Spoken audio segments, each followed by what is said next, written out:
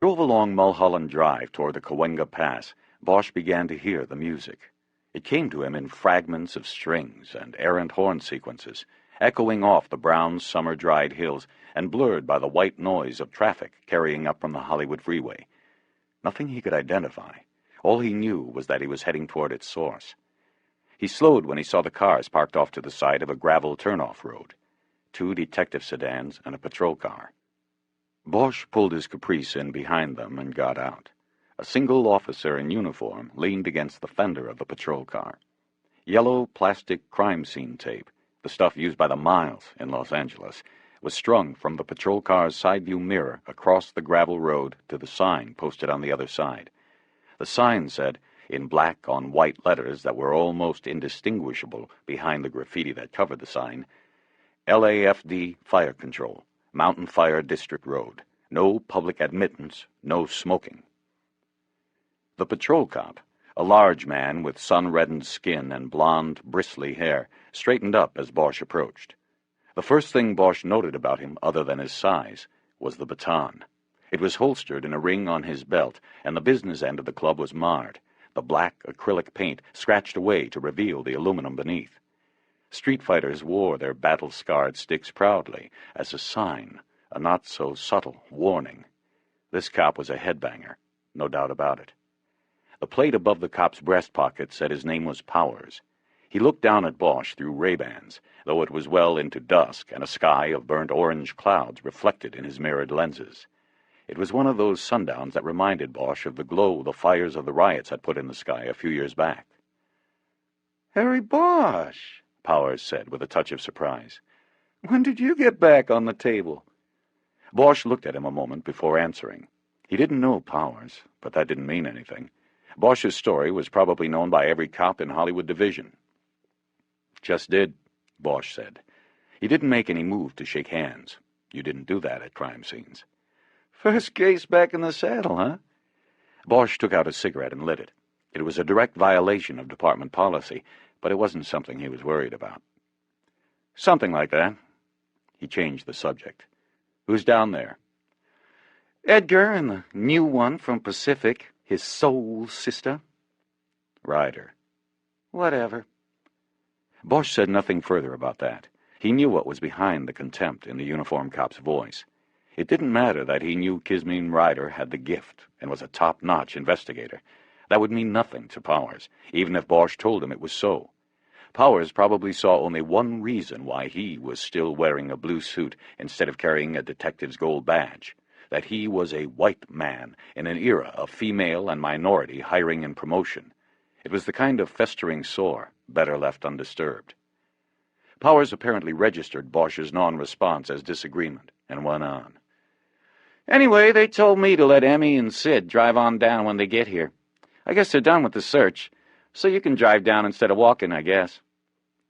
It took a second for Bosch to register that Powers was referring to the medical examiner and the scientific investigation division. He'd said the names like they were a couple invited to a picnic. Bosch stepped out to the pavement, dropped the half-cigarette, and made sure he put it out with his shoe. It wouldn't be good to start a brush fire on his first job back with the homicide table. "I'll walk it," he said. "What about Lieutenant Billets?" "Not here yet." Bosch went back to his car and reached in through the open window for his briefcase. He then walked back to Powers. "You the one who found it?" "That was me." Powers was proud of himself. "How'd you open it?" "Keep a Slim Jim in the car. Open the door, then pop the trunk." "Why?" "The smell. It was obvious." "Wear gloves?" "Nope, didn't have any." "What did you touch?" Powers had to think about it for a moment. "Door handle, the trunk pull. That'd be about it." "Did Edgar or Ryder take a statement? You write something up?" "Nothing yet." Bosch nodded. "Listen, Powers, I know you're all proud of yourself, but next time, don't open the car, okay? We all want to be detectives, but not all of us are. That's how crime scenes get fucked up, and I think you know that." Bosch watched the cop's face turn a dark shade of crimson and the skin go tight around his jaw.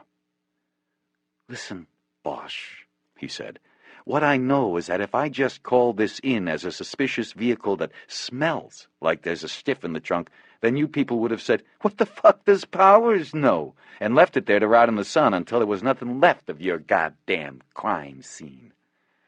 That might be true, but see, then that would be our fuck-up to make. Instead, we've got you fucking us up before we start. Powers remained angry, but mute. Bosch waited a beat, ready to continue the debate before dismissing it. "Can you lift the tape now, please?" Powers stepped back to the tape. He was about 35, Bosch guessed, and had the long, practiced swagger of a street veteran. In L.A., that swagger came to you quick, like it had in Vietnam. Powers held the yellow tape up, and Bosch walked under. As he passed, the cop said, "Don't get lost." "Good one, Powers. You got me there." The fire road was one lane and overgrown at its sides with brush that came as high as Bosch's waist. There was trash and broken glass strewn along the gravel, the trespassers' answer to the sign at the gate. Bosch knew the road was probably a favorite midnight haunt for teenagers from the city below. The music grew louder as he went further in, but he still could not identify it. About a quarter-mile in, he came to a gravel-bedded clearing that he guessed was a staging point for firefighting apparatus in the event that a brush fire broke out in the surrounding hills. Today it would serve as a crime scene. On the far side of the clearing, Bosch saw a white Rolls-Royce silver cloud. Standing near it were his two partners, Ryder and Edgar.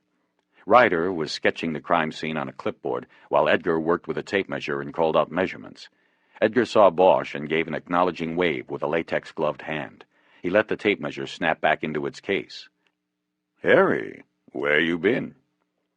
"Painting," Bosch said as he walked up. "I had to get cleaned up and changed, put stuff away." As Bosch stepped closer to the edge of the clearing, the view opened below him. They were on a bluff rising above the rear of the Hollywood Bowl. The rounded music shell was down to the left no more than a quarter-mile, and the shell was the source of the music. The L.A. Philharmonic's end-of-the-season Labor Day weekend show. Bosch was looking down at 16,000 people in concert seats stretching up the opposite side of the canyon. They were enjoying one of the last Sunday evenings of the summer. "Jesus," he said out loud, thinking of the problem. Edgar and Ryder walked over. "What have we got?" Bosch asked. Ryder answered. "One in the trunk. White male. Gunshots. We haven't checked him out much further than that. We've been keeping the lid closed. We've got everybody rolling, though." Bosch started walking toward the rolls, going around the charred remnants of an old campfire that had burned in the center of the clearing. The other two followed. "This okay?" Bosch asked as he got close to the rolls. "Yeah, we did the search," Edgar said. "Nothing much. Got some leakage underneath the car, that's about it, though. Cleanest scene I've been at in a while." Jerry Edgar, called in from home like everybody else on the team, was wearing blue jeans and a white T-shirt. On the left breast of the shirt was a drawing of a badge and the words LAPD Homicide. As he walked past Bosch, Harry saw the back of the shirt said, "Our day begins when yours ends." The tight-fitting shirt contrasted sharply with Edgar's dark skin and displayed his heavily muscled upper body as he moved with an athletic grace toward the rolls. Bosch had worked with him on and off for 6 years, but they had never become close outside of the job. This was the first time it had dawned on Bosch that Edgar actually was an athlete, that he must regularly work out. It was unusual for Edgar not to be in one of his crisp Nordstrom's suits, but Bosch thought he knew why. His informal dress practically guaranteed he would avoid having to do the dirty work, next of kin notification. They slowed their steps when they got close to the rolls, as if perhaps whatever was wrong here might be contagious. The car was parked with its rear end facing south and visible to the spectators in the upper levels of the bowl across the way. Bosch considered their situation again. "So you want to pull this guy out of there with all those people over there with their wine and box lunches from the grill watching?" he asked. "How do you think that's going to play on the TV tonight?" "Well," Edgar replied, "we thought we'd kind of leave that decision to you, Harry, you being the three." Edgar smiled and winked. "Yeah, right," Bosch said sarcastically. "I'm the three." Bosch was still getting used to the idea of being a so-called team leader. It had been almost 18 months since he had officially investigated a homicide, let alone headed up a team of 3 investigators. He had been assigned to the Hollywood Division burglary table when he returned to work from his involuntary stress leave in January. The Detective Bureau commander, Lieutenant Grace Billets, had explained that his assignment was a way of gradually easing him back into detective work. He knew that explanation was a lie, and that she had been told where to put him, but he took the demotion without complaint. He knew they would come for him, eventually. After 8 months of pushing papers and making the occasional burglary arrest, Bosch was called into the CO's office, and Billets told him she was making changes. The division's homicide clearance rate had dipped to its lowest point ever. Less than half of the killings were cleared. She had taken over command of the Bureau nearly a year earlier, and the sharpest decline, she struggled to admit, had come under her own watch. Bosch could have told her that the decline was due in part to her not following the same statistical deceptions practiced by her predecessor, Harvey Pounds, who always found ways of pumping up the clearance rate. But he kept that to himself. Instead, he sat quietly while Billets laid out her plan. The first part of the plan was to move Bosch back to the homicide table as of the start of September. A detective named Shelby, who barely pulled his weight, would go from homicide to Bosch's slot on the burglary table. Billets was also adding a young and smart detective transfer she had previously worked with in the Pacific Division Detective Bureau, Kismeen Ryder. Next, and this was the radical part, Billets was changing the traditional pairing of detectives. Instead, the 9 homicide detectives assigned to Hollywood would be grouped into 3 teams of 3. Each of the 3 teams would have a detective 3rd grade in charge. Bosch was a 3. He was named team leader of Squad 1. The reasoning behind the change was sound, at least on paper. Most homicides are solved in the first 48 hours after discovery, or they aren't solved at all. Billets wanted more solved, so she was going to put more detectives on each one. The part that didn't look so good on paper, especially to the 9 detectives, was that previously there had been 4 pairs of partners and 1 floater working homicide cases. The new changes meant each detective would be working every 3rd case that came up, instead of every 4th. It meant more cases, more work, more court time, more overtime, and more stress. Only the overtime was considered a positive. But Billets was tough and didn't care much for the complaints of the detectives, and her new plan quickly won her the obvious nickname. "Anybody talk to Bullets yet?" Bosch asked. "I called," Ryder said. "She was up in Santa Barbara for the weekend. Left a number with the desk. She's coming down early, but she's still at least an hour and a half from us.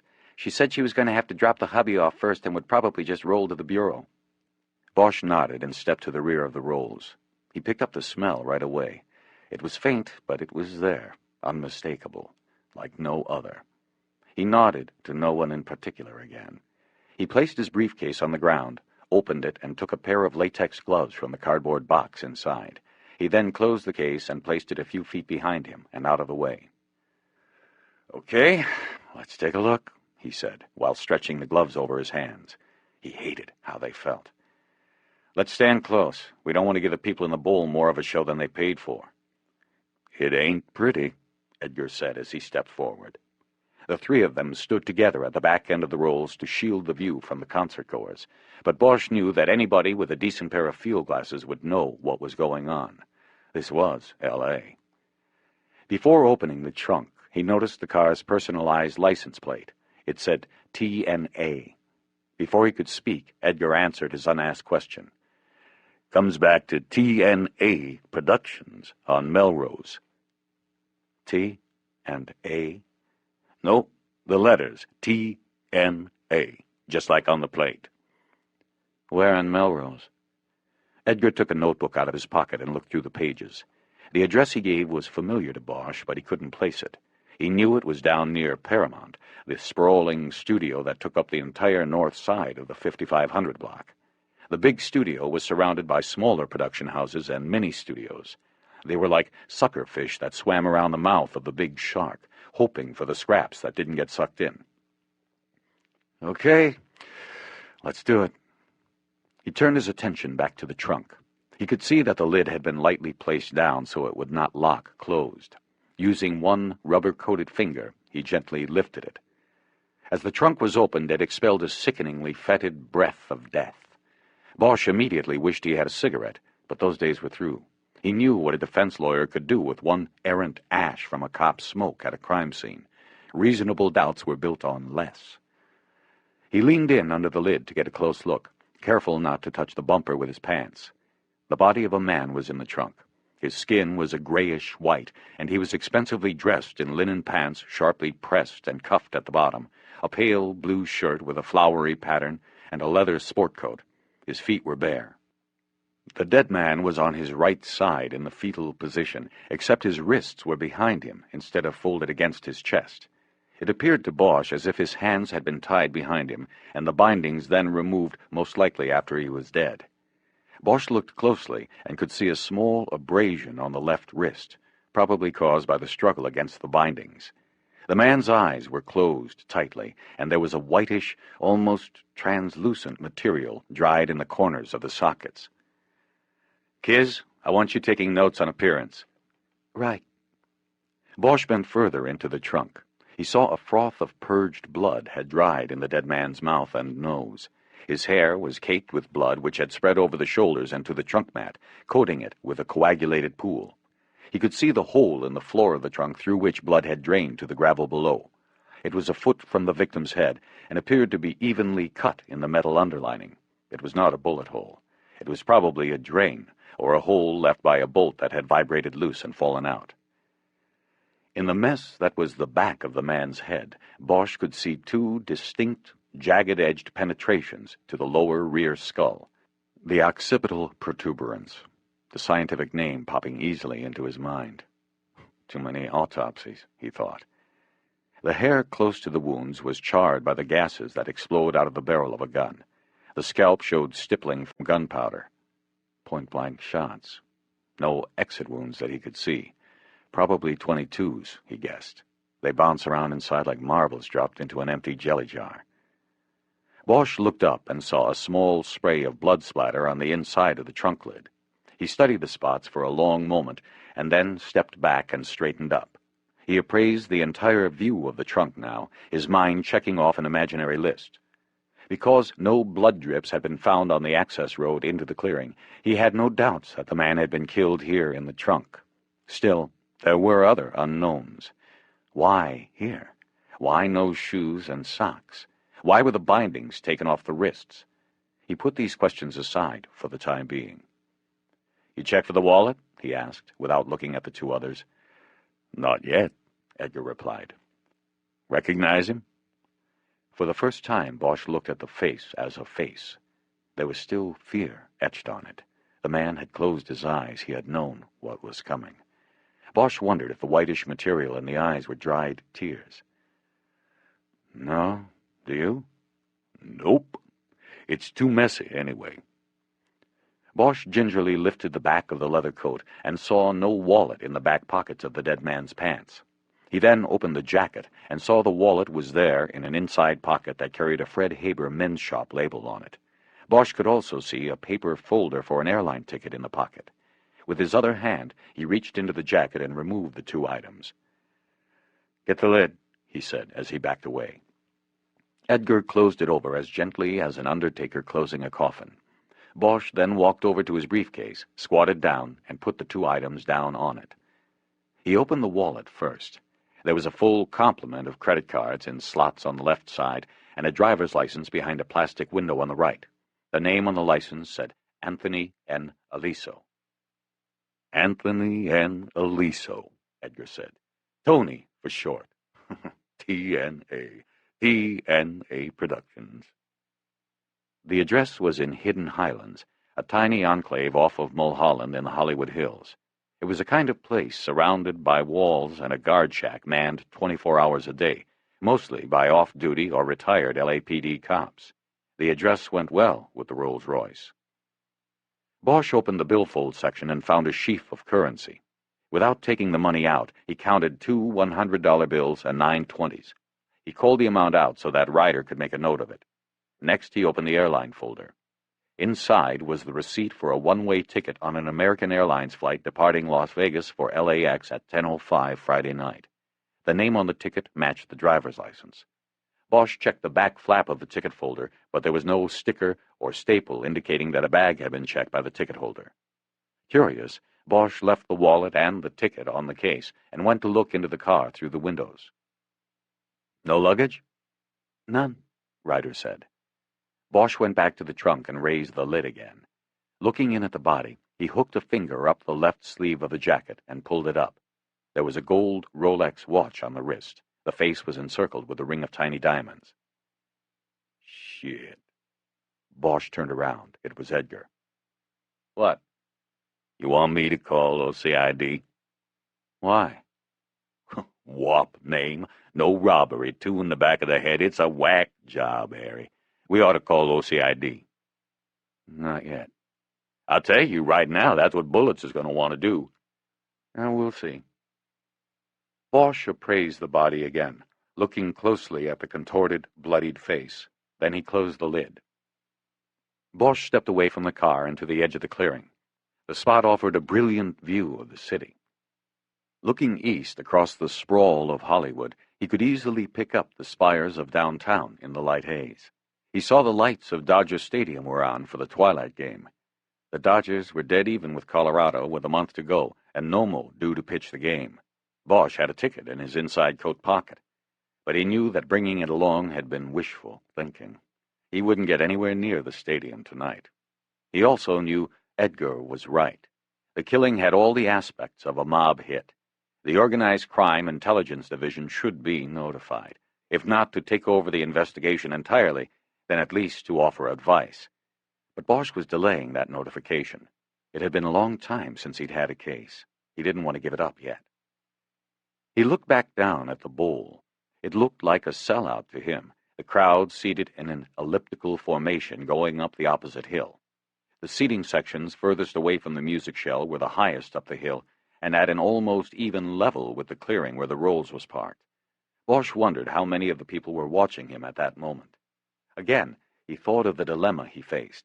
He had to get the investigation going, but he knew that if he pulled the body out of the trunk with such an audience watching, there likely would be hell to pay for the bad public relations such a move would cause the city and the department.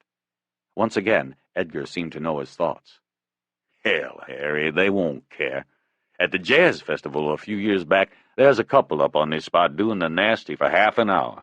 When they were done, they got a standing ovation. Guy stands up buck naked, takes a little bow." Bosch looked back at him to see if he was serious. "I read it in the Times, the Only in L.A. column." "Well, Jerry, this is the Philharmonic. It's a different crowd, know what I mean? And I don't want this to end up in Only in L.A., okay?" "Okay, Harry."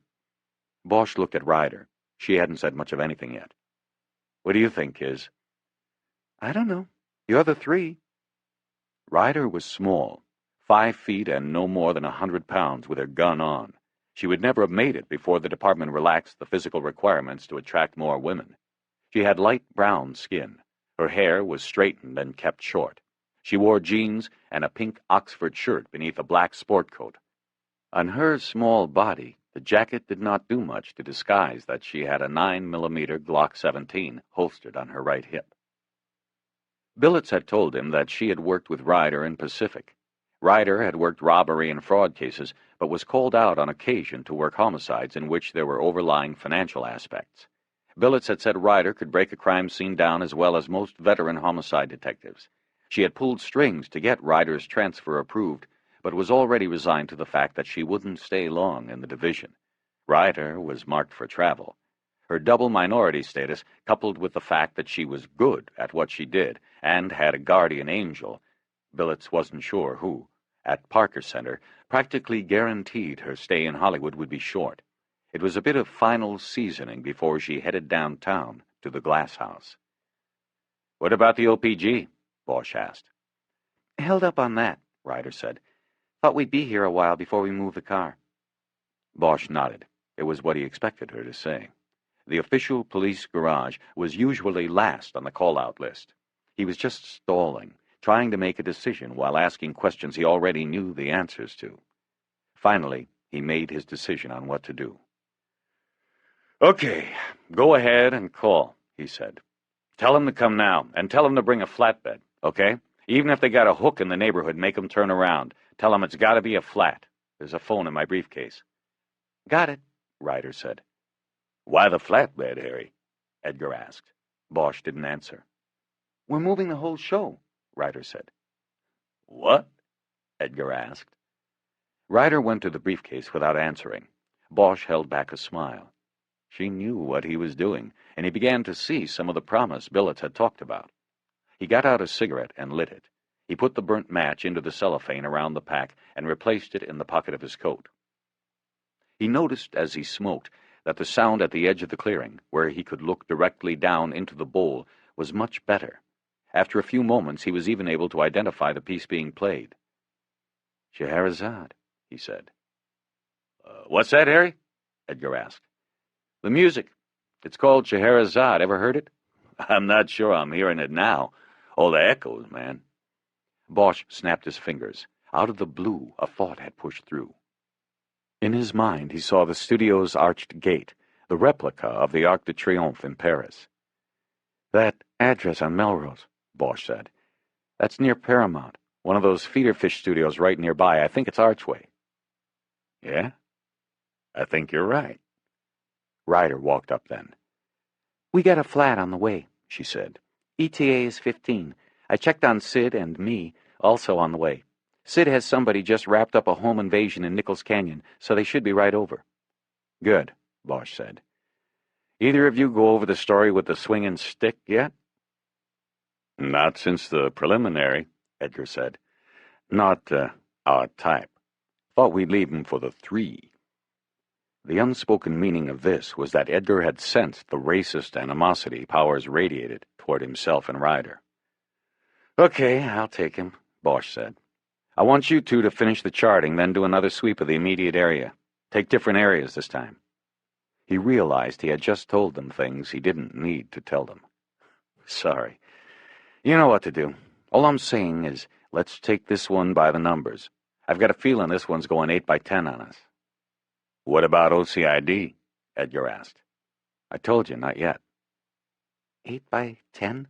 Ryder said, a confused expression on her face. 8 by 10 case, Edgar told her. Celebrity case, studio case. If that's a hot shot from the industry in that trunk, somebody from Archway, we're going to get some media on this. More than some. A dead guy in the trunk of his Rolls is news. A dead industry guy in the trunk of his Rolls is bigger news." "Archway?"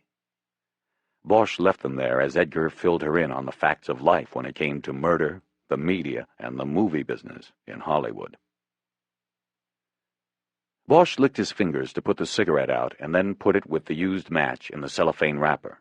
He slowly began walking the quarter-mile back to Mulholland, once again searching the gravel road in a back-and-forth manner. But there was so much debris on the gravel and in the nearby brush that it was impossible to know if anything, a cigarette butt, a beer bottle, a used condom, was related to the Rolls or not. The one thing he looked closest for was blood. If there was blood on the road that could be linked to the victim, it could indicate that he was killed elsewhere and left in the clearing. No blood probably meant the killing had taken place right there. He realized as he made the fruitless search that he was feeling relaxed, maybe even happy. He was back on the beat and following his mission once again. Mindful that the man in the trunk had to have perished for him to feel this way, Bosch quickly wrote that guilt off. The man would have ended up in the trunk whether Bosch had ever made it back to the homicide table or not. When Bosch got to Mulholland, he saw the fire trucks. There were 2 of them, and a battalion of firefighters standing around them, seemingly waiting for something. He lit another cigarette and looked at Powers. "You got a problem," the uniformed cop said. "What?" Before Powers answered, one of the firefighters stepped up. He wore the white helmet of a battalion chief. "You in charge?" he asked. "That's me."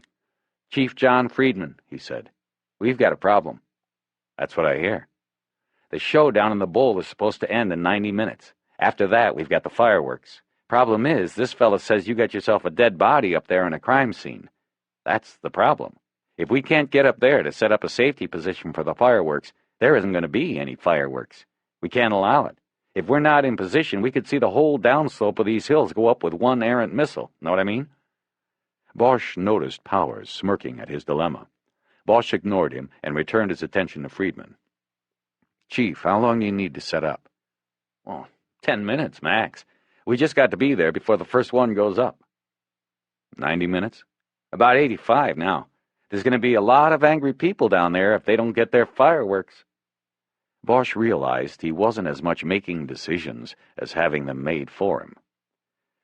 Chief, hold here. We'll be out in an hour and 15. Don't cancel the show. You sure about that? Count on it. Detective? What, Chief? You're, breaking the law with that cigarette. He nodded toward the graffiti-covered sign. Sorry, Chief. Bosch walked out to the road to stamp out the smoke, while Friedman headed back to his people to radio in that the show would go on. Bosch realized the danger and caught up to him. Chief, you can say the show will go on, but don't put anything out on the air about the body. We don't need the media out here. Helicopters swooping over. Yeah, I gotcha. Bosch thanked him and turned his attention to Powers. You can't clear a scene in an hour and 15, Powers said. The M.E. isn't even here. Let me worry about that, Powers. You write something up yet? Not yet. Been dealing with these guys. Would have helped if one of you folks had a two-way with you up there. Then why don't you run it down for me from the start? What about them? Powers asked, nodding in the direction of the clearing. Why isn't one of them talking to me? Edgar and Ryder. Because they're busy. You want to run it down for me or not? I already told you. From the start, Powers. You told me what you did once you checked the car out. What made you check it? There's nothing much to tell. I usually make a pass by here each watch. Chase away the dirtbags. He pointed across Mulholland and up to the crest of the hill.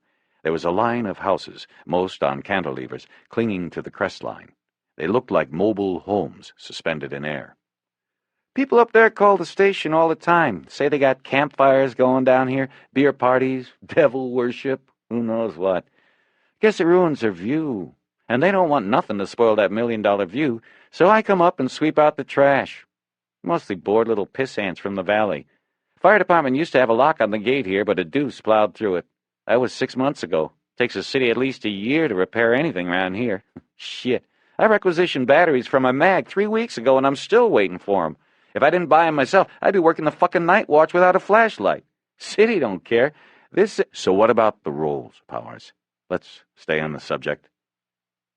Yeah. Well, I usually make it by after dark, but because of the show in the bowl, I swung by early today. Saw the Rolls then. You came on your own? No complaint from up the hill? No. Today I just cruised it on my own. On account of the show, I figured there might be some trespassers. Were there? A few. People waiting to hear the music. Not the usual crowd, though. That's refined music, I guess you'd call it. I chased them out anyway, and when they were gone, the Rolls was what was left. But there was no driver for it. So you checked it out? Yeah. And I know the smell, man. Popped it with the Slim, and there he was, the Stiff. Then I backed out and called the pros. There was a note of sarcasm in the way he said the last word. Bosch ignored it. The people you chased, you get any names? No, like I told you, I chased them, then noticed that nobody got in and drove away in the Rolls. It was too late by then. What about last night? What about it? Did you make it by here? I was off. I'm on Tuesday, Saturday, but I switched with a buddy last night because he had something to do tonight. So then what about Friday night? He shook his head. 3 Watch is always busy Friday. I had no time for free cruising, and we didn't get a complaint as far as I know, so I never made it by. Just chasing the radio? I had calls backed up on me all night. I didn't even get a 10-7. No dinner break. That's dedication, Powers. What's that supposed to mean? Bosch saw he had made a mistake. Powers was consumed by job frustrations, and he had pushed him too far. Powers turned crimson again and slowly took off his Ray-Bans before speaking. Let me tell you something, big shot. You got in while the getting was good. The rest of us, we get shit. I've Been trying for so many years I can't count to get a gold shield, and I've got about as much chance of getting one as whoever's in the trunk of that Rolls-Royce, but I'm not laying down. I'm still out here, 5 nights a week, chasing the radio. Says protect and serve on the car door, and I'm doing it, man. So don't give me any shit about dedication. Bosch hesitated until he was sure Powers was done. Look, Powers, I didn't mean to give you shit, okay? You want a cigarette? I don't smoke. Okay, let's try this again. He waited a beat while Powers put the mirrors back on his eyes and seemed to calm down. You always work alone? On the Z-car. Bosch nodded. Zebra unit. An officer of many stripes, meaning he handled a variety of calls, usually trash calls, while cars with 2 officers aboard handled the hot shots, the prime, possibly dangerous calls. Zebras worked patrol alone and often had free rein of the entire division. They were in the supervisory level between the sergeants and the grunts who were assigned to patrol geographic slices of the division known as basic car areas. How often you chase people out of here? Once or twice a month. Can't say what happens on the other shifts or with the basic cars, but shit calls like this usually go to the Z-car. You got any shakes? Shakes were 3x5 cards formerly called Field Interview, or FI, cards. Cops filled them out when they stopped suspicious people but did not have enough evidence to arrest them, or when making such an arrest, in this case for trespassing, would be a waste of time. The American Civil Liberties Union called such stops shakedowns and an abuse of police powers. The name stuck, even with the cops. I got some, yeah, at the station. Good. We'd like to have a look if you could dig them out. Also, think you could ask the cops in the basic car if they've noticed the rolls here the last few days? Is this where I'm supposed to thank you for letting me have a part in the big bad investigation and ask you to put in a good word for me with the deputy chief of Dix? Bosch stared at him a few moments before answering. No. This is where I tell you to have the cards ready for us by 9 tonight, or I'll put in a word about that with the patrol skipper. And never mind the basic car people. We'll go ahead and talk to them ourselves. Don't want you to miss your 10-7 2 shifts in a row, Powers. Bosch started back toward the crime scene, moving slowly again and checking the other side of the gravel road. Twice he had to step off the gravel and into the brush to let the official police garage truck pass and then the Scientific Investigation Division van. By the time he got to the clearing, he again had come up with nothing during his search and was sure the victim had been murdered in the trunk while the Rolls was parked in the clearing. He saw Art Donovan, the SID tech, and Roland Quattro, the photographer who came with him, starting their work. Bosch walked up to Ryder. Anything? She asked. No. You? Nothing. I think the Rolls must have been driven in with our guy in the trunk. Then the doer gets out, opens the lid, and pops him twice. He closes the trunk and walks out. Somebody picks him up out on Mulholland. Clean scene back here. Bosch nodded. Him? Well, I'm going with the percentages for now. Bosch walked over to Donovan, who was bagging the wallet and airline ticket in a clear, plastic evidence envelope. Art, we've got a problem. You're telling me? I was just thinking, I can rig some tarps over light tripods, but I don't think you'll be able to block the view for everybody in the bowl. Some of them are going to get a show, all right. I guess it'll make up for canceling the fireworks. That is, unless you're just planning to sit tight with it until after the show. Nah, we do that, and some defense lawyer will tear us new assholes in court for delaying things. Every lawyer went to school on OJ, Art. You know that. So then, what do we do? Just do what you've got to do here with some speed, and then we'll take the whole thing to the print shed. You know if anybody's in there right now? No, it should be free, Donovan said slowly. You mean you're talking about the whole thing? The body, too? Bosch nodded. Besides, you can do a better job with it in the shed, right? Absolutely. But what about the ME? They've got to sign off on something like this, Harry. I'll deal with that. Before we put it on the flatbed, though, make sure you guys have got stills and video in case things shift during transit. Also, run a print card off the guy and give it to me. You got it. While Donovan went to Quattro to explain the drill, Bosch huddled with Edgar and Ryder. Okay, For now, we're going to run with this one. If you had plans for the rest of the night, make your calls. It's going to be a long one.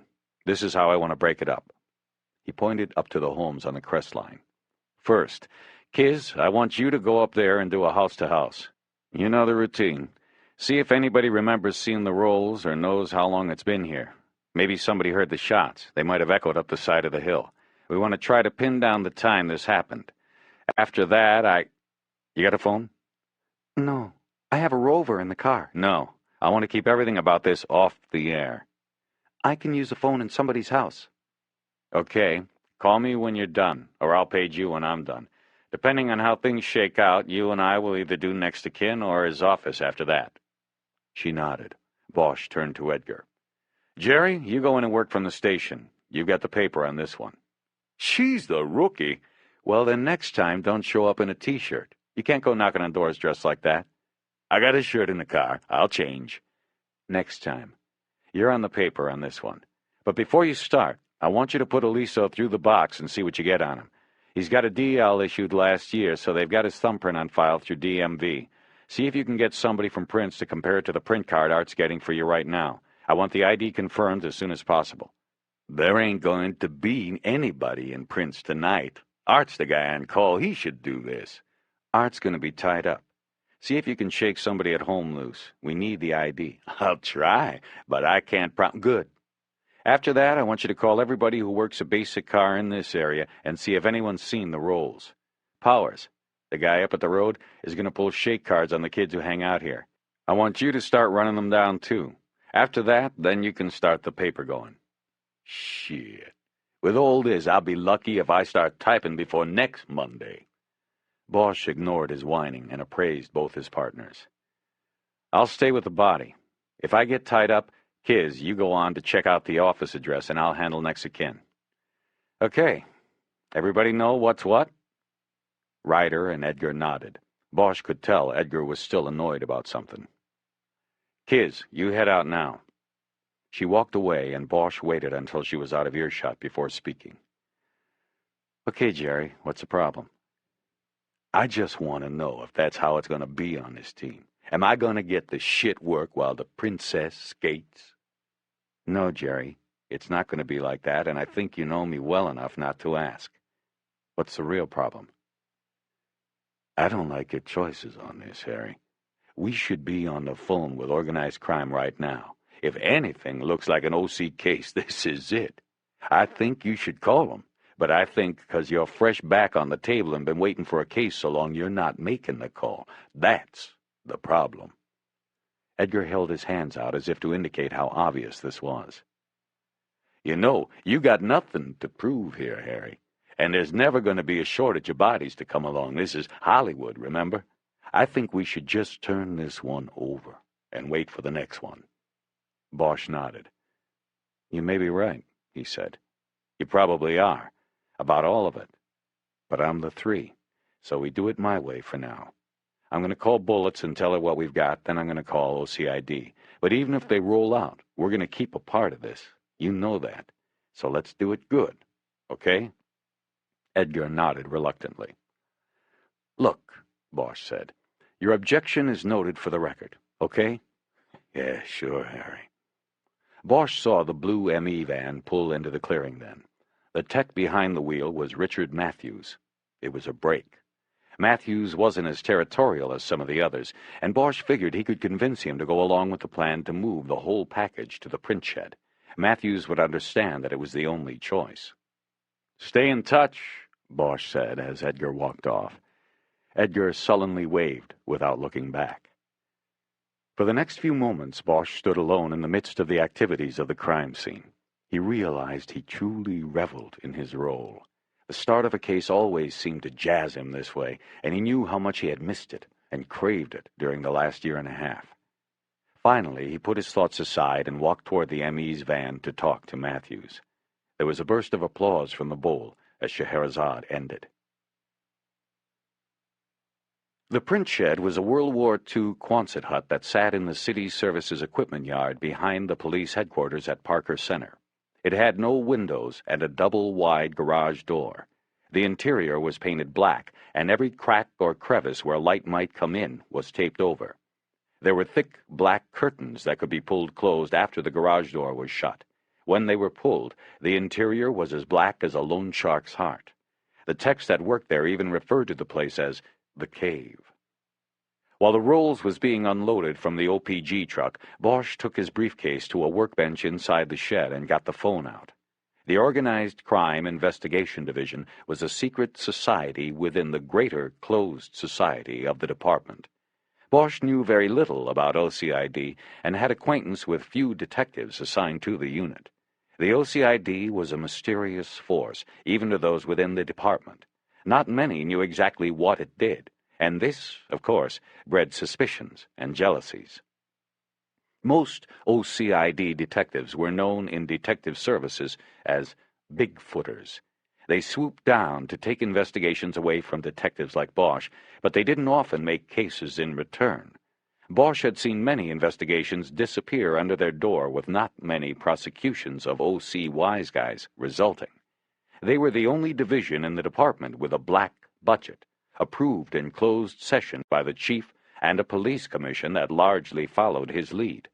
From there, the money disappeared into the dark to pay for informants, investigations, and high-tech equipment. Many of their cases disappeared in that netherworld as well. Bosch asked the communications operator to connect his call to the OCID supervisor on call for the weekend. As he waited for the patch through, he thought again about the body in the trunk. Anthony Aliso, if that was who it was, had seen it coming and closed his eyes. Bosch hoped it wouldn't be that way for himself. He didn't want to know. "Hello," a voice said. "Yes, this is Harry Bosch. I'm the D3 on a homicide call out in Hollywood. Who am I speaking with?" "Dom Carbone. I've got the weekend call out.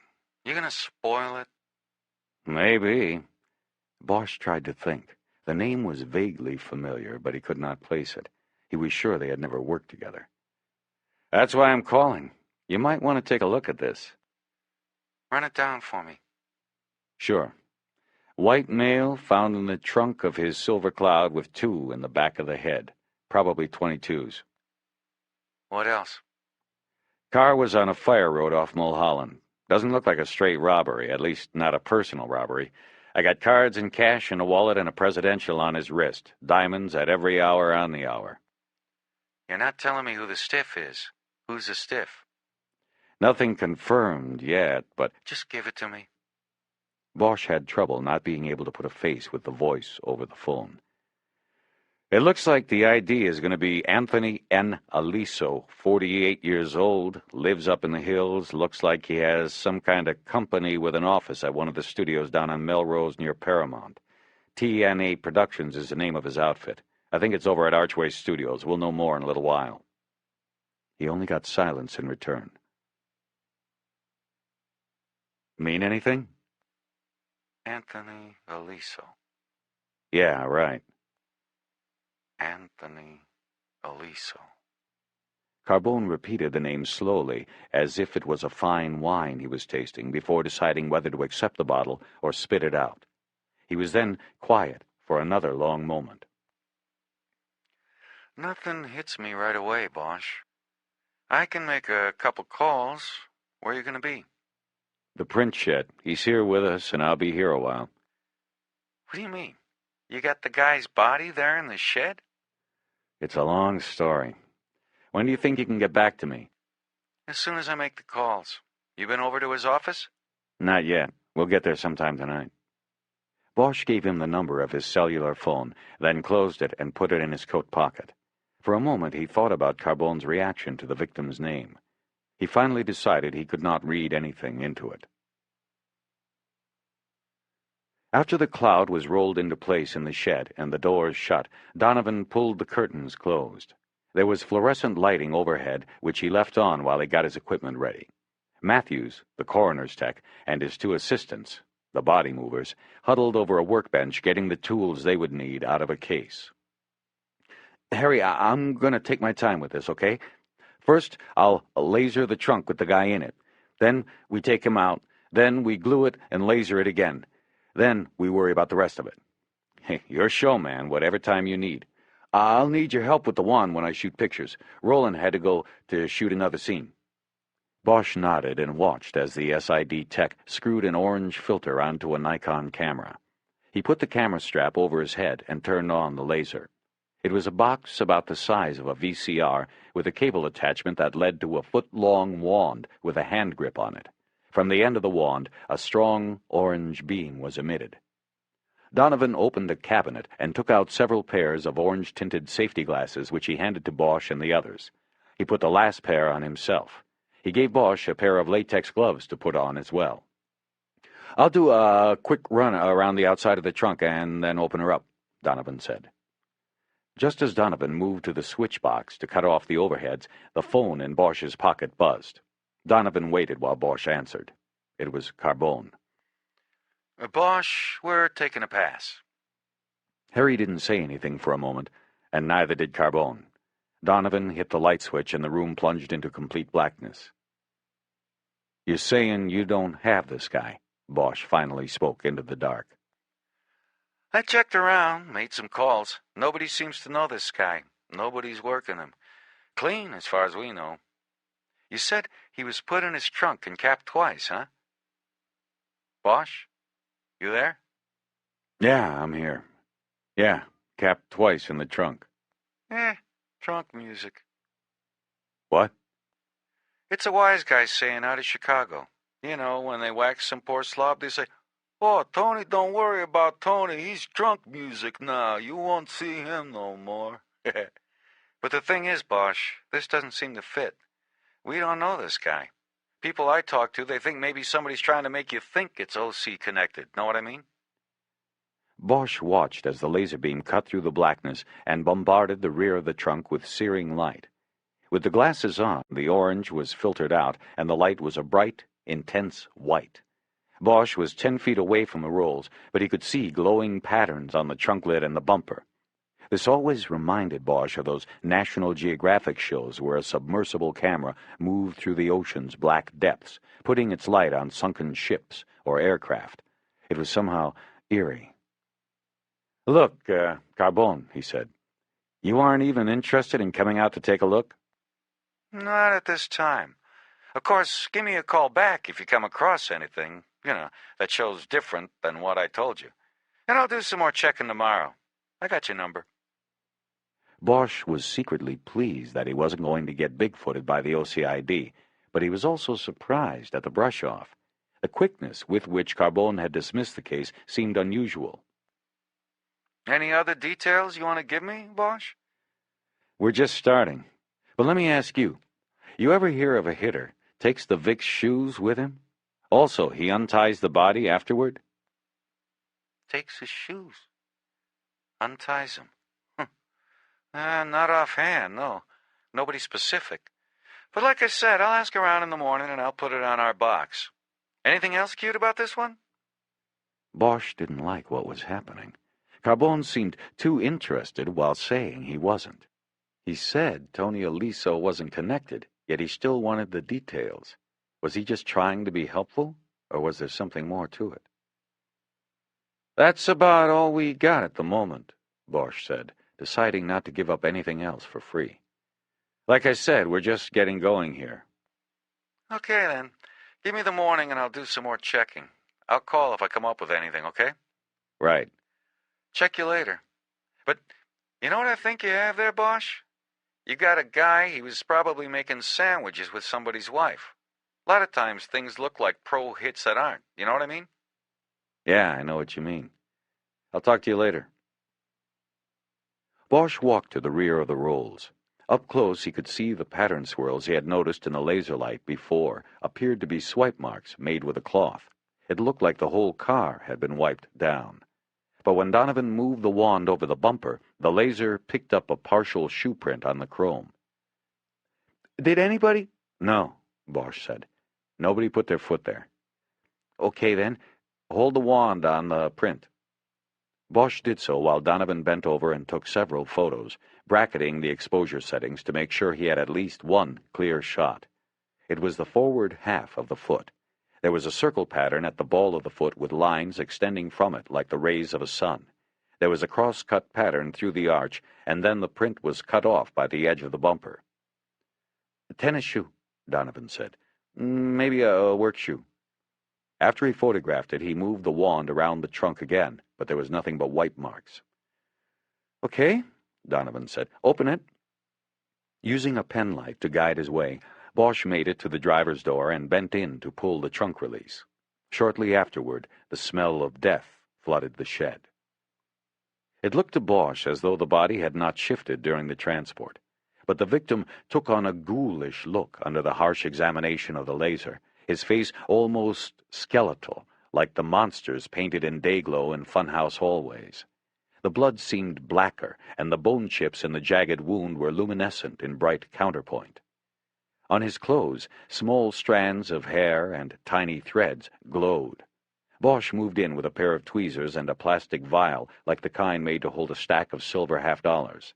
He carefully picked those pieces of potential evidence off the clothing and collected them in the vial. It was painstaking, and there was nothing much there. He knew this kind of material could be found on anybody at any time. It was common. When he was done, he said to Donovan, "The tail of the jacket, I flipped it up to check for a wallet." Okay, pull it back down. Bosch did so, and there on Aliso's hip was another footprint. It matched the footprint on the bumper, but was more complete.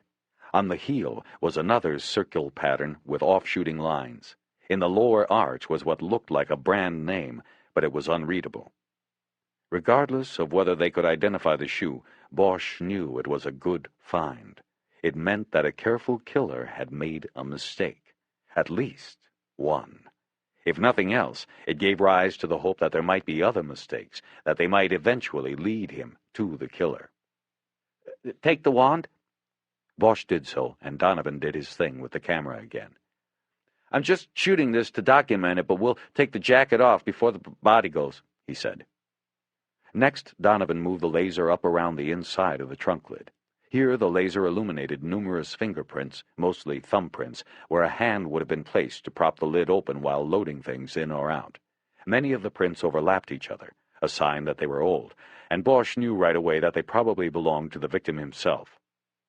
I'll shoot these, but don't count on anything, Donovan said. I know.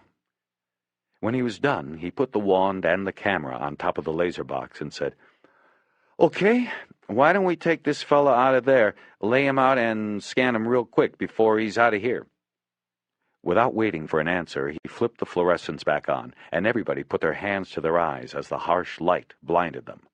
A few moments later, the body movers and Matthews went to the trunk and started transferring the corpse to a black plastic body bag they had unfolded on a gurney.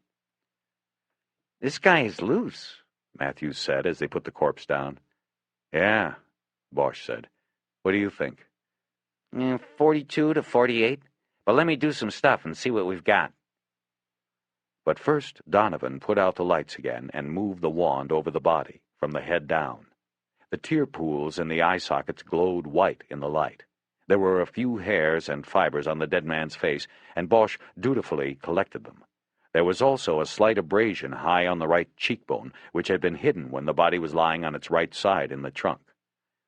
"He could have been hit, or it might have been from being shoved into the trunk," Donovan said. As the beam moved down over the chest, Donovan got excited. "Well, looky here!" Glowing in the laser light were what looked like a complete handprint on the right shoulder of the leather jacket and two smudged thumbprints, one on each of the lapels. Donovan bent down very close to look. "This is treated leather. It doesn't absorb the acids in the prints. We caught a major break here, Harry. This guy wears anything else and forget it. The hand is excellent. These thumbs didn't take. I think we can raise him up with some glue. Harry, bend one of the lapels over." Bosch reached for the left lapel and carefully turned the cloth over. There, on the inside of the crease, were 4 more fingerprints. He turned the right lapel and saw 4 more there. It appeared as if someone had grabbed Tony Aliso by the lapels. Donovan whistled. "This looks like 2 different people. Look at the size of the thumbs on the lapel and the hand on the shoulder. I'd say the hand is smaller, Harry, maybe a woman. I don't know. But the hands that grabbed this guy by the lapels were big." Donovan got scissors from a nearby toolbox and carefully cut the sport coat off the body. Bosch then held it as Donovan went over it with the laser wand. Nothing else came up besides the shoe print and the fingerprints they had already cited. Bosch carefully hung the jacket over a chair at the counter and came back to the body. Donovan was moving the laser over the lower extremities. "What else?" Donovan said, to no one except maybe the body. "Come on now, tell us a story." There were more fibers and some old stains on the pants. Nothing that stood out as possibly significant until they reached the cuffs. Bosch pulled open the cuff on the right leg, and in the crease was a large buildup of dust and fibers. Also, 5 tiny pieces of gold glitter glowed in the laser beam. Bosch carefully tweezered these into a separate plastic vial. From the left cuff, he recovered 2 more similar pieces. "What is it?" he asked. "Got me. Looks like glitter or something." Donovan moved the wand over the bare feet. They were clean, which indicated to Bosch that the victim's shoes were probably removed after he was forced into the trunk of the Rolls. "Okay, that's it," Donovan said. The lights came back on, and Matthews went to work with the corpse, rotating joints, opening the shirt to look at the lividity level of the blood, opening the eyes and swiveling the head. Donovan paced around, waiting for the coroner's tech to finish so he could continue the laser show. He walked over to Bosch. "Harry, you want the swag on this?" "Swag?" "Scientific wild-ass guess?" "Yeah," Bosch said, amused. "Give me the swag." "Well, I think somebody gets a drop on this guy, ties him up, dumps him in the trunk, and drives him to that fire road. He's still alive, okay? Then our doer gets out, opens the trunk, puts his foot on the bumper, ready to do the job, but can't get all the way in there to put the muzzle against the bone, you know? That was important to him, to do the job right. So he sticks his big foot on this poor guy's hip, leans further in, and bam, bam, out go the headlights. What do you think?" Bosch nodded. "I think you are onto something." He had already been thinking along the same lines, but was past those deductions to the problem. "Then, how does he get back?" he asked. "Back to where?" "If this guy was in the trunk the whole time, then the doer drove the Rolls. If he drove there in the Rolls, then how's he get back to wherever he intercepted Tony?" "The other one," Donovan said. "We've got 2 different prints on the jacket. Somebody could have followed behind the Rolls. A woman, the one who put her hand on the Vic's shoulder." Bosch nodded. He had already been puzzling with this, but didn't like something about the scenario Donovan had weaved. He wasn't sure what it was. "Okay, Bosch," Matthews interrupted. "You want to hear this tonight, or you want to wait for the report?" "Tonight," Bosch said. "Okay, then, listen up. Lividity was fixed and unchanged. The body was never moved once the heart stopped pumping." He referred to a clipboard. "Let's see, what else?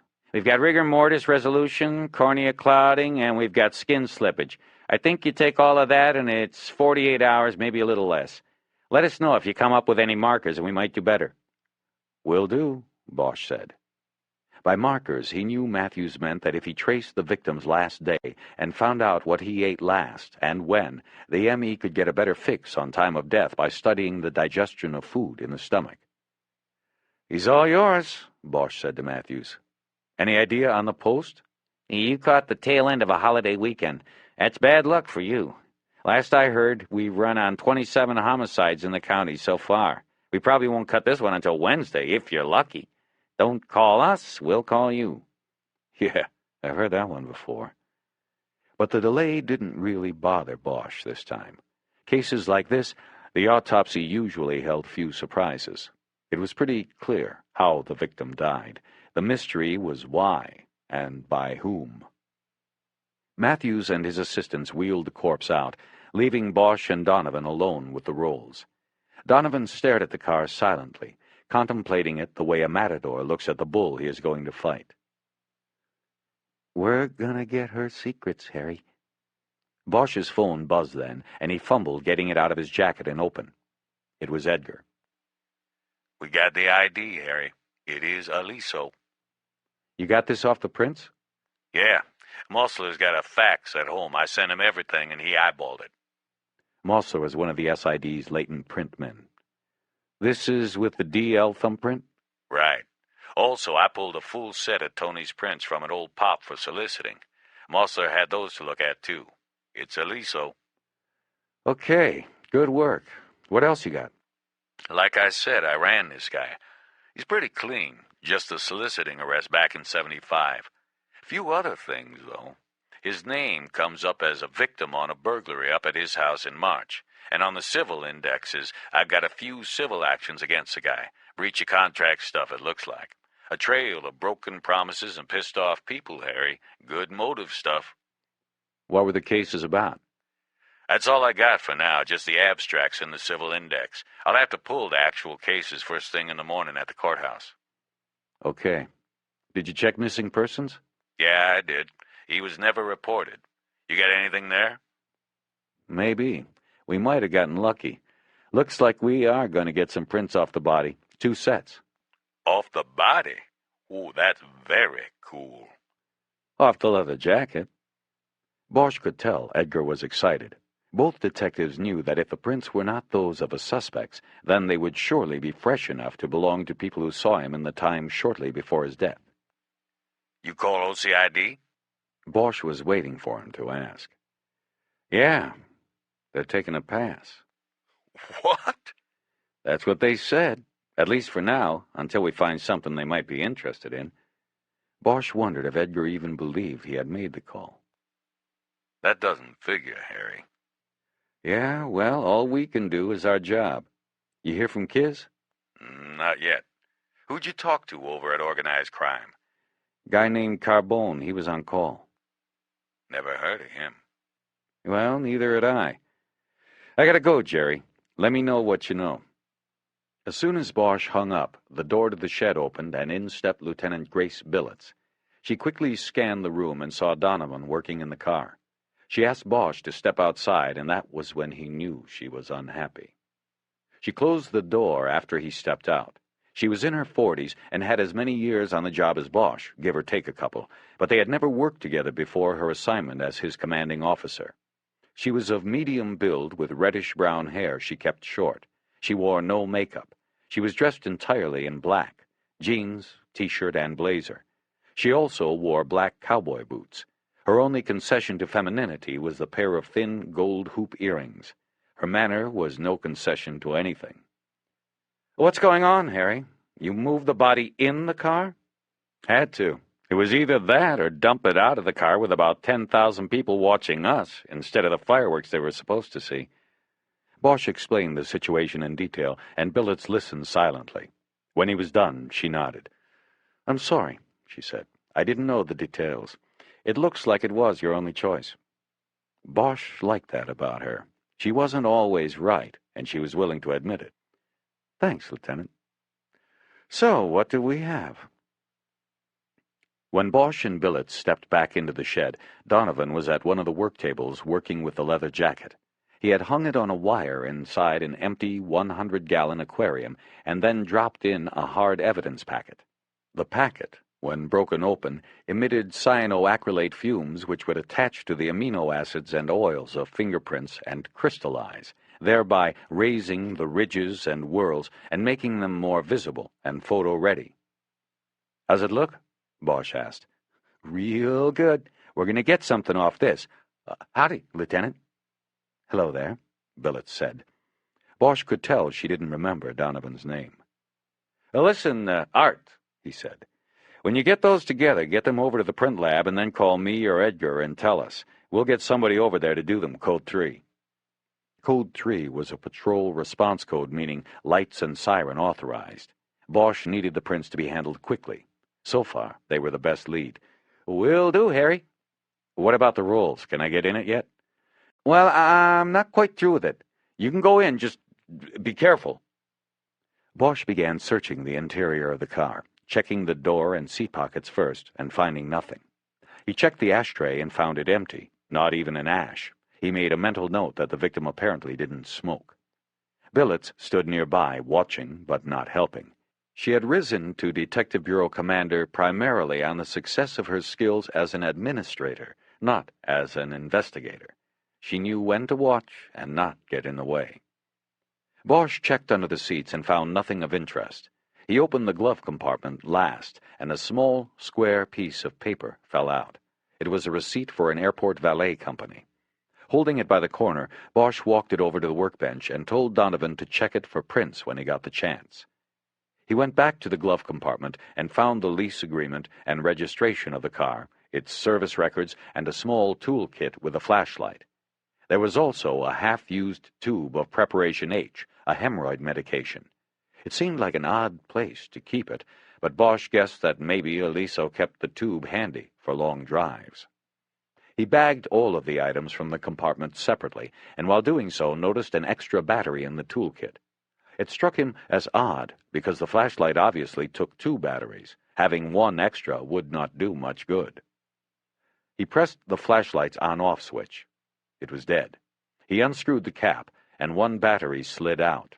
Looking into the barrel, Bosch saw a plastic bag. He used a pen to reach in and pull the bag out. It contained about 2 dozen brown capsules. Billets stepped closer. "Poppers," Bosch said. "Amyl nitrate. Supposed to help you get it up and keep it there. You know, improve your orgasm." He suddenly felt the need to explain his knowledge was not based on personal experience. "It's come up in other cases before." She nodded. Donovan walked over with the valet ticket in a clear plastic envelope. "A couple smudges. Nothing we can work with." Bosch took it back. He then carried the various plastic evidence bags he had to the counter. "Art, I'm taking the receipt, the poppers, and the car's service records, okay?" "You got it." "I'll leave you the plane ticket in the wallet. You are also going to put some speed on the prints from the jacket and what else? Oh, yeah, those sparkles. What do you think?" Hopefully tomorrow. The rest of the fiber stuff, I'll take a look at it, but it's probably going to be exclusionary." That meant most of the material they had collected would sit in storage after a quick examination by Donovan and come into play only if a suspect was identified. It would then be used either to tie that suspect to the crime scene or exclude him. Bosch took a large envelope off a shelf over the counter, put all the pieces of evidence he was taking into it, then put it in his briefcase and snapped it closed. He headed for the curtain with Billets. "Good to see you again, Art," she said. "Likewise, Lieutenant." "You want me to call OPG to come get the car?" Bosch asked. "Nah, I'm going to be here a while," Donovan said. "Got to use the vac, and I might think of something else to do. I'll take care of it, Harry." "Okay, man. Later." Bosch and Billets stepped through the curtain and then through the door. Outside, he lit a cigarette and looked up at the dark, starless sky. Billets lit one of her own. "Where to?" she asked. "Next of kin. You want to come? It is always a fun thing." She smiled at his sarcasm. "No, I think I'll pass on that. But before you leave, what's your gut on this, Harry? I mean, OCID passing without taking a look. That kind of bothers me." "Me too." He took a long drag and exhaled. "My gut is that this one's going to be tough, unless something good comes out of those prints. That's our only real break so far." "Well, tell your people that I want everybody in at 8 for a round table on what we've got so far." "Well, let's make it 9, Lieutenant. I think by then we should have something back from Donovan on the prints." "Okay, 9 then. I'll see you then, Harry. And from now on, when we're talking like this, you know, informally, call me Grace." "Sure, Grace. Have a nice night."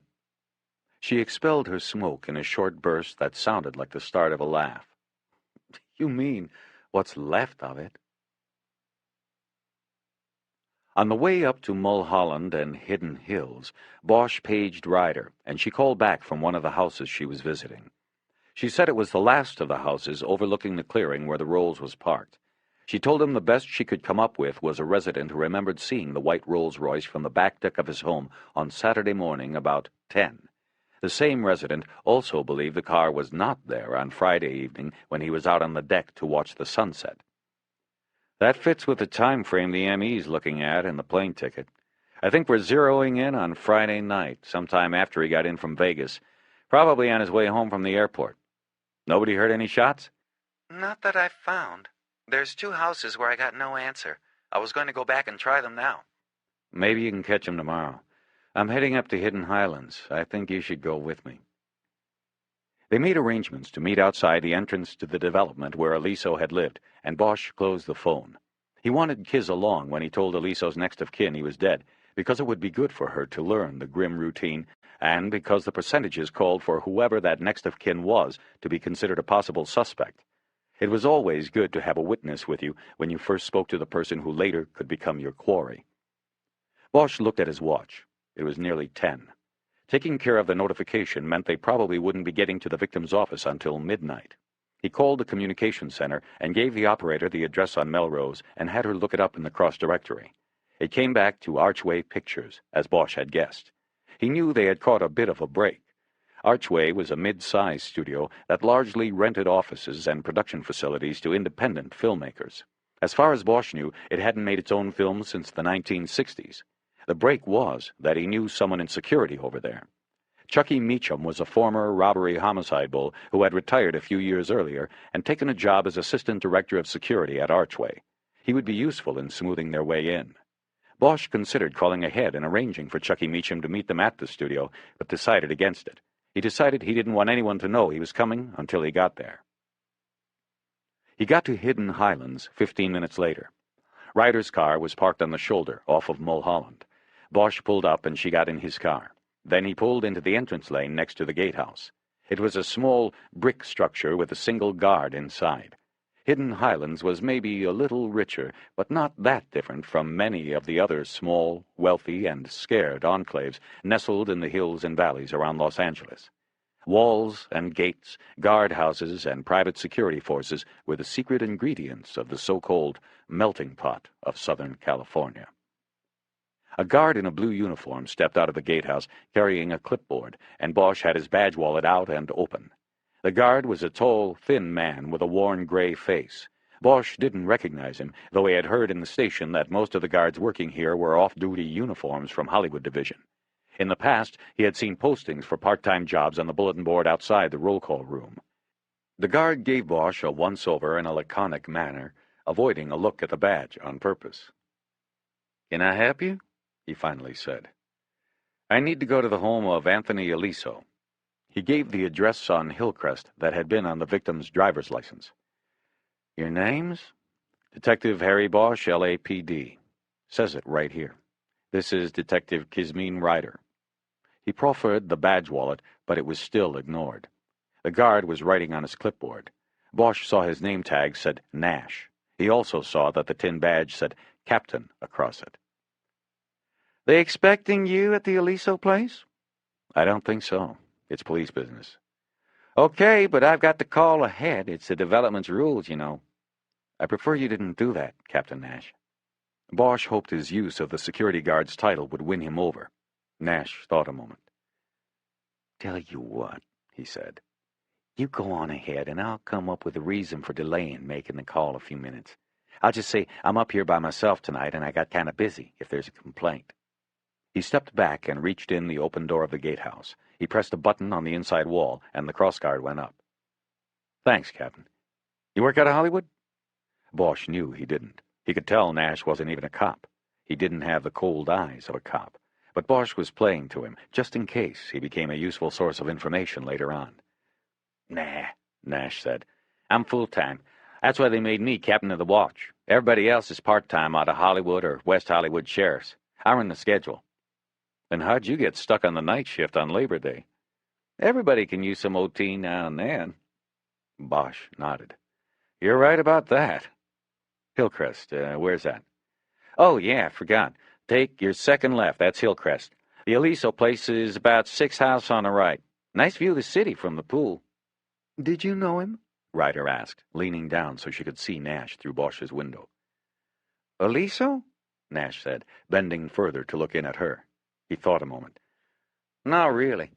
Just like I know people when they come through here. I'm just the same to them as the pool man, I guess. I noticed you asked, did I know him?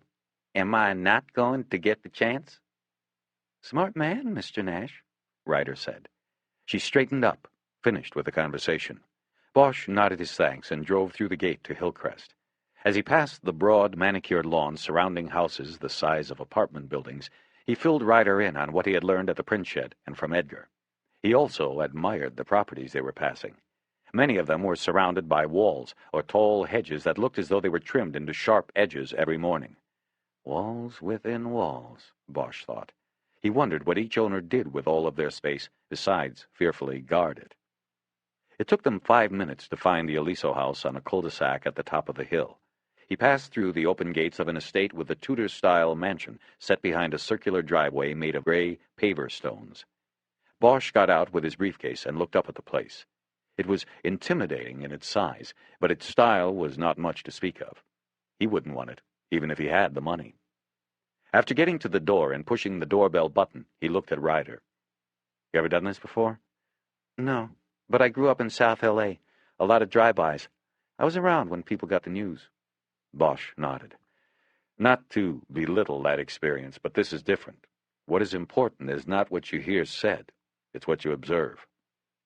Bosch pushed the lighted button again.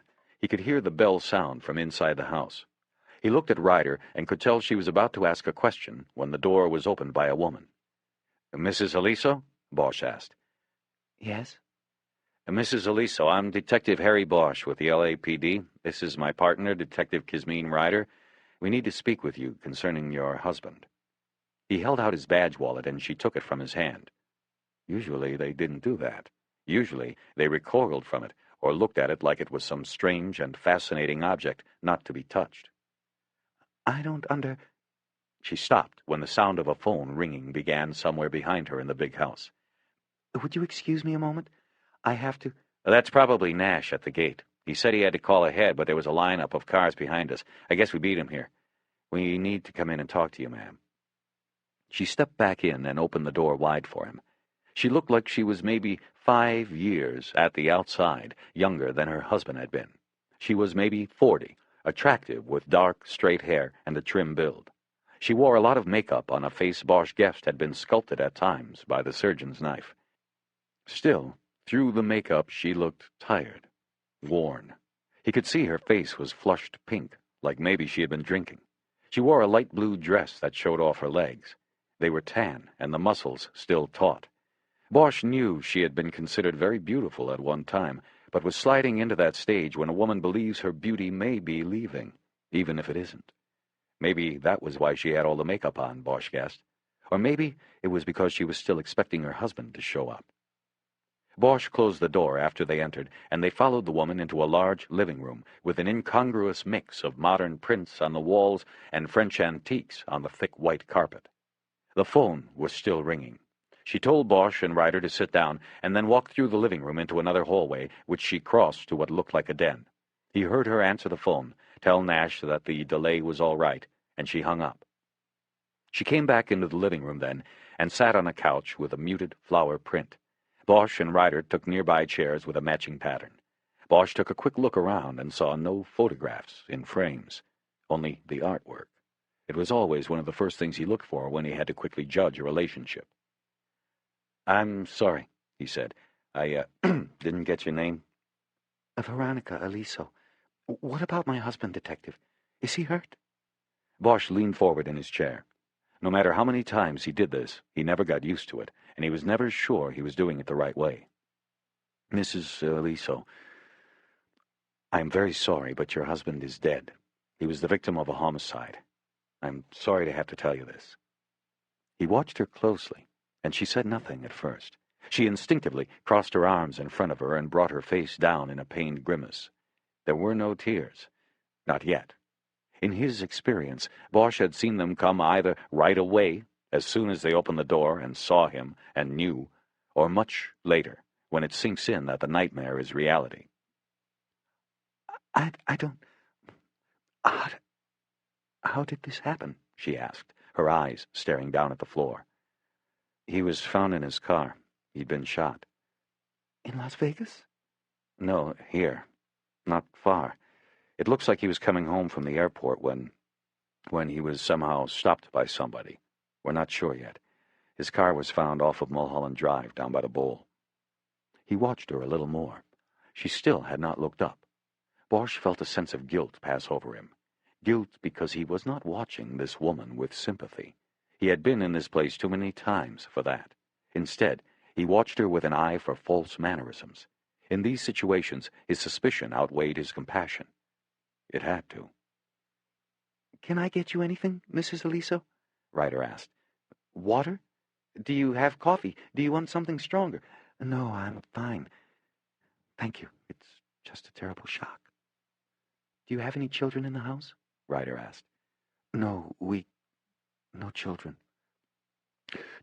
"Do you know what happened? Was he robbed?" That's what we're trying to find out, Bosch said. "Of course. Can you tell me, was there much pain?" No, there was no pain, Bosch said. He thought of the tears welled in Tony Aliso's eyes. He decided not to tell her about that. "It must be hard, your job," she said, "telling people this sort of thing." He nodded and looked away. For a moment, he thought of the old squad room joke about the easiest way to do next of kin notification. When Mrs. Brown opens the door, you say, "Are you the widow Brown?" He looked back at the widow Aliso. "Why did you ask if it happened in Las Vegas?" "Because that was where he was." How long was he supposed to be there? "I don't know. He never scheduled it with a return. He always bought open-ended tickets so he could come back when he wanted to. He always said he'd be back when his luck changed, for the worse." We have reason to believe he came back to Los Angeles on Friday night. His car wasn't found until this evening. That's 3 days, Mrs. Aliso. Did you try to call him in Las Vegas during that time? "No. We usually didn't speak when he was over there." And how often was that he went? "Once or twice a month." For how long each time? "Anywhere from 2 days to once he spent a week. Like I said, it all depended on how he was doing." "And you never called him there?" Ryder asked. "Rarely. Not at all this time." Was it business or pleasure that took him there? Bosch asked. "He always told me it was both. He said he had investors to see. But it was an addiction. That's what I believed. He loved to gamble and could afford to do it. So he went." Bosch nodded, but didn't know why. This last time, when did he go? "He went Thursday, after leaving the studio." You saw him last then? "Thursday morning, before he went to the studio. He left for the airport from there. It's closer." And you had no idea when to expect him back? He said it as a statement. It was out there for her to challenge if she wanted to. "To be honest, I was just beginning to wonder tonight. It usually doesn't take long for that place to separate a man from his money. I thought it was a little long, yes, but I didn't try to track him down. And then you came." What did he like to play over there? "Everything. But poker the most. It was the only game where you weren't playing against the house. The house took a cut, but you were playing against the other players. That's how he explained it to me once. Only he called the other players schmucks from Iowa." Was he always alone over there, Mrs. Aliso? Bosch looked down at his notebook and acted as if he was writing something important, and that her answer wasn't. He knew it was cowardly. "I wouldn't know." Did you ever go with him at all? "I don't like to gamble. I don't like that city. That city is a horrible place. They can dress it up all they want. It's still a city of vices and whores. Not just the sexual kind." Bosch studied the cool anger in her dark eyes. "You didn't answer the question, Mrs. Aliso," Ryder said. "What question?" "Did you ever go to Las Vegas with him?" "At first, yes. But I found it boring. I haven't been in years." Was your husband in any kind of serious debt? Bosch asked. "I don't know. If he was, he didn't tell me. You can call me Veronica." "You never asked if he was getting into trouble?" Ryder asked. "I just assumed that he would tell me if he was." She turned the hard, dark eyes on Ryder now, and Bosch felt a weight lift off of him. Veronica Aliso was challenging them to disagree. "I know this probably makes me some kind of a suspect, but I don't care," she said. "You have your job to do. It must be obvious to you that my husband and I, let's just say we coexisted here. So as to your questions about Nevada, I couldn't tell you whether he was 1,000,000 up or 1,000,000 down. Who knows, he could have beaten the odds, but I think he would have bragged about it if he was." Bosch nodded and thought about the body in the trunk. It didn't seem like a man who had beaten any odds. Where did he stay in Las Vegas, Mrs. Aliso? Always at the Mirage. I do know that. You see, not all of the casinos have poker tables. The Mirage has a classy one. He always said that if I needed to call there. Ask for the poker pit if there is no answer in the room. Bosch took a few moments to write this down. He found that often silence was the best way to get people to talk and reveal themselves. He hoped Ryder realized that he was leaving holes of silence in the interview on purpose. You asked if he went there alone. Yes? Detectives, in the course of your investigation, I believe you will undoubtedly learn that my husband was a philanderer. I ask only one thing of you. Please do your best to keep that information from me. I simply don't want to know. Bosch nodded and was silent a moment while he composed his thoughts. What kind of woman wouldn't want to know, he wondered. Maybe one who already did. He looked back at her, and their eyes connected again. Aside from gambling, was your husband in any other kind of trouble, as far as you know? He asked. Work-related? Financial? As far as I know, he wasn't. But he kept the finances. I could not tell you what our situation is at the moment. When I needed money, I asked him, and he always said, cash a check and tell him the amount. I have a separate account for household expenses. Without looking up from the notebook, Bosch said, just a few more and we'll leave you alone for now. Did your husband have any enemies that you know of? Anybody who would want to harm him? He worked in Hollywood. Backstabbing is considered an art form there. Anthony was as skilled at it as anyone else who has been in the industry 25 years. Obviously, that means there could always be people who were unhappy with him. But who would do this? I don't know. The car, the Rolls-Royce, is leased to a production company over at Archway Studios. How long had he worked there? His office was there, but he didn't work for Archway per se. TNA Productions was his own company. He simply rented an office and a parking spot on the Archway lot, but he had about as much to do with Archway as you do. Tell us about his production company, Ryder said. Did he make films? In a manner of speaking, you could say he started big and ended small. About 20 years ago, he produced his first film, The Art of the Cape. If you saw it, you were one of the few. Bullfight movies are not popular, but it was critically acclaimed, played the film festival circuit and then the art houses, and it was a good start for him. She said that Aliso managed to make a couple more films for general release, but after that his production and moral values steadily declined until he was producing a procession of exploitive dreck. These films, if you want to call them that, are notable only for the number of exposed breasts in them, she said. In the business, it's called straight-to-video stock. In addition to that, Tony was quite successful in literary arbitrage. What is that? He was a speculator, mostly scripts, but he did manuscripts, books, on occasion. And how would he speculate on them? He'd buy them, wrap up the rights, then when they became valuable or the author became hot, he'd go to market with them. Do you know who Michael St. John is? The name sounded familiar, but Bosch could not place it. He shook his head. Ryder did the same. He's one of the screenwriters of the moment. He'll be directing studio features within a year or so. He's the flavor of the month, so to speak. Okay. Well, 8 years ago, when he was in the USC Film School and was hungry and was trying to find an agent and trying to catch the attention of the studios, my husband was one of the vultures who circled overhead. You see, my husband's films were so low budget that he'd get students to shoot them, direct them, write them. So he knew the schools, and he knew talent. Michael St. John was one he knew had talent. Once, when he was desperate, he sold Anthony the rights to 3 of his student screenplays for $2,000. Now, anything with St. John's name on it goes for at least 6 figures. What about these writers? How did they take this? Not well. St. John was trying to buy his scripts back. You think he could have harmed your husband? No. You asked me what he did, and I told you. If you are asking who would kill him, I don't know. Bosch jotted a couple of notes down. You mentioned that he said that he saw investors when he went to Las Vegas, Ryder said. Yes. Can you tell us who they were? Schmucks from Iowa, I would assume. People he would meet and convince to invest in a movie. You'd be surprised how many people jump at a chance to be part of a Hollywood movie. And Tony was a good salesman.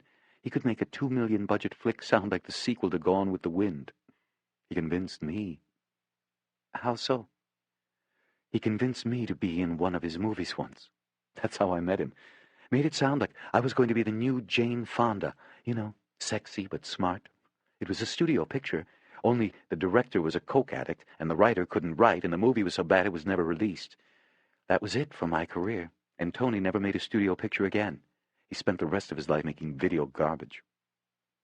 Looking around the tall-ceilinged room at the paintings and furniture, Bosch said, "Doesn't look like he did too badly at it."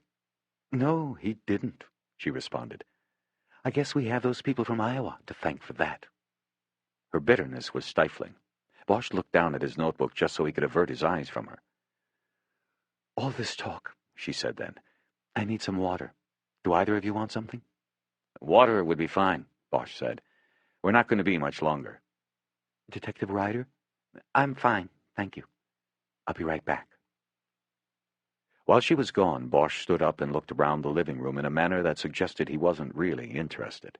He said nothing to Ryder.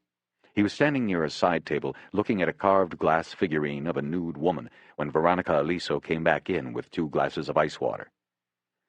"I just want to ask you a few more questions about this past week," Bosch said. "Fine." He sipped from his glass and remained standing. "What would your husband have taken with him to Las Vegas, as far as luggage went?" "Just his overnighter." "What did it look like?" "It was a hanging bag that, folded over. It was green with brown leather trim and straps. He had a name tag on it." "Did he take a briefcase or any work with him?" "Yes, his briefcase. It was one of those aluminum shell kind. You know, they are lightweight, but impossible to break into or something. Is the luggage missing?" "We're not sure. Do you know where he kept the key to the briefcase?" "On his keychain, with the car keys." There had been no car keys in the Rolls or on Aliso's body. Bosch realized that the reason they may have been taken was to open the briefcase. He put the glass down next to the figurine and looked at it again. He then began writing the descriptions of the briefcase and hanging bag in his notebook. "Did your husband wear a wedding ring?" "No. He did wear quite an expensive watch, though. It was a Rolex. I gave it to him." "The watch was not taken." "Oh." Bosch looked up from his notebook. "Do you remember what your husband was wearing on Thursday morning when you last saw him?" Just clothes. He had on his white pants and a blue shirt and his sport coat." "His black leather sport coat?" "Yes." "Mrs. Aliso, do you remember if you hugged him or kissed him goodbye?" This seemed to fluster her, and Bosch immediately regretted the way he had phrased the question. "I'm sorry. What I meant was that we found some fingerprints on the jacket, on the shoulder, and if you might have touched him there on the day he left, it could explain this piece of evidence." She was quiet a moment, and Bosch thought that she was finally going to begin to cry. But instead, she said, "I might have, but I don't remember. I don't think I did." Bosch opened his briefcase and looked for a print screen. He found one in one of the pockets. It looked like a photo slide, but the center was a double-sided screen with ink between the screens. A thumb could be pressed on the A side, and a fingerprint would be imprinted on a card held against the B side. "I want to take your thumbprint so we can compare it to the print taken off the jacket. If you did not touch him there, then it might be a good lead for us." She stepped over to him, and he pressed her right thumb down on the print screen. When he was done, she looked at her thumb. "No ink?" "Yes, that's nice, no mess. We just started using these a few years ago." "The print on the jacket? Did it belong to a woman?" He looked at her and held her eyes for a moment. "We won't know for sure until we get a match."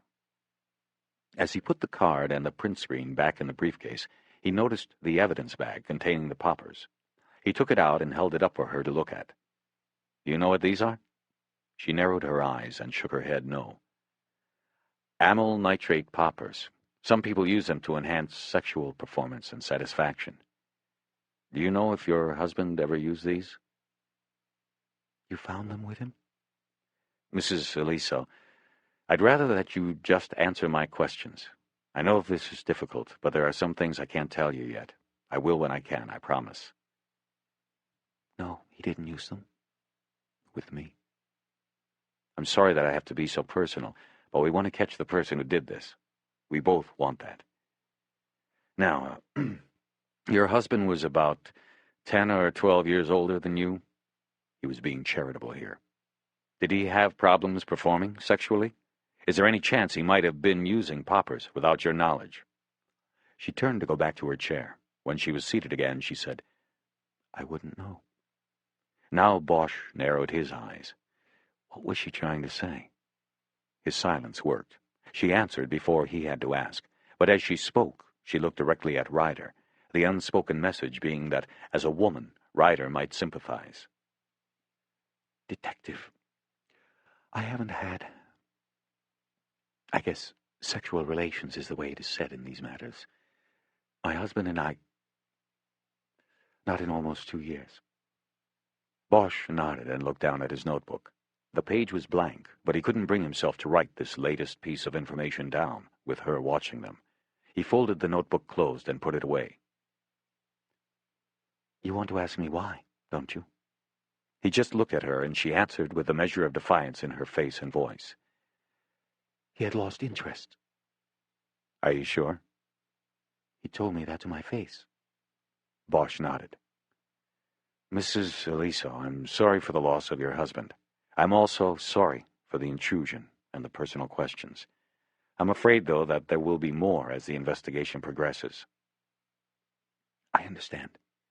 There is one other thing I'd like to cover. Yes, what is it? Did your husband have a home office? Yes. Could we take a quick look at it? She stood up, and they followed her down the second hallway to the office. They both stepped into the room, and Bosch looked around. It was a small room with a desk and 2 file cabinets. There was a TV on a cart in front of a wall of shelves. Half were filled with books, and the rest stacked with scripts, the titles written with magic markers on the edges of the pages. There was a golf bag leaning in the corner. Bosch walked over and studied the desk. It was spotless. He came around and saw that the desk contained 2 file drawers. He opened these and found one empty and one containing several files. He quickly looked through the file tabs and saw that they apparently were files containing personal finance records and tax documents. He closed the drawers, deciding that a search of the office could probably keep. It's late, he said. This is not the time. I want you to understand, though, that investigations like this often shoot off into many directions, but we have to follow up on everything. We're going to need to come in here tomorrow and go through your husband's things. We'll probably take a lot with us. We'll have a warrant, so everything will be perfectly legal. Yes, of course. But can't I just give you permission to take what you need? You could, but it would be better this way. I'm talking about checkbooks, savings account records, credit card statements, insurance, everything. We'll probably need the records on your household account, too. I understand. What time? I don't know yet. I'll call first, or someone will. Do you know, did your husband leave a will? Yes, both of us made wills with our attorney. How long ago was that? The will? Oh, a long time. Years. In the morning, I'd like you to call the attorney and tell him we'll need a copy of it. Are you up to doing that? Of course. What about insurance? Yes, we have policies. The attorney, Neil Denton in Century City, will have them also. Okay, we'll worry about that tomorrow. I need to seal this room now. They stepped back into the hallway, and Bosch closed the door. From his briefcase, he took a sticker that said, Crime scene. Do not enter premises. Call LAPD 213-485-4321. Bosch pressed the sticker across the door jamb. If anyone entered the room now, they would have to cut the sticker or peel it off. Bosch would know. Detective? Veronica Aliso said quietly from behind him. Bosch turned around. I am the suspect, aren't I? Bosch put the 2 papers he had peeled off the back of the sticker in his pocket. I suppose everyone and no one is a suspect at this point. We're looking at everything. But yes, Mrs. Aliso, we're going to be looking at you. I guess I shouldn't have been so candid before, then. Ryder said, If you've got nothing to hide, the truth shouldn't hurt you. Bosch knew from long experience never to say such a thing. He knew the words were false before they were out of her mouth. Judging by the small, thin smile on Veronica Aliso's face, she knew it as well. "Are you new at this, Detective Ryder?" she asked, while looking at Bosch with that smile. "No, ma'am. I've been a detective for 6 years." "Oh, and I guess I don't have to ask Detective Bosch." Mrs. Liso?" Bosch asked. "Veronica." "There is one last thing you could clear up for us tonight. We do not know yet exactly when your husband was killed, but it would help us concentrate on other matters if we could quickly eliminate routine avenues of—" "You want to know if I have an alibi? Is that it?" We just want to know where you were the last few days and nights. It's a routine question, nothing else." "Well, I hate to bore you with my life's details because I'm afraid that's what they are. Boring. But other than a trip to the mall and supermarket Saturday afternoon, I haven't left the house since I had dinner with my husband Wednesday night." "You've been here alone?" "Yes. But I think you can verify this with Captain Nash at the gate. They keep records of who comes in as well as out of Hidden Highlands, even the residents.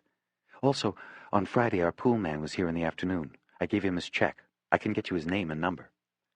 "That won't be necessary right now. Thank you. And again, I'm sorry for your loss. Is there anything we can do for you right now?" She seemed to be withdrawing into herself. He was not sure she had heard his question. "I'm fine," she finally said. He picked up his briefcase and headed down the hallway with Ryder. It ran behind the living room and took them directly to the front door. All the way along the hallway there were no photos on the wall. It didn't seem right to him, but he guessed nothing had been right in this house for a while. Bosch studied dead people's rooms the way scholars studied dead people's paintings at the Getty. He looked for the hidden meanings, the secrets of lives and deaths. At the door, Ryder went out first. Bosch then stepped out and looked back down the hall. Veronica Aliso was framed at the other end in the light. He hesitated for a beat. He nodded and walked out. They drove in silence, digesting the conversation, until they got to the gatehouse, and Nash came out. How'd it go? It went. He's dead, isn't he? Mr. Aliso. Yeah. Nash whistled quietly. "Captain Nash, you keep records here of when cars come in and out?" Ryder asked. "Yes, but this is private property. You'd need a search warrant," Bosch said. "Yes, we know. But before we go to all that trouble, tell me something. Say I come back with a warrant. Are your gate records going to tell me when exactly Mrs. Aliso came in and out of here the last few days?"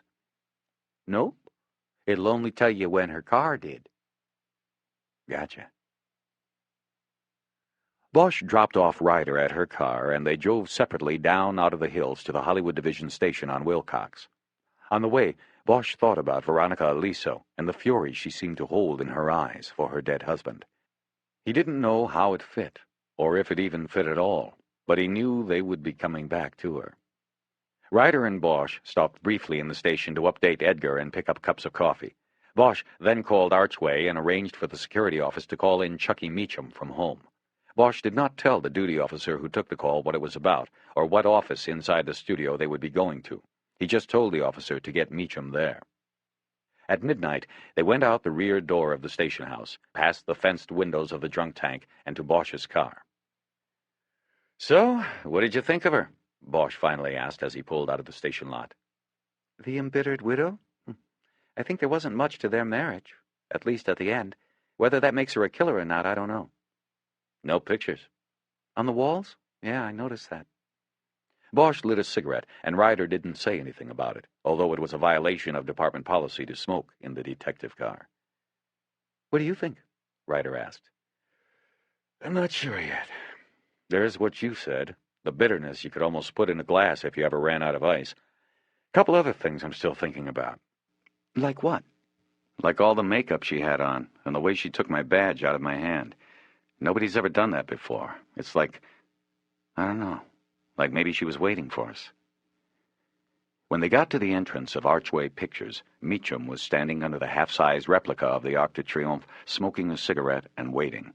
He was wearing a sport coat over a golf shirt and had a bemused smile on his face when he recognized Bosch pulling up. Bosch had spent time with Meacham in the Robbery Homicide Division 10 years before. Never partnered, but they worked a few of the same task forces. Meacham got out when the getting out was good. He pulled the pin a month after the Rodney King tape hit the news. He knew. He told everybody it was the beginning of the end. Archway hired him as the assistant director of security. Nice job, nice pay, plus he was pulling in the 20-year pension of half pay. He was the one they talked about when they talked about smart moves. Now, with all the baggage the LAPD carried, the King beating, the riots, the Christopher Commission, O.J. Simpson and Mark Furman, a retiring Dick would be lucky if a place like Archway hired him to work the front gate. "Harry Bosch," Meacham said, leaning down to look in. "What it is, what it is." The first thing Bosch had noticed was that Meacham had gotten his teeth capped since he'd last seen him. "Chucky? Long time. This is my partner, Kiz Ryder." Ryder nodded, and Meacham nodded, and studied her a moment. Black female detectives were a rarity in his day, even though he hadn't been off the job more than 5 years. "So, what's shaking, detectives? Why'd you want to go and pull me out of the hot tub?" He smiled, showing off the teeth. Bosch guessed he knew that they had been noticed. "We got a case. We want to take a look at the Vic's office." "It's here? Who's the stiff?" "Anthony N. Aliso, TNA Productions." Meacham crinkled his eyes. He had the deep tan of a golfer who never misses his Saturday morning start and usually gets away for at least 9 once or twice during the week. Doesn't do anything for me, Harry. You sure he... "Look it up, Chuck. He's here." Was. All right, tell you what. Park the car over in the main lot and we'll go back to my office, grab a cup, and look this guy up. He pointed toward a lot directly through the gate, and Bosch did as instructed. The lot was almost empty and was next to a huge sound stage with an outside wall painted powder blue with puffs of white clouds.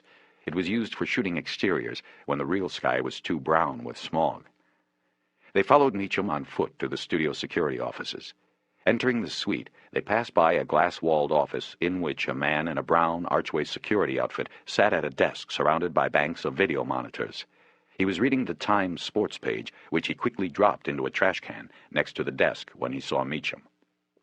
Bosch saw that Meacham didn't seem to notice because he had been holding the door open for them. When he turned, he casually saluted the man in the glass office and led Bosch and Ryder back to his office. Meacham slid in behind his desk and turned to his computer. The monitor screen depicted an intergalactic battle among assorted spaceships. Meacham hit one key, and the screensaver disappeared. He asked Bosch to spell Aliso's name, and he punched it into the computer. He then tilted the monitor so Bosch and Ryder couldn't see the screen. Bosch was annoyed by this, but he didn't say anything. After a few moments, Meacham did. "You're right, he was here. Tyrone Power Building. Had one of the little cubby holes they rent to non-players. 3-office suite. 3 losers. They share a secretary who comes with the rent." "How long's he been here? That say?" "Yeah, almost 7 years. "What else you got there?" Meacham looked at the screen. "Not much. No record of problems. He complained once about somebody dinging his car in a parking lot. Says here he drove a Rolls-Royce. Probably the last guy in Hollywood who hadn't traded in his Rolls on a Range Rover. Ooh, that's tacky, Bosch." "Let's go take a look." "Well, I'll tell you what. Why don't you and Detective Riley go out there and grab a cup of joe while I make a call about that? I'm not sure what our procedure is for this." "First of all, Chuck, it's Ryder, not Riley. And second, we're running a homicide investigation here. Whatever your procedures are, we are expecting you to allow us access." "You're on private property here, buddy. You've got to keep that in mind." "I will." Bosch stood up. "And when you make your call, the thing you should keep in mind is that so far the media hasn't gotten wind of any of this. I didn't think it would be good to pull Archway into this sort of thing, especially since we don't know for sure what's involved here. You can tell whoever you're calling that I'll try to keep it that way." Meacham smirked and shook his head. "Still the same old Bosch, your way or the highway." "Something like that." While waiting, Bosch had time to gulp down a cup of lukewarm coffee from a pot that had been on a warmer in the outer office for the better part of the night. It was bitter, but he knew the cup he'd had at the station would not take him through the night. Ryder passed on the coffee, instead drinking water from a dispenser in the hallway. After nearly 10 minutes, Meacham came out of his office. "Okay, you got it. But I'll tell you right now that me or one of my people got to be in there the whole time as observers. That going to be a problem for you, Bosch?" "No problem." "Okay, let's go. We'll take a cart. On the way out, he opened the door to the glass room and stuck his head in. Peters, who's roving? Sarouye and Fogel. Okay, get on the air and tell Sarouye to meet us at Tyrone Power. He's got keys, right? Right. Okay, do it. Meacham made a motion to close the door, but stopped. And, Peters, leave the sports page in the trash can. They took a golf cart to the Tyrone Power Building because it was on the other side of the lot from the security offices. Along the way, Meacham waved to a man dressed fully in black who was coming out of one of the buildings they passed. We've got a shoot on New York Street tonight, otherwise I'd take you through there. You'd swear you were in Brooklyn. Never been, Bosch said. Me neither, Ryder added. Then it doesn't matter, unless you wanted to see him shooting. The Tyrone Power Building will be just fine. Fine. When they got there, another uniformed man was waiting, Sarouye.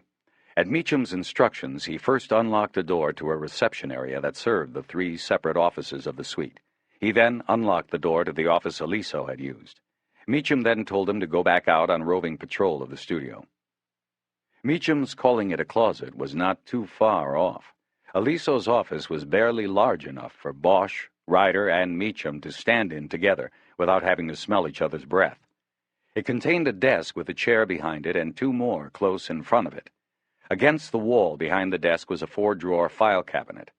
The left wall was hung with framed one-sheets advertising 2 classic films, Chinatown and The Godfather, both of which had been made down the street at Paramount. Aliso had countered these on the right wall with framed posters of his own efforts, The Art of the Cape and Casualty of Desire. There were also smaller frames of photos depicting Aliso with various celebrities, many of the shots taken in the same office with Aliso and the celebrity of the moment standing behind the desk, smiling. Bosch first studied the 2 posters. Each one carried the imprimatur along the top of Anthony Aliso Presents, but it was the second poster, for Casualty of Desire, that caught his attention. The artwork beneath the title of the film showed a man in a white suit carrying a gun down at his side, a desperate look on his face. In larger scale, a woman with flowing dark hair that framed the image looked down on him with sultry eyes. The poster was a rip-off of the scene depicted in the Chinatown poster on the other wall, but there was something entrancing about it. The woman, of course, was Veronica Aliso, and Bosch knew that was one reason why. Nice-looking woman, Meacham said from behind him. His wife. I see that. Second billing. Only I never heard of her. Bosch nodded at the poster. I think this was her shot. Well, like I said, nice-looking gal. I doubt she looks like that anymore. Bosch studied the eyes again and remembered the woman he saw just an hour ago. The eyes were still as dark and gleaming, a little cross of light at the center of each. Bosch looked away and began to study the framed photos.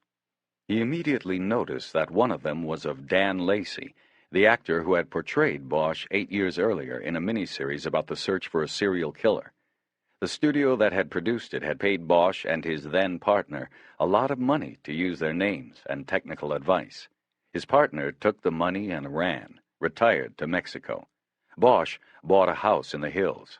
He couldn't run. He knew the job was his life. He turned and took in the rest of the small office. There were shelves against the wall near the door, and these were piled with scripts and videotapes. No books, save for a couple of directories of actors and directors. Okay, Bosch said. Chucky, you stand back by the door and observe, like you said. Kiz, why don't you start with the desk and I'll start with the files. The files were locked, and it took Bosch 10 minutes to open them with the picks he got out of his briefcase. It then took an hour just to make a cursory study of the files. The drawers were stocked with notes and financial records regarding the development of several films that Bosch had never heard of. This did not seem curious to him, after what Veronica Aliso had said, and because he knew little about the film business anyway. But it seemed, from his understanding of the files he was quickly scanning, that large sums of money had been paid to various film services companies during the production of the films. And what struck Bosch the most was that Aliso seemed to have financed a hell of a nice lifestyle from this little office. After he was finished going through the fourth and bottom drawer, Bosch stood and straightened his back, his vertebrae popping like dominoes clicking together. He looked at Ryder, who was still going through the drawers of the desk. Anything? A few things of interest, but no smoking gun, if that's what you mean. Aliso's got a flag here from the IRS. His corporation was going to be audited next month. Other than that, there is some correspondence between Tony Aliso and St. John, the flavor of the month Mrs. Aliso mentioned. Heated words, but nothing overtly threatening. I've still got one drawer to go. There's a lot in the files. Financial stuff. We're going to have to go through it all. I'd like you to be the one. You're going to be up for it? No problem. What I'm seeing so far is a lot of routine, if not sloppy, business records. It just happens to be the movie business here. I'm going outside to catch a smoke. When you're done there, why don't we switch, and you take the files, I'll take the desk. Sounds like a plan. Before going out, he ran his eyes along the shelves by the door and read the titles off of the videotapes. He stopped when he came to the one he was looking for. Casualty of Desire. He reached up and took it down. The cover carried the same artwork as the movie poster.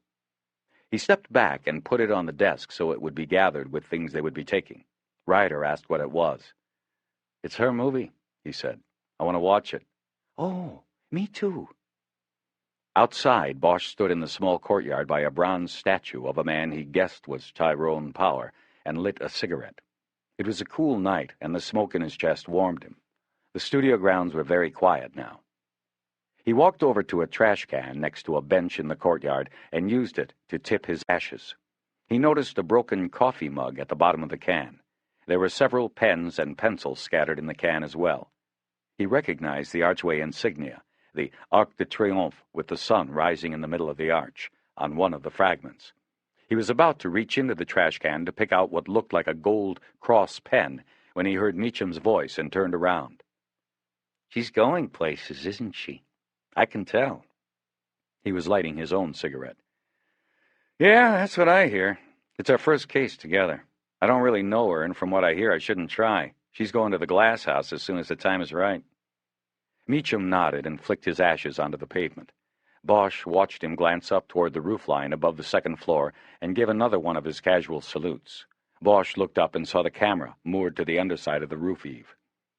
Don't worry about it, Bosch said. He can't see you. He's reading about the Dodgers last night.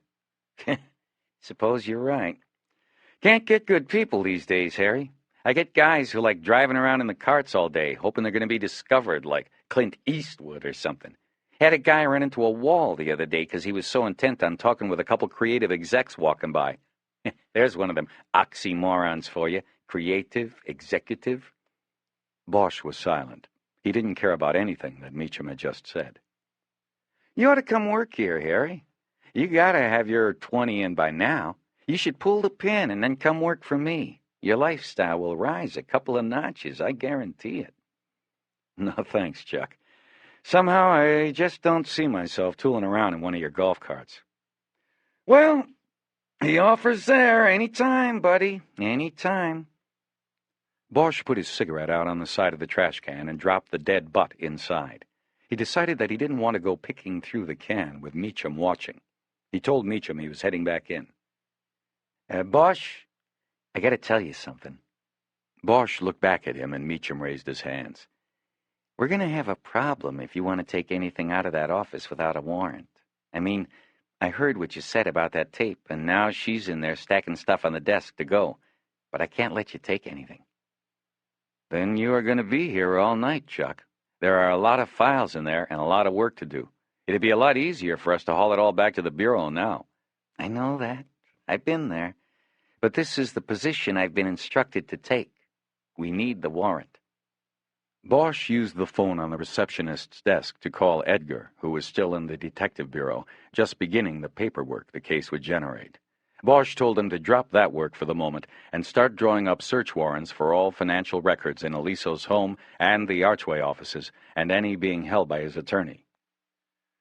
You want me to call the duty judge tonight? It's almost 2 in the morning. Do it, Bosch said. When you have him signed, bring him out here to Archway. And bring some boxes. Edgar groaned. He was getting all the shit work. Nobody liked waking up a judge in the middle of the night. I know, Jerry, but it's got to be done. Anything else going on? No. I called the Mirage, talked to a guy in security. The room Aliso used was rebooked over the weekend. It's open now, and he's got a hold on it, but it's spoiled. Probably.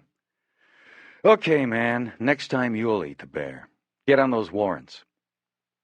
In Aliso's office, Ryder was already looking through the files. Bosch told her Edgar was working on a warrant and that they would have to draw up an inventory for Meacham. He also told her to take a break if she wanted, but she declined. Bosch sat down behind the desk. It had the usual clutter.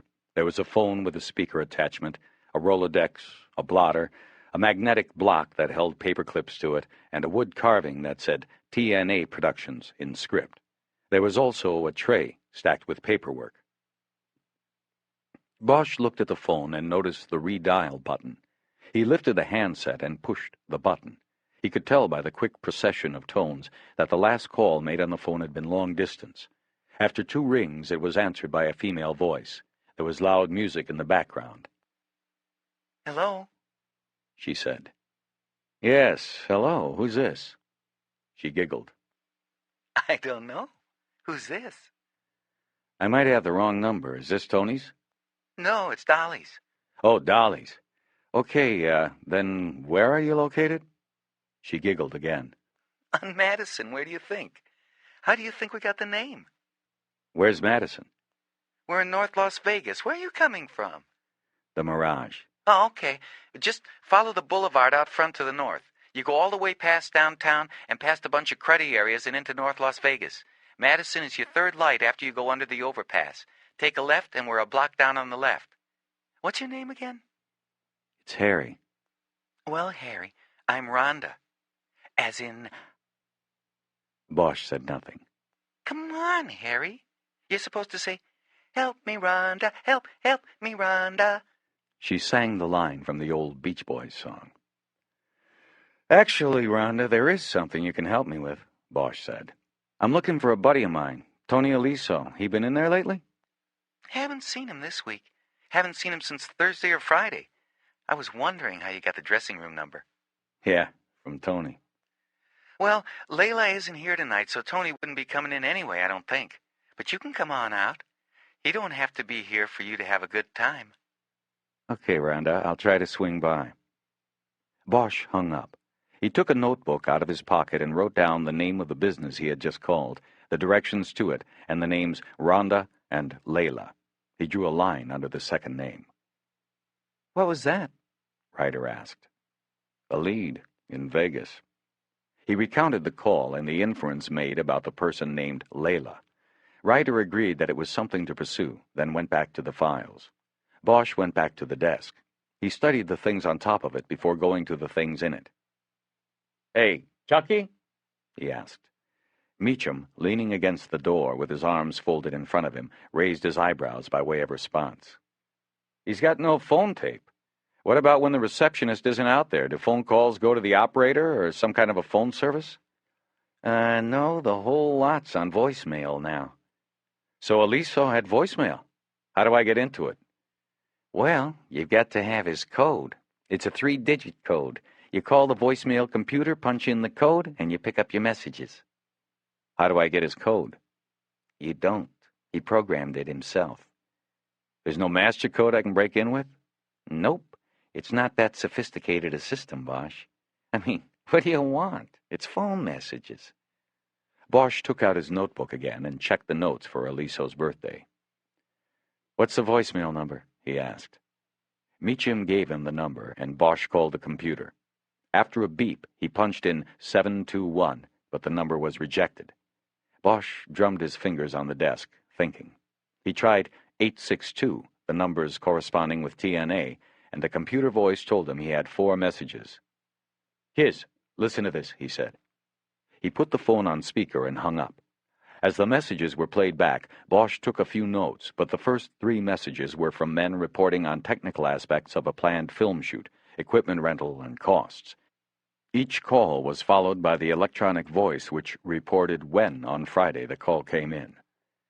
The 4th message made Bosch lean forward and listen closely. The voice belonged to a young woman, and it sounded like she was crying. "Hey, Tone, it's me. Call me as soon as you get this. I almost feel like calling your house. I need you. That bastard Lucky says I'm fired, and for no reason. He just wants to get his dick into modesty. I don't want to have to work at the Palomino or any of those other places. The Garden. Forget it. I want to come out there to L.A., be with you. Call me. The electronic voice said the call came in at 4 a.m. on Sunday, long after Tony Aliso was dead. The caller had not given her name. It was therefore obviously someone Aliso would have known. Bosch wondered if it was the woman Rhonda had mentioned, Layla. He looked at Ryder, and she just shook her shoulders. They knew too little to judge the significance of the call. Bosch sat in the desk chair contemplating things a few moments. He opened a drawer but didn't start through it. His eyes traveled up the wall to the right of the desk and roamed across the photos of the smiling Tony Aliso posed with celebrities. Some of them had written notes on the photos, but they were hard to read. Bosch studied the photo of his celluloid alter ego, Dan Lacey, but couldn't read the small note scrawled across the bottom of the photo. Then he looked past the ink and realized what he was looking at. On Aliso's desk in the photo was an archway mug crammed with pens and pencils. Bosch took the photo off the wall and called Meacham's name. Meacham came over. "Somebody was in here," Bosch told him. "What are you talking about?" "When was the trash can emptied outside?" "How the hell would I know?" "The surveillance camera out there on the roof. How long you keep the tapes?" Meacham hesitated a second, but then answered, "We roll them over every week. We'd have 7 days off that camera. It's all stop action, 10 frames a minute." "Let's go and take a look." Bosch didn't get home until 4. That left him only 3 hours to sleep before an agreed-upon breakfast meeting with Edgar and Ryder at 7:30, but he was too strung out on coffee and adrenaline to even think about shutting his eyes. The house had the sour tang of a fresh paint smell, and he opened the sliders onto the back deck to let in the cool night air. He checked out the Cahuenga Pass below and watched the cars on the Hollywood freeway cutting through. He was always amazed at how there were always cars on the freeway, no matter what the hour. In L.A., they never stopped. He thought about putting on a CD, some saxophone music, but instead just sat down on the couch in the dark and lit a cigarette. He thought about the different currents running through the case. Going by the preliminary take on the victim, Anthony Aliso had been a financially successful man. That kind of success usually brought with it a thick insulation from violence and murder. The rich were seldom murdered, but something had gone wrong for Tony Aliso. Bosch remembered the tape and went to his briefcase, which he had left on the dining room table. Inside it there were 2 video cassettes, the Archway surveillance tape and the copy of Casualty of Desire. He turned on the TV and put the movie in the video player. He began watching in the dark. After viewing the tape, it was obvious to Bosch that the movie deserved the fate it had received. It was badly lit, and in some frames the end of a boom microphone hovered above the players. This was particularly jarring in scenes shot in the open desert, where there should have been nothing above them but blue sky. It was basic filmmaking gone wrong, and added to the amateurish look of the film were the poor performances of the players. The male lead, an actor Bosch had never seen before, was woodenly ineffective in portraying a man desperate to hold on to his young wife, who used sexual frustration and taunting to coerce him into committing crimes, eventually including murder, all for her morbid satisfaction. Veronica Aliso played the wife, and was not much better an actor than the male lead. When lighted well, she was stunningly beautiful. There were 4 scenes in which she appeared partially nude, and Bosch watched these with a voyeuristic fascination. But overall, it was not a good role for her, and Bosch also understood why her career, like her husband's, did not move forward. She might blame and harbor a resentment for her husband, but the bottom line was that she was like thousands of beautiful women that come to Hollywood every year. Her looks could put applause in your heart, but she could not act to save her life. In the climactic scene of the film, when the husband is apprehended and the wife cuts him loose with the cops, she delivered her lines with the conviction and weight of a blank page of typing paper. "It was him. He's crazy. I couldn't stop him until it was too late. Then I couldn't tell anyone because it would look like I was the one who wanted them all dead. Bosch watched all the way through the credits and then rewound the tape by using the remote. He never got off the couch. He then turned the TV off and put his feet up on the couch. Looking through the open sliders, he could see the light of dawn etching the ridgeline across the pass. He still wasn't tired. He kept thinking about the choices people make with their lives. He wondered what would have happened if the performances had been at least passable and the film had found a distributor. He wondered if that would have changed things now, if it would have kept Tony Aliso out of that trunk. The meeting at the station with billets didn't start until 9:30. Though the squad room was deserted because of the holiday, they all rolled chairs into the lieutenant's office and closed the door. Billets started things off by saying that members of the local media, apparently having picked up on the case by checking the coroner's overnight log, were already beginning to take a more than routine interest in the Aliso murder. Also, she said, the department weight all the way up the line was questioning whether the investigation should be turned over to the elite robbery homicide division. This, of course, grated on Bosch. Earlier in his career, he had been assigned to RHD, but then a questionable on-duty shooting resulted in his demotion to Hollywood, and so it was particularly upsetting to him to think of turning over the case to the big shots downtown. If OCID had been interested, that would have been easier to accept. But Bosch told Billets that he could not accept turning the case over to RHD after his team had spent almost an entire night without sleep on it and had produced some viable leads. Ryder jumped in and agreed with him. Edgar, still riding his sulk over being put on the paperwork, remained silent. "Your point is well taken," Billets said. "But when we're done here, I have to call Captain LaValle at home and convince her we've got a handle on this. So let's go over what we have. You convince me, I'll convince her. She'll then let me know how we feel about it. Downtown."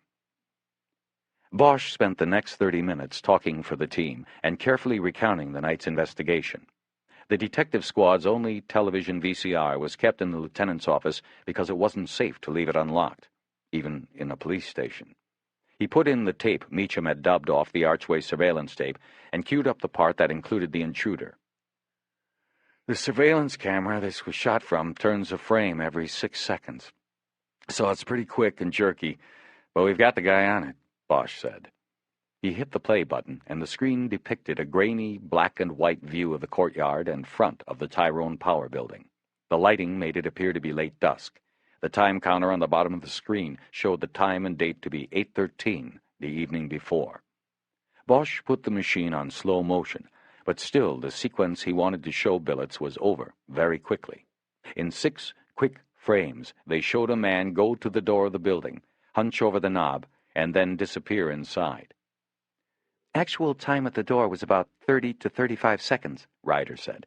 "It may look from the tape like he had a key, but that's too long to open the door with a key. The lock was picked. Somebody good and fast." "Okay, here he comes back out," Bosch said. When the time counter hit 8:17, the man was captured on the video emerging from the doorway. The video jumped, and the man was in the courtyard, heading toward the trash can. Then it jumped, and the man was walking away from the trash can. Then he was gone. Bosch backed the tape up and froze it on the last image of the man as he walked from the trash can. It was the best image. It was dark, and the man's face was blurred, but still possibly recognizable if they ever found someone to compare it to. He was white, with dark hair, and a stocky, powerful build. He wore a golf shirt with short sleeves, and the watch on his right wrist, visible just above one of the black gloves he wore, had a chrome band that glinted with the reflection of the courtyard light. Above the wrist was the dark blur of a tattoo on the man's forearm. Bosch pointed these things out to Billets and added that he would be taking the tape to SID to see if this last frame, the best of those showing the intruder, could be sharpened in any way by computer enhancement. "Good," Billets said. "Now, what do you think he was doing in there?" "Retrieving something," Bosch said. "From the time he goes in until he comes out, we've got less than 4 minutes. Not a lot of time. Plus, he had to pick the interior door to Aliso's office. Whatever he's doing in there, he knocks an archway mug off the desk and it breaks on the floor. He does what he was there to do, then gathers up the broken mug and the pens and dumps them in the trash can on his way out. We found the broken mug and the pens in a can last night. Any prints? Billets asked. Once we figured there was a break-in, we backed out and had Donovan come on out when he was done with the rolls. He got prints, but nothing we can use. He got Eliso's and mine and Kiss's. As you can see on the video, the guy wore gloves. Okay. Bosch involuntarily yawned, and Edgar and Ryder followed suit. He drank from the cup of stale coffee he had brought into the office with him. He had long had the caffeine jitters, but knew if he stopped feeding the beast now, he would quickly crash.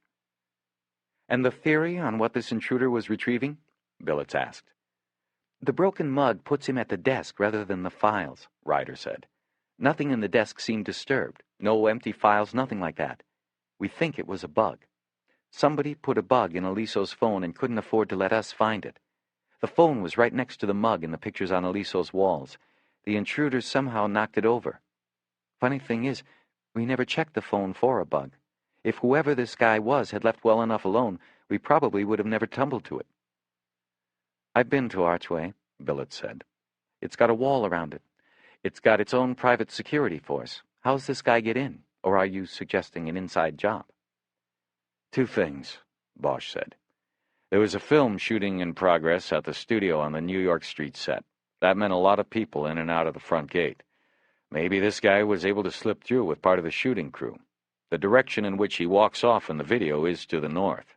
That's where New York Street is. The gate is to the south.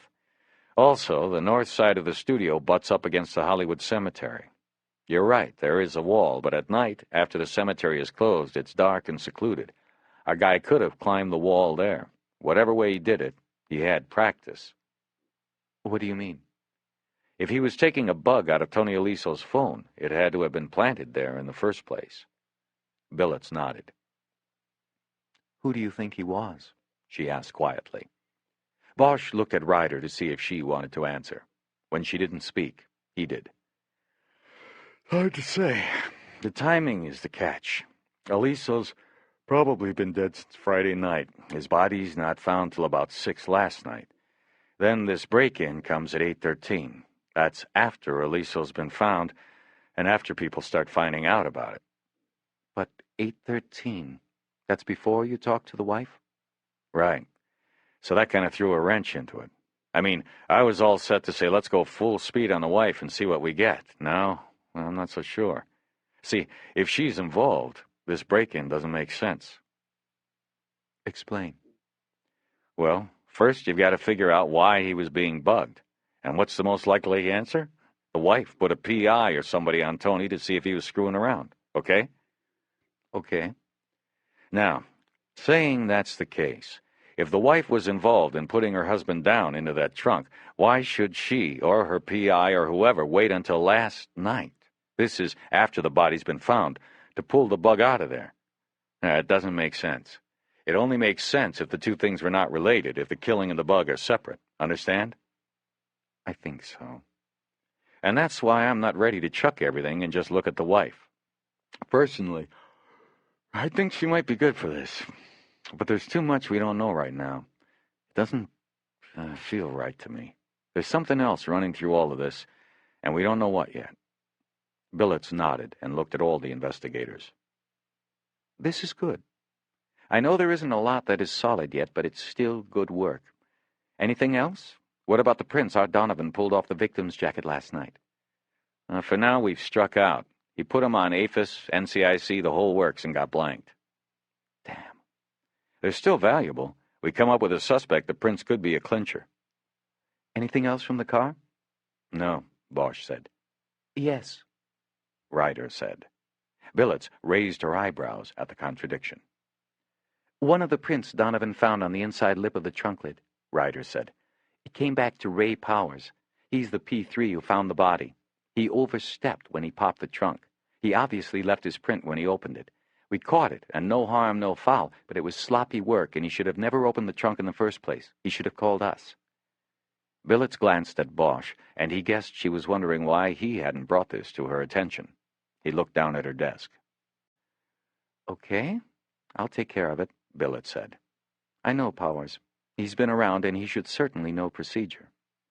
Bosch could have defended Powers with the explanation the cop had given the day before, but he let it go. Powers wasn't worth it. Billets went on. So, where do we go from here? Well, we've got a lot of ground to cover, Bosch said.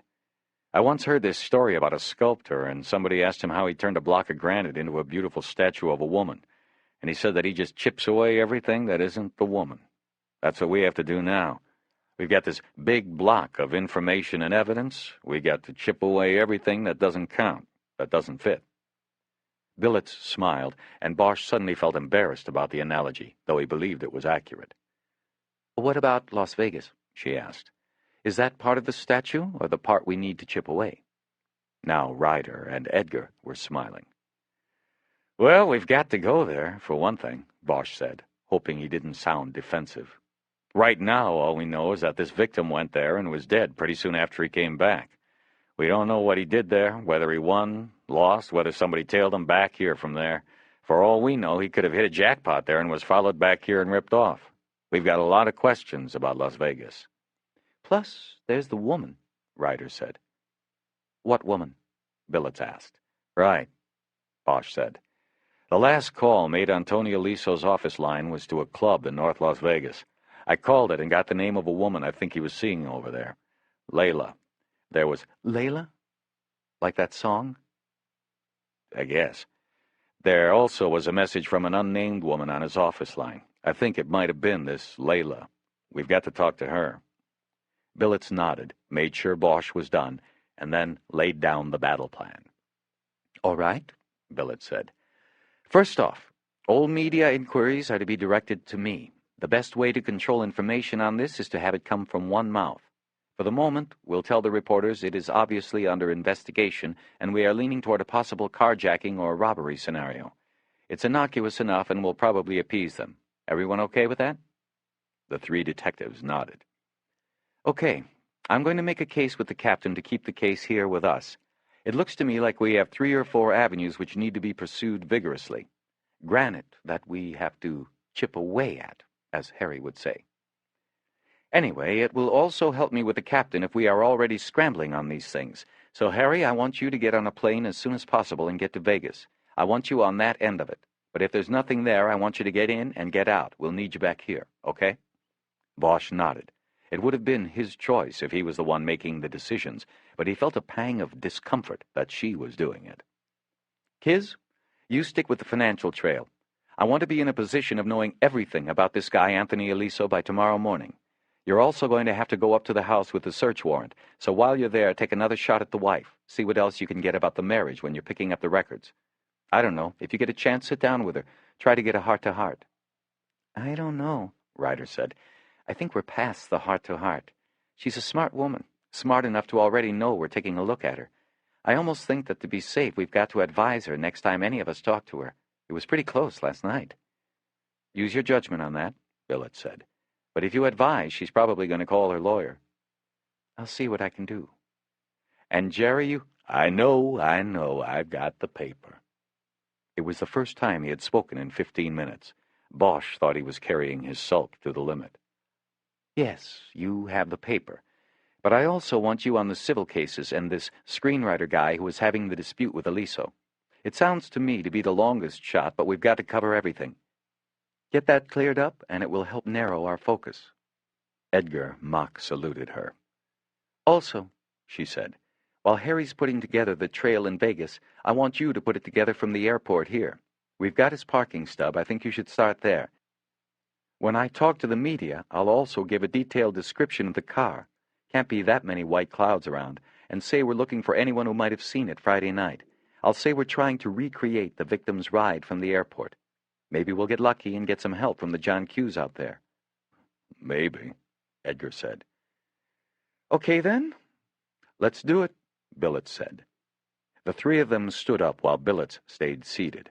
Bosch took his time taking the tape out of the VCR so that the other two were out of the office when he was done, and he was alone with Billets. I'd heard that you didn't have any actual time on a homicide table while you were coming up, he said to her. That's true. My only job as an actual detective was working sexual crimes in Valley Bureau. Well, for what it's worth, I would have assigned things just the way you just did. But did it annoy you that I did it instead of you? Bosch thought a moment. I'll get over it. Thank you. No problem. Listen, that thing about Powers leaving his print, I probably would have told you about it, but I didn't think this meeting was the right time. I chewed him out for opening the car yesterday. He said if he hadn't opened it and waited for us to check it out, the car would probably still be sitting out there. He is an asshole, but he makes a point. I understand. You pissed at me for not telling you? Billets thought a moment. I'll get over it. 2. Bosch fell asleep a few minutes after belting himself into a window seat on the Southwest shuttle from Burbank to Las Vegas. It was a deep, dreamless sleep, and he didn't wake until the clunk of the landing gear hitting the tarmac jolted him forward. As the plane taxied to its gate, he came out of the fog and felt himself re-energized by the hour-long rest. It was high noon and 104 degrees when he walked out of the terminal. As he headed toward the garage where his rental car was waiting, he felt his newfound energy being leached away by the heat. After finding his car in its assigned parking stall, he put the air conditioning on high and headed toward the Mirage. Bosch had never liked Las Vegas, though he came often on cases. It shared a kinship with Los Angeles. Both were places desperate people ran to. Often, when they ran from Los Angeles, they came here. It was the only place left. Beneath the veneer of glitz and money and energy and sex beat a dark heart. No matter how much they tried to dress her up with neon and family entertainment, she was still a whore. But if any place could sway him of that opinion, it was the Mirage. It was the symbol of the new Las Vegas, clean, opulent, legit. The windows of its tower glinted gold in the sun, and inside no money had been spared in its rich casino design. As Bosch walked through the lobby, he was first mesmerized by the white tigers in a huge glassed-in environment that any zookeeper in the world would salivate over. Next, as he waited in line to check in, he eyed the huge aquarium behind the front desk. Sharks lazily turned and moved back and forth behind the glass, just like the white tigers. When it was Bosch's turn to check in, the desk clerk noticed a flag on his reservation and called security. A day-shift supervisor named Hank Meyer appeared and introduced himself. He said that Bosch would have the complete cooperation of the hotel and casino. Tony Aliso was a good and valued customer, he said.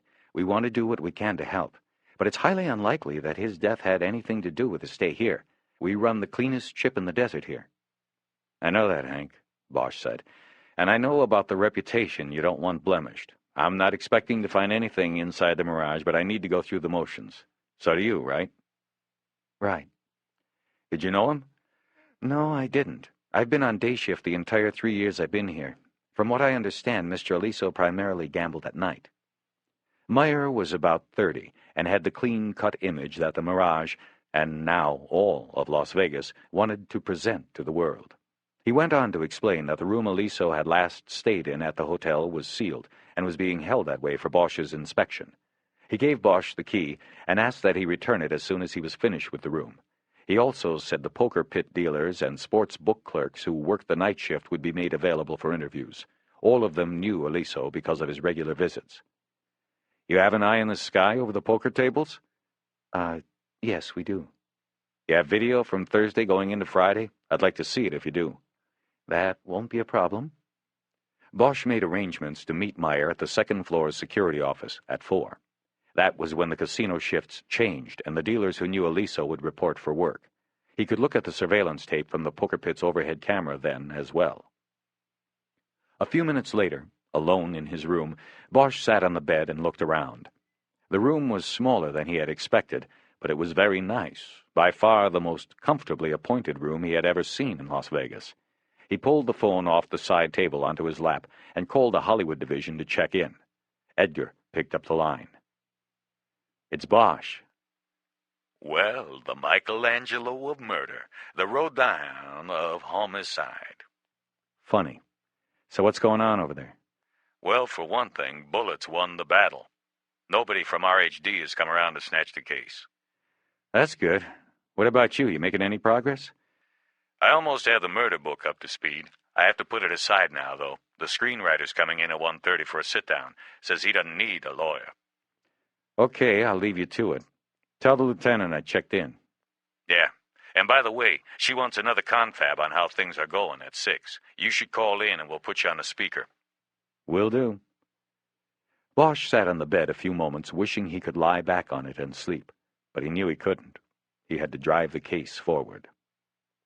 He got up and unpacked his overnighter, hanging his 2 shirts and 1 pair of pants in the closet.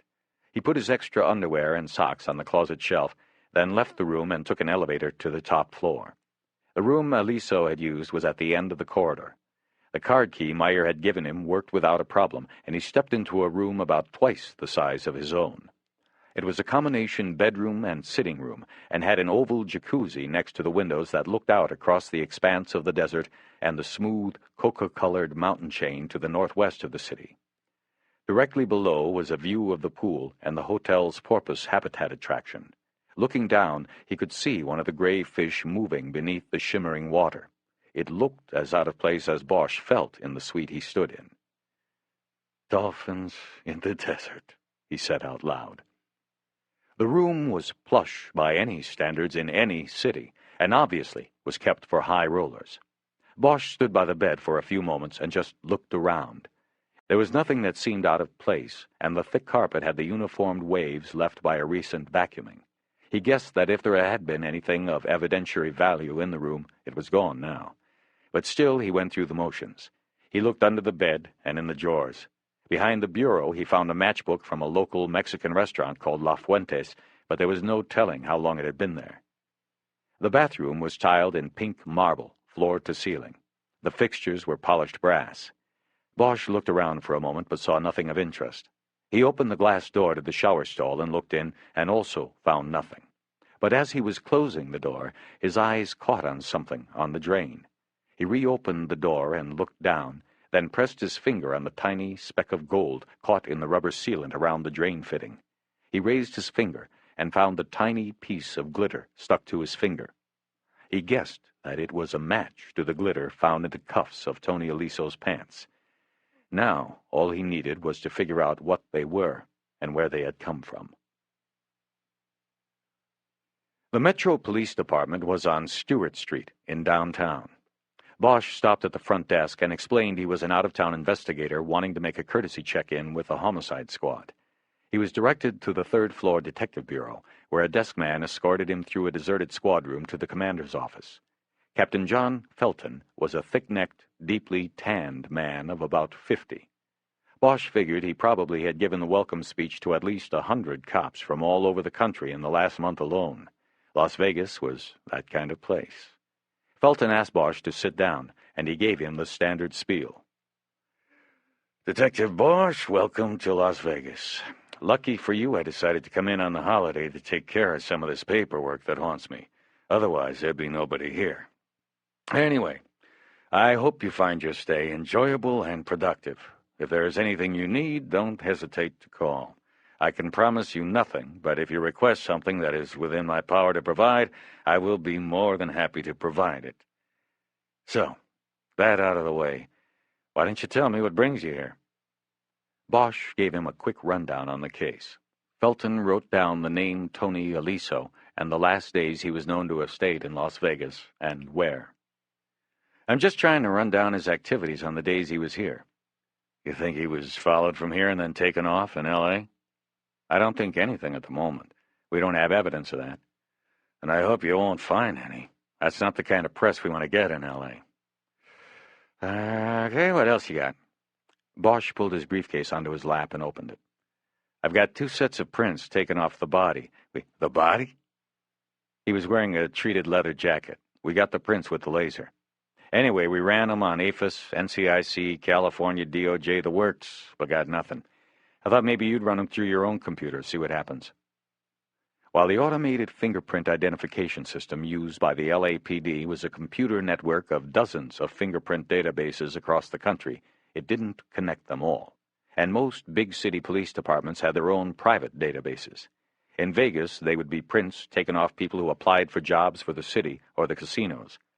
They were also prints taken off people on the sly, prints the department shouldn't legally have because their owners had simply fallen under the suspicion of the department but had never been arrested.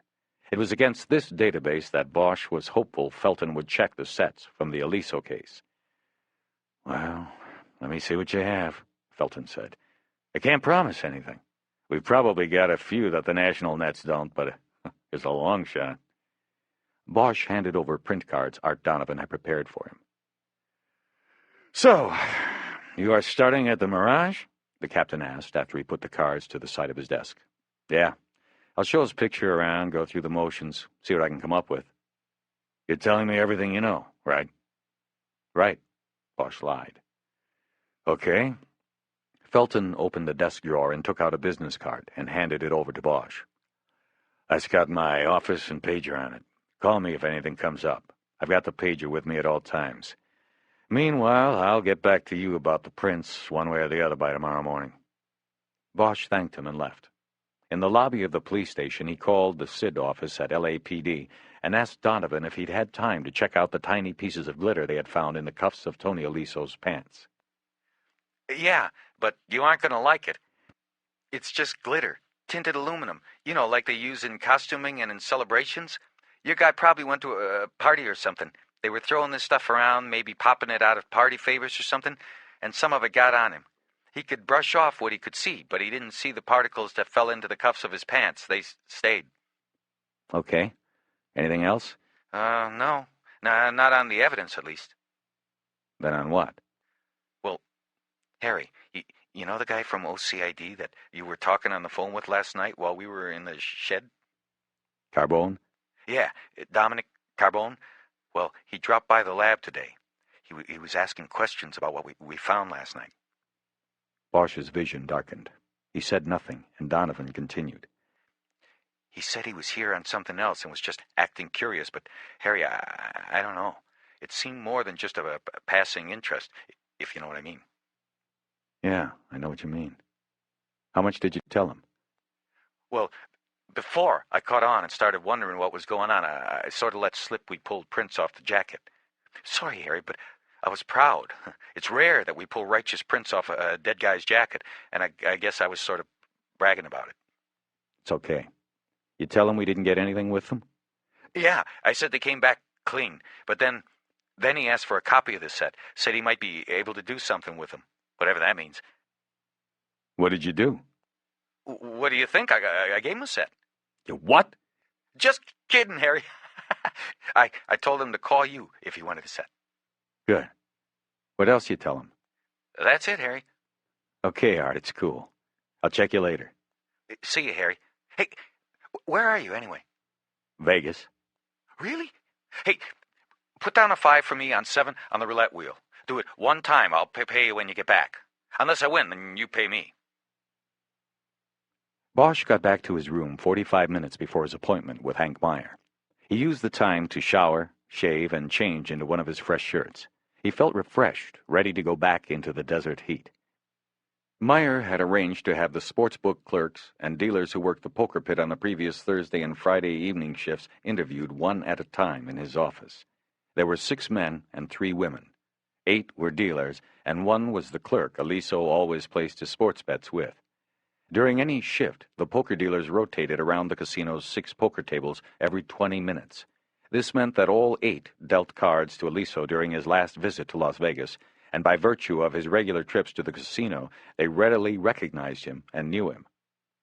With Myers sitting by watching, Bosch quickly moved through the interviews with the poker dealers in an hour. He was able to establish that Aliso usually played the 5 to 10 table. This meant each hand started with a $5 ante, and each deal carried a minimum bet of $5 and a maximum of 10. 3 raises were allowed per deal. Since the game was 7-card stud, that meant there were 5 deals per hand. Bosch quickly realized that if a table was full with 8 players, each hand could easily result in several $100s being at stake in the pot. Aliso was playing in a league far removed from the Friday night poker games Bosch had participated in with the dicks from the Detective Bureau. According to the dealers, Aliso had played for about 3 hours on Thursday night and had come out about even. He played another 2 hours early Friday evening, and it was estimated that he left the tables a couple thousand short. None of them recalled Aliso ever being a big winner or loser during previous visits. He always came out a few thousand light or heavy. He seemed to know when to quit. The dealers also noted that Aliso was always quick with the gratuity. His standard tip was $10 in chips for every win, a 25 chip on particularly big pots. It was that practice more than anything else that endeared him to their memories. He always played alone, drank gin and tonic, and small-talked with the other players. In recent months, the dealers said, Aliso had been in the company of a young blonde woman, barely into her 20s. She never played, but would work the slots nearby and come back to Tony when she needed more money. Tony never introduced her to anybody, and none of the dealers ever overheard her name. In his notebook, where Bosch jotted this down, he wrote, Layla, after this entry. After the dealers came Aliso's favorite sportsbook clerk. She was a mousy-looking bottle blonde named Irma Chantry. She lit a cigarette as soon as she sat down and talked in a voice that indicated she had never gone long without a smoke. She said that on both of the last 2 nights Aliso had been in town, he had bet on the Dodgers. He had a system, she said. He always doubled up until he won. How do you mean? Well, that first night he put $1,000 down on the Dodgers to win. They lost. So the next day he comes in and puts down 2 big ones on them again. They won. So after you take out the casino vig, he was almost $1,000 up for the trip. Except he never picked it up. He didn't collect? Nope. But that's not unusual. His chit was good as long as he kept it. He could come in any time and we'd stick it in the computer. It had happened before. He'd win, but he wouldn't collect until the next time he was in town. How do you know he didn't take it to another clerk? Tony wouldn't do that. He always cashed out with me. That way he could tip me. He always said I was his lucky charm. Bosch thought a moment. He knew the Dodgers played at home Friday night, and Aliso's plane left Las Vegas at 10.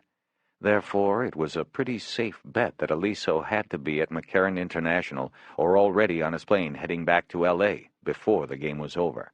But there was no betting receipt found in his wallet or on his person. Harry considered the missing briefcase again. Would it have been in there? Could a betting slip worth $4,000 minus the vig be motive for his murder? It seemed unlikely, but still it was something to pursue. He looked at Irma, who was drawing so hard on her cigarette that he could see the outline of her teeth on her cheeks. What if somebody else cashed the bet? With another clerk, is there any way to tell that? Irma hesitated, and Meyer broke in. There's a good chance, he said. Each receipt is coded with the clerk number and time the bet was placed. He looked at Irma. Irma, you remember taking very many $2,000 bets on the Dodgers on Friday? Nope. Not a one, other than Tony's. We'll get on it, Meyer said to Bosch.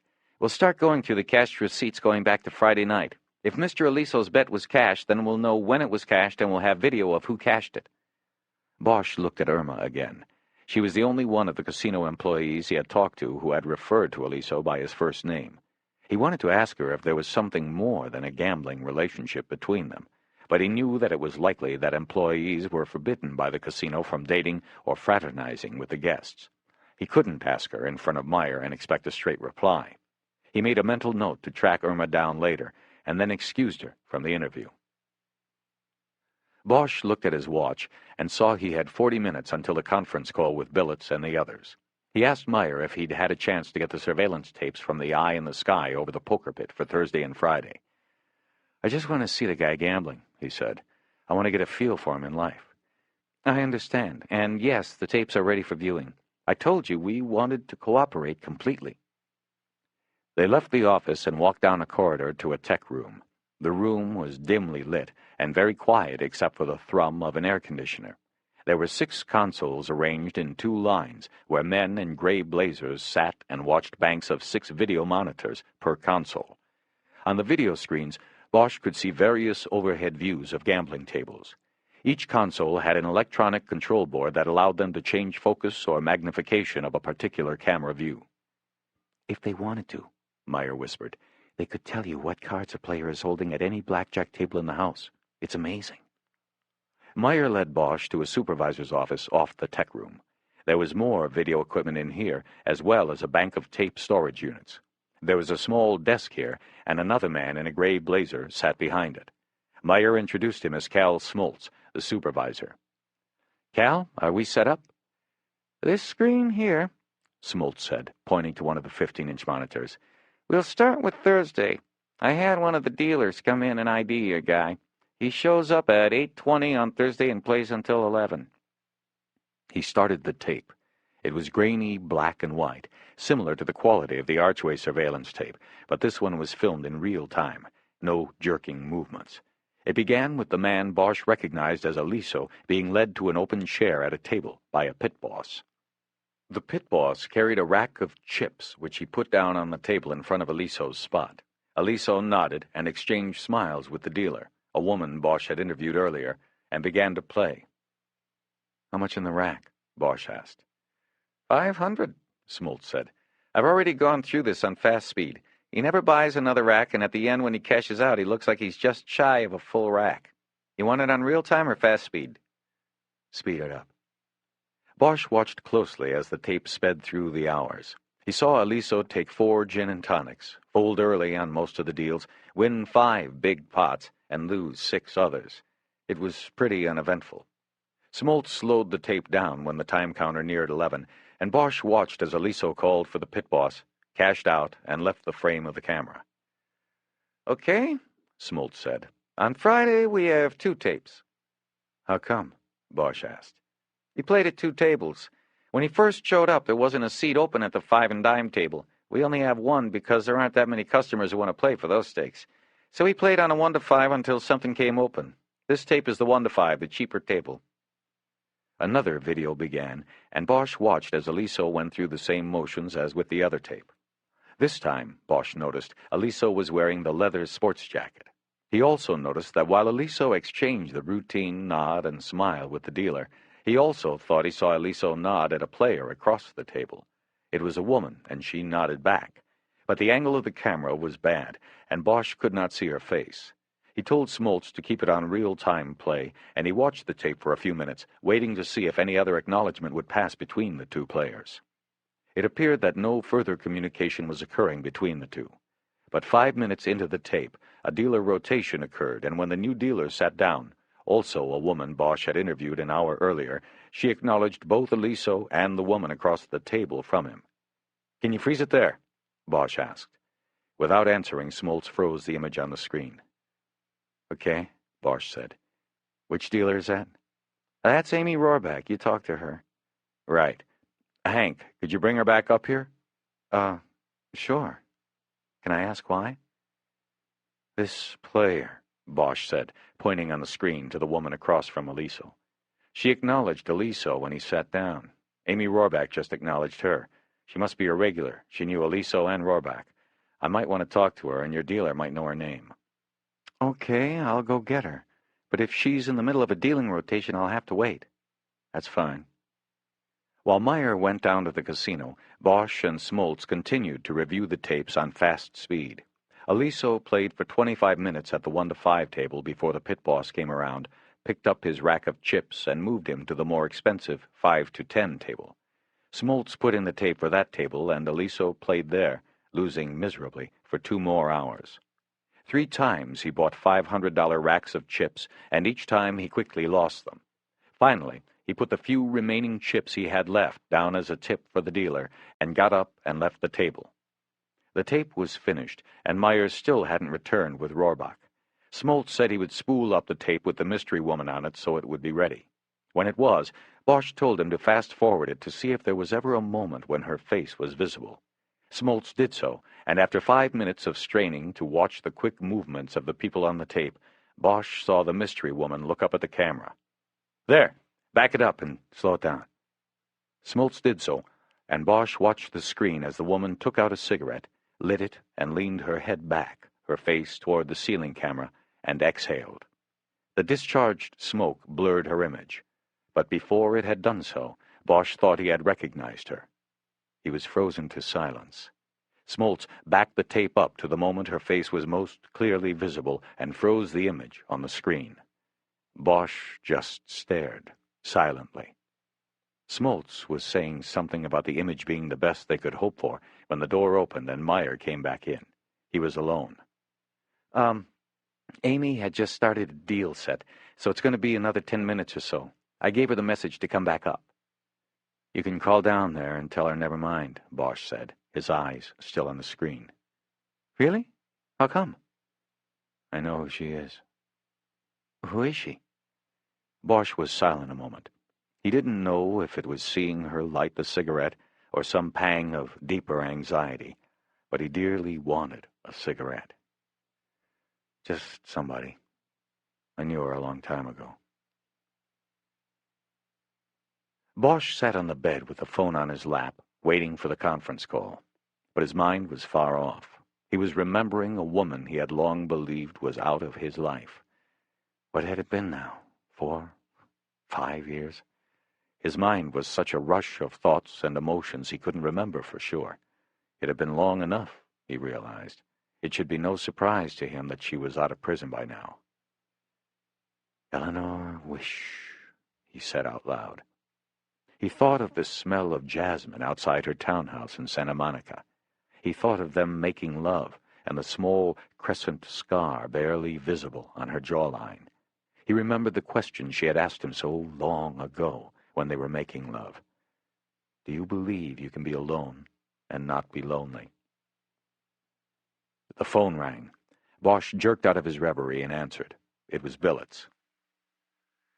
Okay, Harry, we're all here. Can you hear me all right? It's not good, but it probably won't get any better. Right, city equipment. Okay, let's start by everybody kind of reporting on the day's events. Harry, you want to go first? All right. There's not a lot to tell so far. He went over the details of what he had done so far, stressing the missing betting receipt as something to watch for. He told of his review of the surveillance tapes, but left out mention of his recognizing Eleanor Wish. He had decided that there was no definitive sign of a connection between her and Aliso, and that for the time being he would keep it to himself. He ended his summary by telling the others of his plans to check out Dolly's, the place Aliso had last called from his office line at Archway, and the woman named Layla, who was mentioned when Bosch had called there. Next it was Edgar's turn. He announced the Flavor of the Month screenwriter had been cleared through alibi and Edgar's own gut instinct that the young man might have rightfully hated Aliso, but was not of the personality type that would act on that hate with a .22. Edgar said he had also interviewed the employees at the garage where Aliso had his car washed and waxed while he went to Las Vegas. Part of the service was airport pickup, and Edgar said the man who picked Aliso up said that Tony was alone, relaxed, and in no hurry. It was a routine pickup. Aliso took his car and went home, gave the guy a $20 tip. So whoever put him down, they intercepted him on the way home.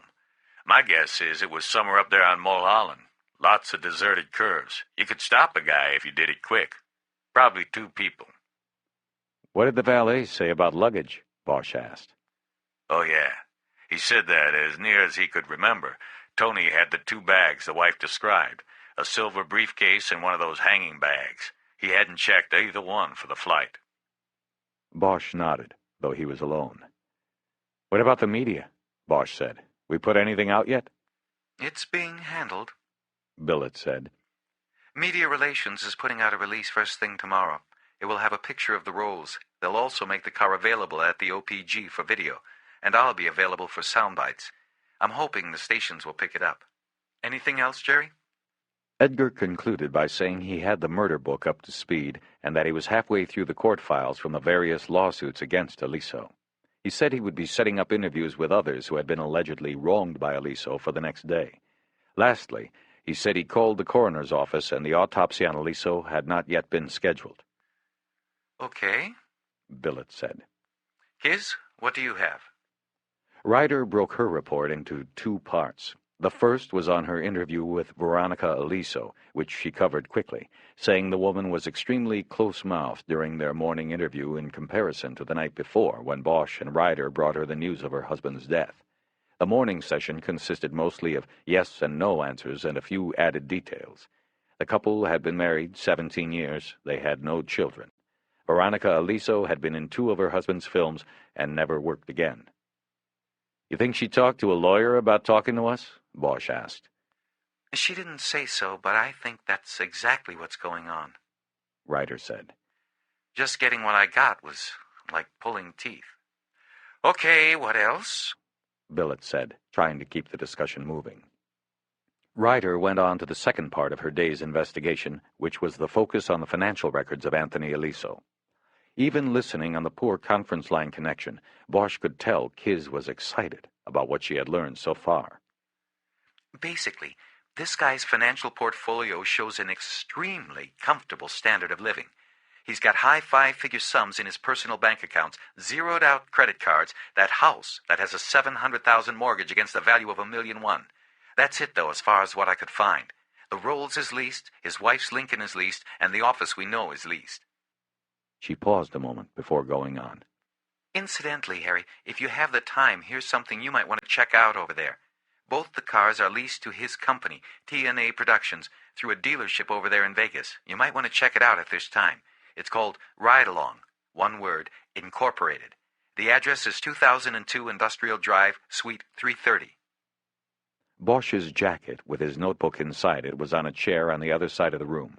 He wrote the name and address down on a little pad that was on the night table. Okay, Ryder said. so now we go on to his business, and this is where it gets pretty interesting. I'm really only halfway through the records we pulled out of his office, but so far it looks like this guy was into a Class A scam. And I'm not talking about ripping off some schmuck student screenplays. I think that was just his side hobby. I'm talking about him running a laundry. I think he was a front for somebody. She waited a beat before going on. Bosch moved to the edge of the bed, excitement tickling the back of his neck. We've got tax returns, production orders, equipment rentals, pays and owes from the making of several films, more than a dozen. All of it straight to video stuff. Like Veronica said, it's just this side of porno. I looked at some of the tapes he had in his office, and it was all pretty awful stuff. Not much in the way of narrative unless you count the buildup of tension waiting for the female lead to get naked.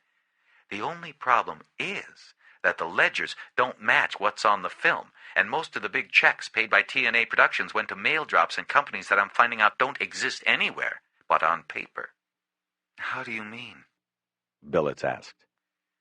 I'm saying his business records show $1 million to $1.5 million going into each of these so-called movies, and you look at the tapes, and I'm telling you, there can't be more than 100, maybe 200,000 involved.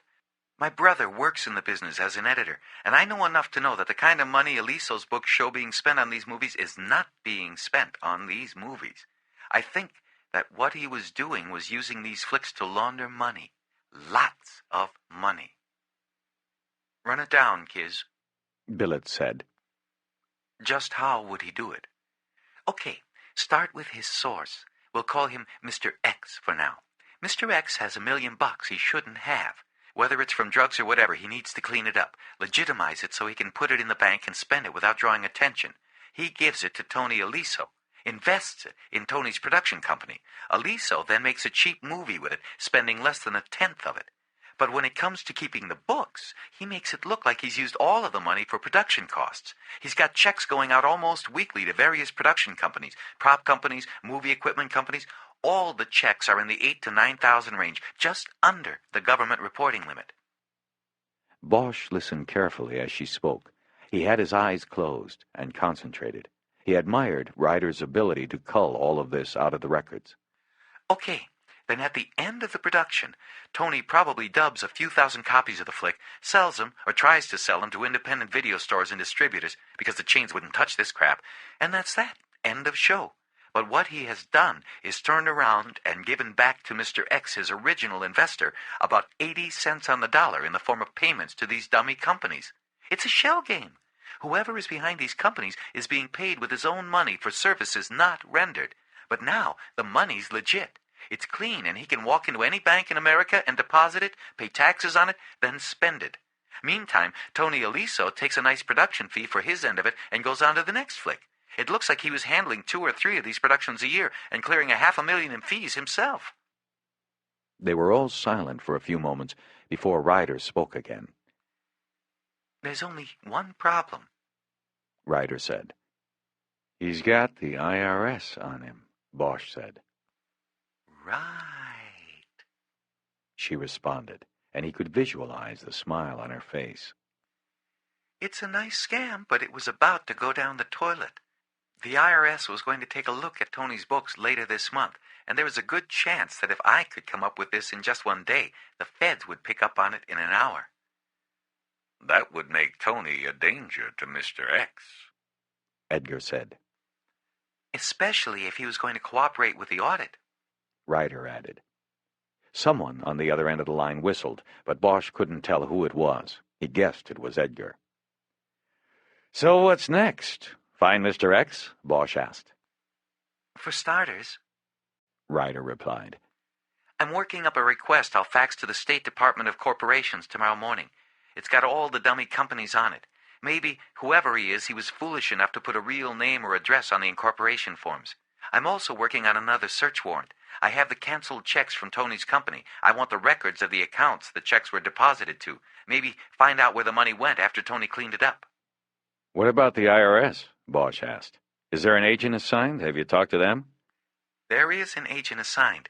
There's already a criminal jacket on this, which makes me think this wasn't a random audit. They were tipped. But no, I haven't talked to him. I put in a call. It wasn't returned. I'll be trying again first thing tomorrow. You know, Edgar said. this whole thing about OCID taking a pass is beginning to stink. Whether Tony was hooked up with the Italians or not, this shit is as organized crime can get.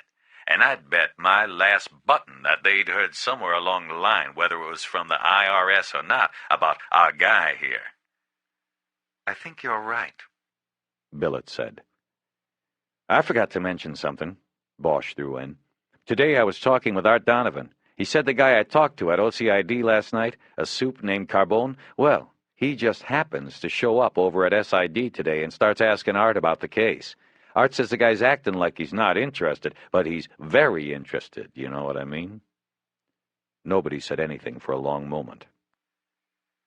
So, what do we do? Edgar asked. Bosch closed his eyes again and waited. Whatever Billett said would determine the course of the case, as well as affect his regard for her. Bosch knew what her predecessor would have done. He would have made sure the case was dumped on OCID. We don't do anything. Billett finally said. It's our case, we work it. But be careful. If OCID is sniffing around after taking a pass, then there is something going on here we don't know about yet. Another silence passed, and Bosch opened his eyes. He was liking Billett's better all the time. Okay, Billett said. I think we should be focusing on Tony's company as a priority. I want to shift most of our attention there. Harry, can you wrap up Vegas quickly and get back here? Unless I find something, I should be out of here before lunch tomorrow. But remember this. Last night, Mrs. Aliso told us that Tony always told her he came to Vegas to see investors. Maybe our Mr. X is right here. Could be, Billett said. Okay, then. Again, people, it's been good work. Let's stay on it. They said their goodbyes, and Bosch put the phone back on the side table. He felt invigorated by the advances of the investigation. He just sat there a moment and reveled in the feeling of the adrenaline jazzing through his body. It had been a long time coming. He squeezed his hands into fists and banged them together. Bosch stepped out of the elevator and began moving through the casino. It was quieter than most casinos he had been in. There wasn't any yelling or whooping from the craps table, no begging of the dice to hit the point. The people that gambled here were different, Bosch thought. They came with money and they'd leave with money, no matter how much they lost. The smell of desperation wasn't here. This was the casino for the well-heeled and thick-walleted. He passed by a crowded roulette wheel and remembered Donovan's bet. He squeezed between two smoking Asian women, put down a 5 and asked for a chip, but was told it was a $25 minimum table. One of the Asians pointed with her cigarette across the casino to another roulette table. "There, take your 5 over there," she said with distaste. Bosch thanked her and headed over to the cheap table. He put a 5 chip down on the 7 and watched the wheel turn, the little metal ball bouncing over the numbers. It did nothing for him. He knew that true blue gamblers said it wasn't the winning and losing, it was the anticipation. Whether it was the next card, the fall of the dice, or the number the little ball stopped on, it was those few seconds of waiting and hoping and wishing that charged them, that addicted them. But it did nothing for Bosch. The ball stopped on 5, and Donovan owed Bosch 5. Bosch turned and started looking for the poker pit. He saw a sign and headed that way. It was early, not yet 8, and there were several chairs at the table open. He checked the faces and did not see Eleanor Wish, though he wasn't really expecting to. Bosch recognized many of the dealers he had interviewed earlier, including Amy Rohrbach. He was tempted to take one of the empty chairs at her table and ask how she had recognized Eleanor Wish, but figured it wouldn't be cool to question her while she worked. While he considered what to do, the pit boss stepped up to him and asked if he was waiting to play. Bosch recognized him as the one from the video who had led Tony Aliso to his place at the tables. "No, I'm just watching," Bosch said. "You got a minute while it's slow?" "A minute for what?" "I'm the cop who's been interviewing your people." "Oh, yeah, little Hank told me about that." He introduced himself as Frank King, and Bosch shook his hand. "Sorry I couldn't come up, but I don't work on rotation. I had to be here. This is about Tony A., right?" "Yeah. You knew him, right?" "Sure, we all knew him. Good guy. Too bad about what happened." "How do you know what happened?" Bosch had specifically not told any of the dealers about Aliso's demise during the interviews. "Little Hank," King said. "He said he got shot up or something in L.A. What do you want? I mean, you live in L.A., you take your chances." "I guess. How long have you known him?" "Oh, we go back years, me and Tony. I used to be at the Flamingo before the Mirage opened. Tony stayed there back then. He's been coming out here a long time." "You ever socialize with him? Outside the casino?" "Once or twice. But that was usually by accident. I'd be someplace and Tony just happened to come in or something. We'd have a drink, be cordial, but that's about it. I mean, he was a guest to the hotel and I'm an employee. We weren't buddies, if you know what I mean." "Yeah, I get it. What places did you run into him?" "Oh, Jesus. I don't know. You're talking... Hold on a sec." King cashed out a player who was leaving Amy Rohrbach's table. Bosch had no idea how much the man had started with, but he was leaving with $40 and a frown. King sent him away with a better luck next time salute, and then came back to Bosch. "Like I was saying, I saw him in a couple of bars. You're talking a long time ago. One was the Round Bar at the Stardust. One of my buddies was a barkeep, and I used to drop by there after work time to time. I saw Tony there, and he sent over a drink. This is probably 3 years ago. Yeah, at least. I don't know what good it does you." "Was he alone?" "No, he was with some broad. Young piece of fluff nobody I recognized." "All right. What about the other time? When was that?" "That was maybe last year sometime. I was with a bachelor party. It was for Marty, who runs the craps here, and we all went to get straightened out at Dolly's. It's a strip club on the north side. And Tony was in there, too. He was by himself, and he came over and had a drink. In fact, he bought the whole table a drink. Must have been 8 of us. Yeah, he was a nice guy. That was it." Bosch nodded. So Aliso had been a regular at Dolly's going back at least a year. Bosch was planning on going there to get a line on a woman named Layla. She was probably a dancer, Bosch guessed, and Layla was more than probably not her real name. "You seen him more recently with anybody?" "You mean abroad?" "Yeah, some of the dealers said there was some blonde recently." "Yeah, I think I saw him 3 times with the blonde. He was giving her the dough to play the machines while he played cards. I don't know who it was, if that's what you mean." Bosch nodded. "That it?" King asked. "And one more thing. Eleanor Wish. You know her? She was playing the cheap table on Friday night. Tony played for a while at the same table. It looked like they knew each other." "I know a player named Eleanor. I never knew her last name. She'd a looker, brown hair, brown eyes, still in nice shape despite, as they say, the encroachment of time."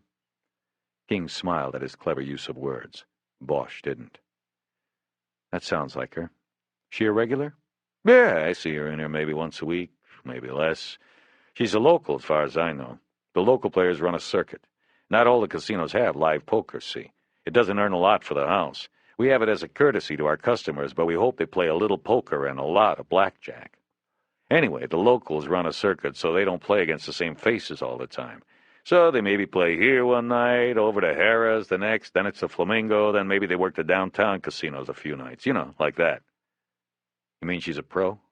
No, I mean she's a local and she plays a lot. Whether she's got a day job or lives off of poker, I don't know.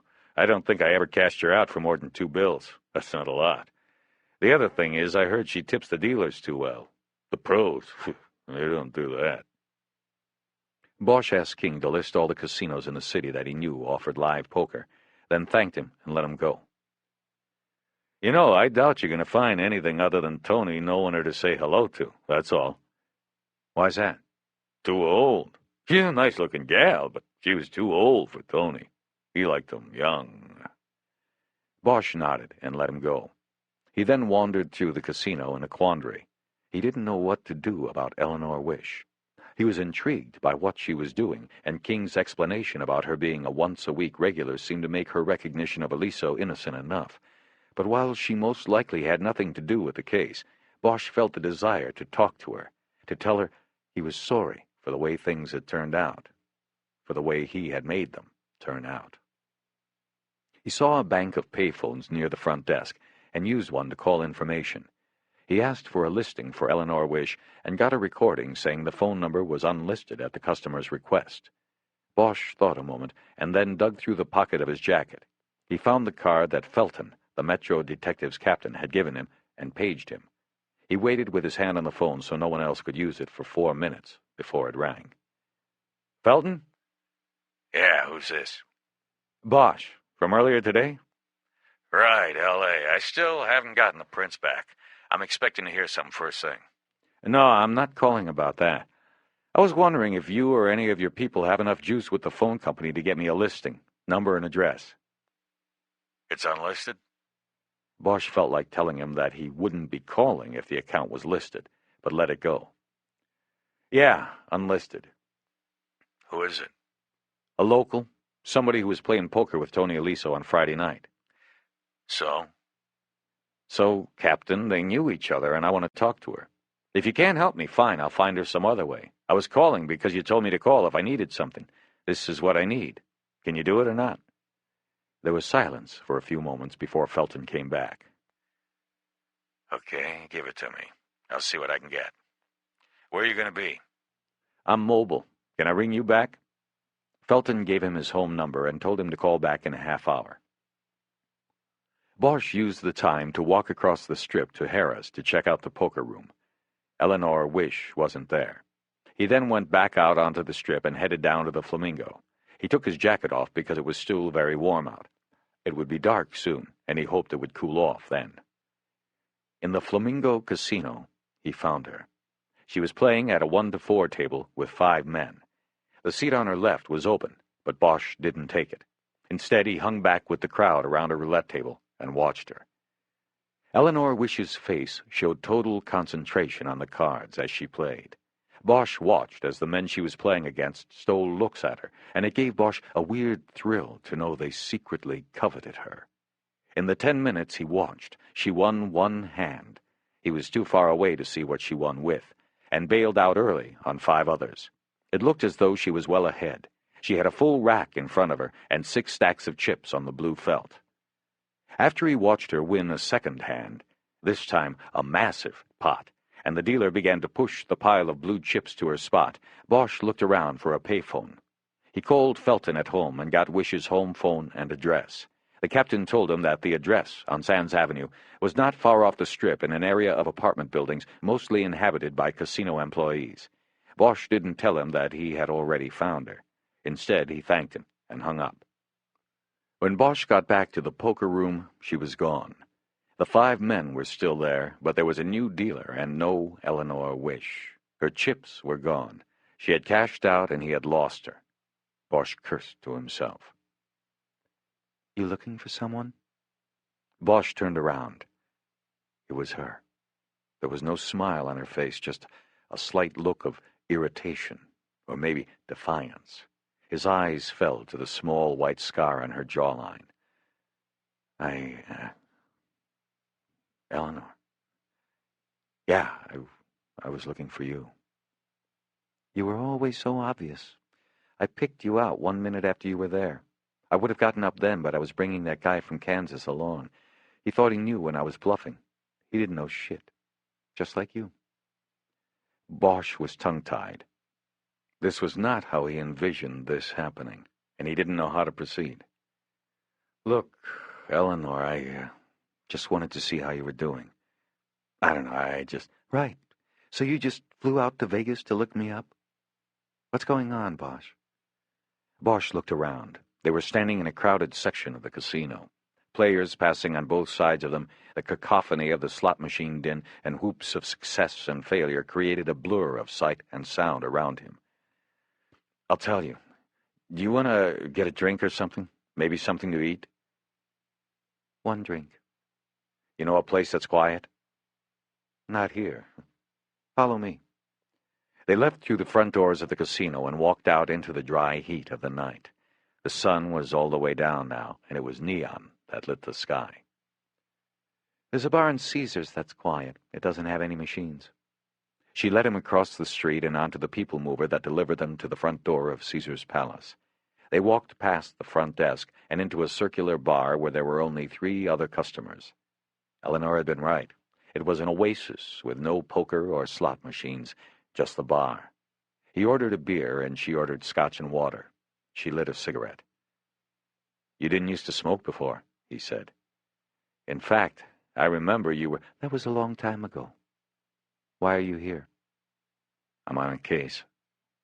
During the walk over, he'd had time to compose himself and put his thoughts in order. What case, and what does it have to do with me? It's got nothing to do with you, but you knew the guy. You played poker with him on Friday at the Mirage. Curiosity and confusion creased her brow.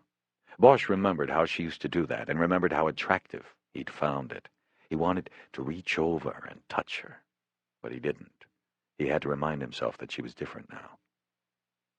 Anthony Aliso, he said.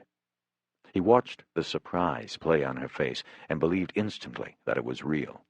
He wasn't a poker player from Kansas who couldn't read a bluff.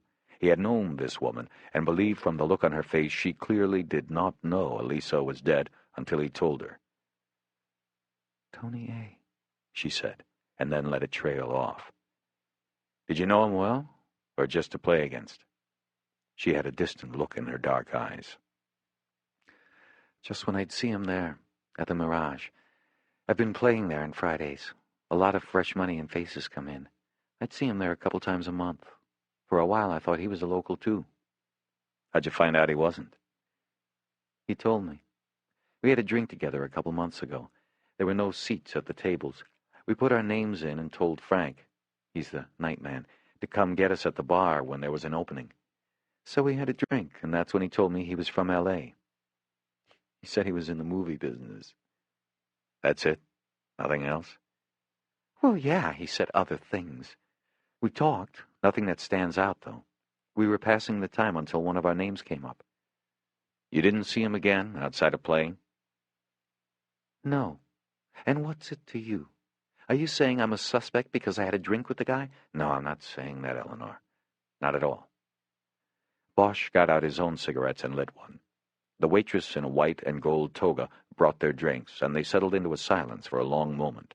Bosch had lost his momentum. He was back to not knowing what to say. It looked like you were doing pretty good tonight, he tried. Better than most nights. I got my quota and I got out. Quota? Whenever I get 200 up, I cash out. I'm not greedy, and I know luck doesn't last for long on any given night. I never lose more than 100, and if I'm lucky enough to get 200 ahead, then I'm done for the night. I got there early tonight. How'd you... He stopped himself. He knew the answer. How'd I learn to play poker well enough to live off it? You spend 3.5 years inside, and you learn to smoke and play poker and other things. She looked directly at him as if daring him to say anything about it. After another long moment, she broke away and got out another cigarette. Bosch lit it for her. So there's no day job? Just the poker? That's right. I've been doing this almost a year now. Kind of hard to find a straight job, Bosch. You tell them you're a former FBI agent, and their eyes light up. Then you tell them you just got out of federal prison, and they go dead. I'm sorry, Eleanor. Don't be. I'm not complaining. I make more than enough to get by. Every now and then I meet interesting people like your guy Tony A., and there's no state income tax here. What do I have to complain about? Except maybe that it gets to be over 100 degrees in the shade about 90 times a year too many. The bitterness was not lost on him. I mean, I'm sorry about everything. I know it doesn't do you any good now, but I wish I had it to do all over again. I've learned things since then, and I would have played it all differently. That's all I wanted to tell you. I saw you on the surveillance tape playing with Tony Aliso, and I wanted to find you to tell you that. That's all I wanted. She stubbed her half-finished smoke out in the glass ashtray and took a strong pull on her glass of scotch. "Then I guess I should be going then," she said. She stood up. "You need a ride anywhere?" "No, I actually have a car, thank you." She started out of the bar in the direction of the front doors, but after a few yards stopped and came back to the table. "You're right, you know." "About what?" "About it not doing me any good now." With that, she left. Bosch watched her push through the revolving doors and disappear into the night. Following the directions he had written down when he spoke with Rhonda over the phone in Tony Aliso's office, Bosch found Dolly's on Madison in North Las Vegas. It was strictly an upper-crust club. $20 cover, 2-drink minimum, and you were escorted to your seat by a large man in a tuxedo with a starched collar that cut into his neck like a garrote. The dancers were upper-crust, too. Young and beautiful, they probably were just shy of having enough coordination and talent to work the big room shows on the Strip. Bosch was led by the tuxedo to a table the size of a dinner plate about 8 feet from the main stage, which was empty at the moment. "A new dancer will be on stage in a couple minutes," the man in the tuxedo told Bosch. "Enjoy the show." Bosch didn't know if he was supposed to tip the guy for sitting him at such a close-up location as well as putting up with the tuxedo, but he let it go, and the man didn't hang around with his hand out. Bosch had barely gotten his cigarettes out when a waitress in a red silk negligee, high heels, and black fishnet stockings floated over and reminded him of the 2-drink minimum. Bosch ordered beer. While his beer was being poured, Bosch took a look around. Business seemed slow, it being the Monday night tail end of a holiday weekend.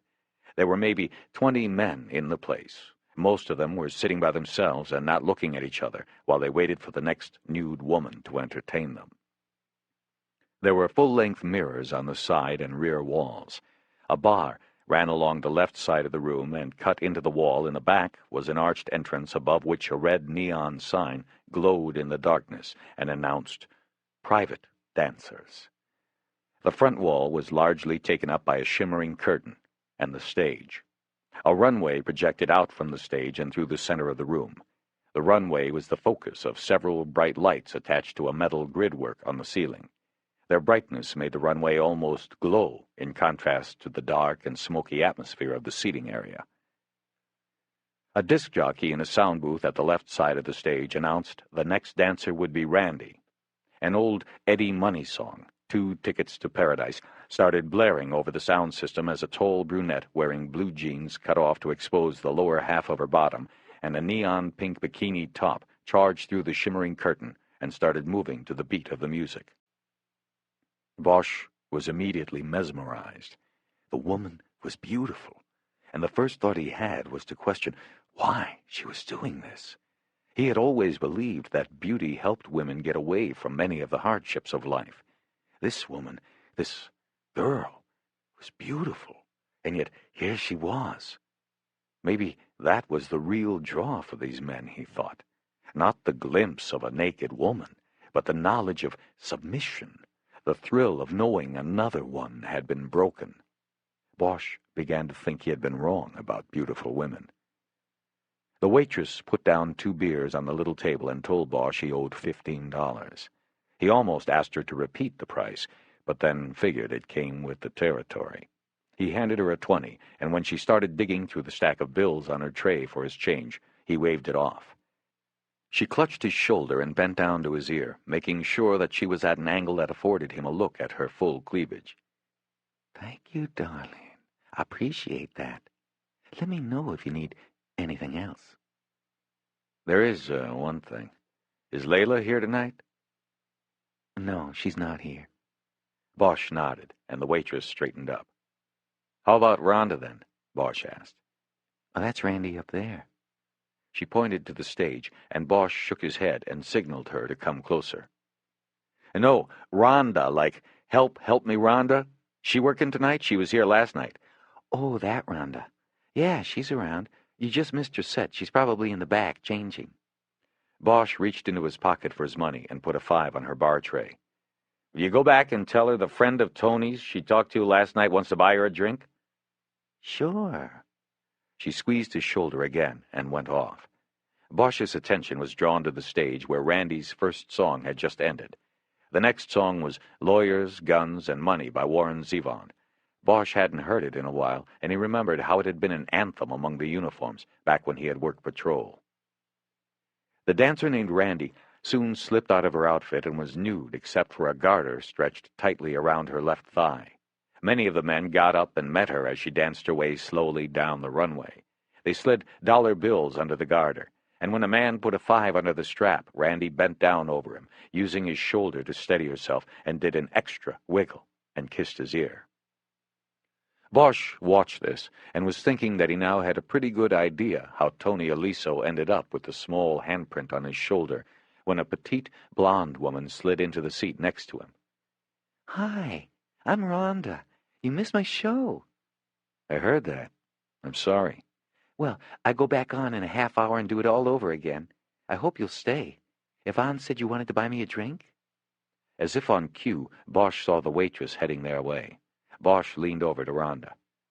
Listen, Rhonda, I'd rather take care of you than give my money to the bar, so do me a favor and don't go exorbitant on me.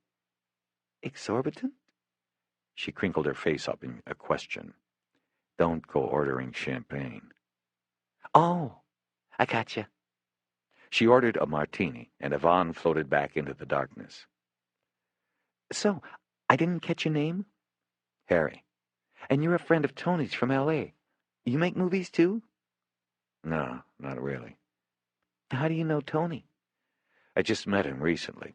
Listen, I'm trying to find Layla to get a message to her. Yvonne tells me she's not on tonight. You know where I can find her? Bosch noticed her stiffen. She knew something wasn't right. First of all, Layla doesn't work here anymore. I didn't know that when I talked to you last night, but she's gone and won't be back. And secondly, if you're a friend of Tony's, then how come you're asking me how to find her? She wasn't as dumb as Bosch had thought.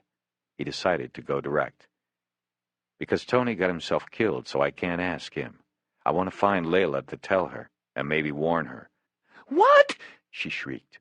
Her voice cut through the loud music like a bullet through a slice of bread. Everybody in the place, including the naked Randy on the stage, looked in their direction. Bosch had no doubt that everyone in the place must think he had just propositioned her, offering an insulting fee for an equally insulting act. Keep it down, Randy, he quickly said. It's Rhonda. Rhonda, then. What happened to him?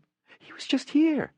Somebody shot him in L.A. when he got back. Now, do you know where Layla is or not? You tell me, and I'll take care of you.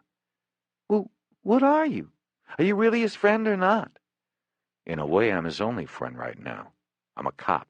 My name's Harry Bosch, and I'm trying to find out who did it. Her face took on a look that seemed even more horrified than when he told her Aliso was dead. Sometimes telling people you're a cop does that. Save your money, she said. I can't talk to you. She got up then and moved quickly away toward the door next to the stage. Bosch threw her name out after her, but it was crushed by the sound of the music. He casually took a look around and noticed behind him that the tuxedo man was eyeing him through the darkness. Bosch decided he wasn't going to stick around for Rhonda's second show. He took one more gulp of beer — he hadn't even touched his second glass — and got up. As he neared the exit, the tuxedo leaned back and knocked on the mirror behind him. It was then that Bosch realized there was a door cut into the glass. It opened, and the tuxedo stepped to the side to block Bosch's exit. Sir, could you step into the office, please? What for? Just step in. The manager would like a word with you. Bosch hesitated, but through the door he could see a lighted office where a man in a suit sat behind a desk. He stepped in, and the tuxedo came in behind him and shut the door. Bosch looked at the man behind the desk. Blond and beefy. Bosch wouldn't know who to bet on if a fight broke out between the tuxedoed bouncer and the so-called manager. They were both brutes. "I just got off the phone with Randy in the dressing room. She says you were asking about Tony Aliso." It was Rhonda.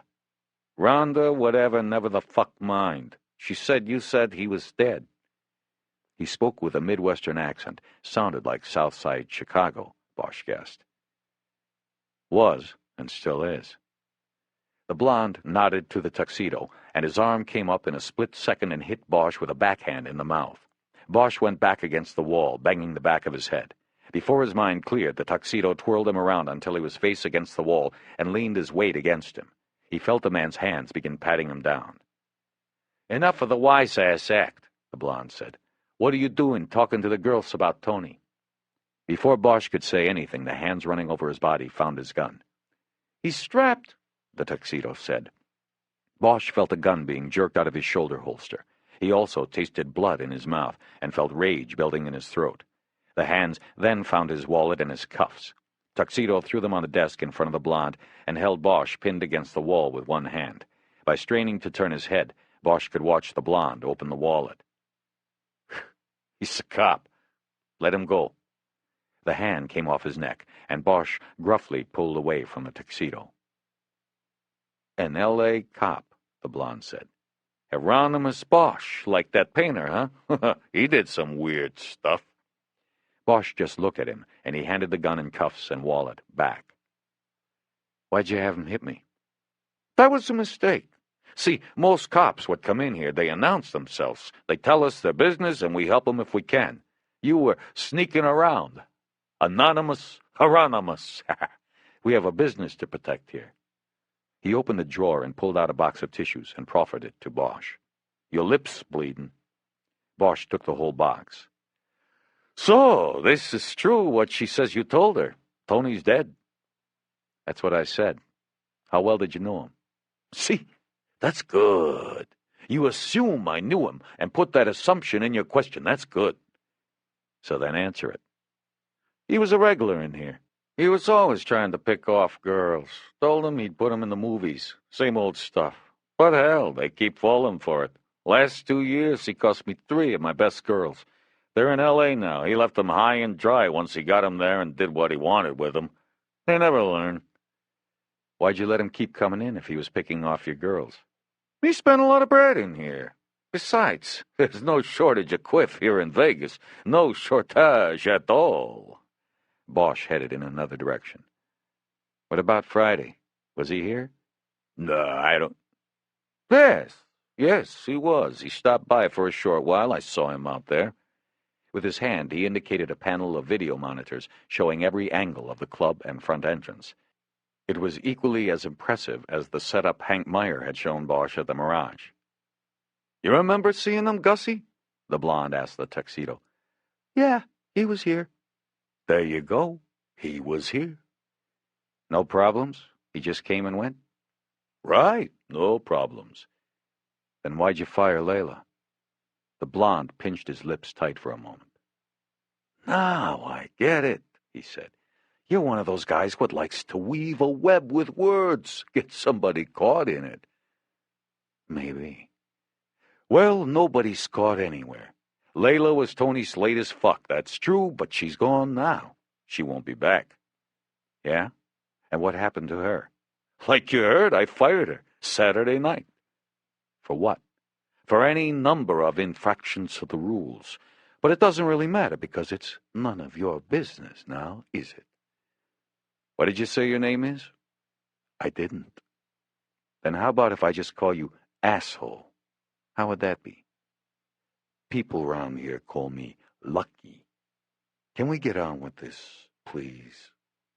"Sure, we can get on with it. Just tell me what happened to Layla." Sure. But I thought you were here to talk about Tony. At least that's what Randy said." "Rhonda." "Rhonda, right." Bosch was losing his patience, but managed to just stare at him and wait him out. "Layla, right. Well, Saturday night she got into a beef with one of the other girls. It got a little nasty and I had to make a choice. Modesty is one of my best girls, best producers. She gave me an ultimatum. Either Layla goes or she goes. I had to let Layla go. Modesty, man, she sells 10, 12 splits of champagne a night to those suckers out there. I had to back her over Layla. I mean, Layla's good, and she's a looker, but she ain't no Modesty. Modesty's our top girl. Bosch just nodded. So far, his story jived with the phone message Layla had left for Eliso. By drawing it out of the blond man, Bosch was getting a sense of how much he could be believed. What was the trouble between Layla and the other girl about? He asked. I don't know, and don't really care. Just your typical catfight. They didn't like each other since day one. See, Bosch, every club has its top girl, and here it's Modesty. Layla was trying to move in on that, and Modesty didn't want to be moved in on. But I have to say, Layla was trouble since she came here. None of the girls liked her act. She stole songs from the other girls, wouldn't stop with the pussy dust even when I told her. We just had a lot of trouble with her. I'm glad she's gone. I got a business to run here. I can't be babysitting a bunch of spoiled cunts. Pussy dust? Yeah, you know, she put that sparkly stuff on her snatch, made it sparkle in the dark, twinkle in the lights. Only problem is those sparkles come off and get on the suckers. She does a lap dance on you, and you end up with a crotch that glitters. Then you go home, and the wife figures it out and raises holy hell. I lose customers. I can't have that shit, Bosch. If it hadn't been Modesty, it would have been something else. I got rid of Layla when I got the chance. Bosch thought about the story for a few moments. Okay, he said. Just give me her address, and I'll be on my way. I would, but I can't. Don't start that shit now. I thought we were having a conversation. Let me see your payroll records. There's got to be an address. The man called Lucky smiled and shook his head. Payroll? We don't pay these broads a dime. They ought to pay us. Coming in here, it's a license to make money. You must have a phone number or an address. You want your man Gussie here to go down to Metro on an assaulting a police officer clip? We don't have her address, Bosch. What can I tell you? Or her phone number. He held his hands out, palms up. I mean, I don't have addresses on any of the girls. I set a schedule and they come in and they dance. They don't show, they aren't allowed back. See, it's nice and simple, streamlined that way. It's the way we do it. And as far as the assault thing goes with Gussie, if you want to do that dance, we'll do it. But remember, you're the guy what came in here by himself, never said who you were or what you wanted to nobody, had 4 beers in less than an hour, and insulted one of the dancers before we asked you to leave. We can have affidavits to that effect in an hour. He raised his arms again, this time in a hands-off manner, as if to say it was Bosch's call. Bosch had no doubt that Yvonne and Rhonda would tell the story they were told to tell. He decided to cut his losses. He smiled glibly. Have a good night, he said, and turned to the door. You too, officer, Lucky said to his back. Come back when you have time and can enjoy the show. The door opened by some unseen electronic means, apparently controlled from the desk. Gussie allowed Bosch to leave first. He then followed behind as Bosch went through the main door to the valet stand. Bosch gave a Mexican man with a face like a crumpled paper lunch bag his parking stub. He and Gussie then waited in silence for the car to be brought up. No hard feelings, right? Gussie finally said as the car was approaching. I didn't know he was a cop. Bosch turned to face him. No, you just thought I was a customer. Yeah, right, and I had to do what the boss told me to do. He put his hand out. In his peripheral vision, Bosch could see his car still coming. He took Gussie's hand, and in a sharp move pulled the big man toward him at the same time he raised his knee and drove it into his groin. Gussie let out an oomph and doubled over. Bosch let go of his hand and quickly jerked the tail of the man's jacket up over his head, pinning his arms in the tangle. Finally, he brought his knee up into the jacket and felt it connect solidly with Gussie's face. The big man fell backwards onto the hood of a black Corvette parked near the door just as the valet jumped out of Bosch's rental car and came scrambling around to defend his boss. The man was older and smaller than Bosch. This one wouldn't even be close, and Bosch wasn't interested in any innocent bystanders.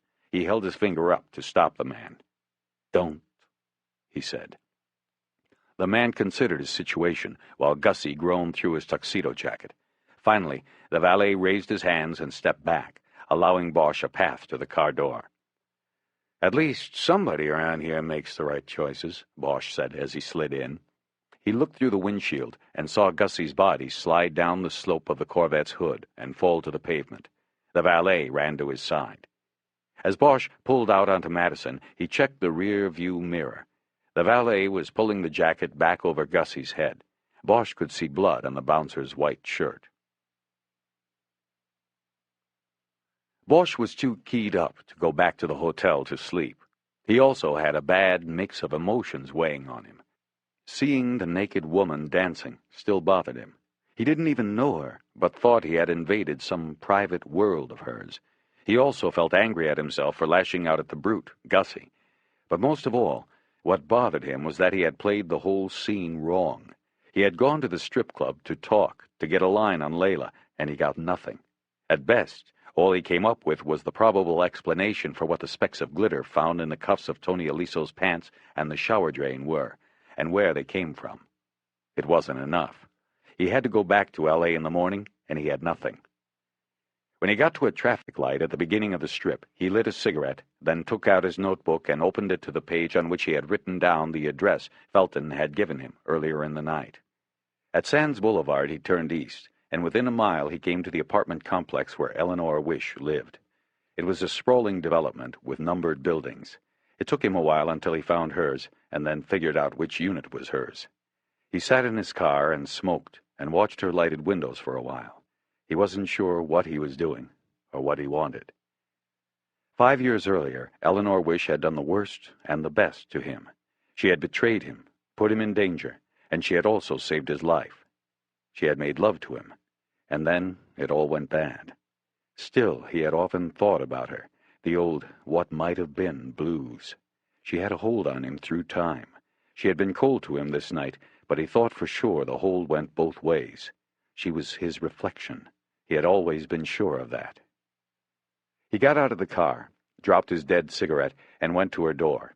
She answered his knock quickly, almost as if she was expecting him, or someone. "How'd you find me? Did you follow me?" "No, I made a call, that's all." "What happened to your lip?" "Oh, it's nothing. You going to ask me in?" She backed up to allow him room to enter. It was a small place with spare furnishings. It looked as though she was adding things over time, as she could afford them. The first thing he noticed was the print of Hopper's Nighthawks on the wall over the couch. It was a painting that always struck a chord with him. He had the same print. It had been a gift from her 5 years before.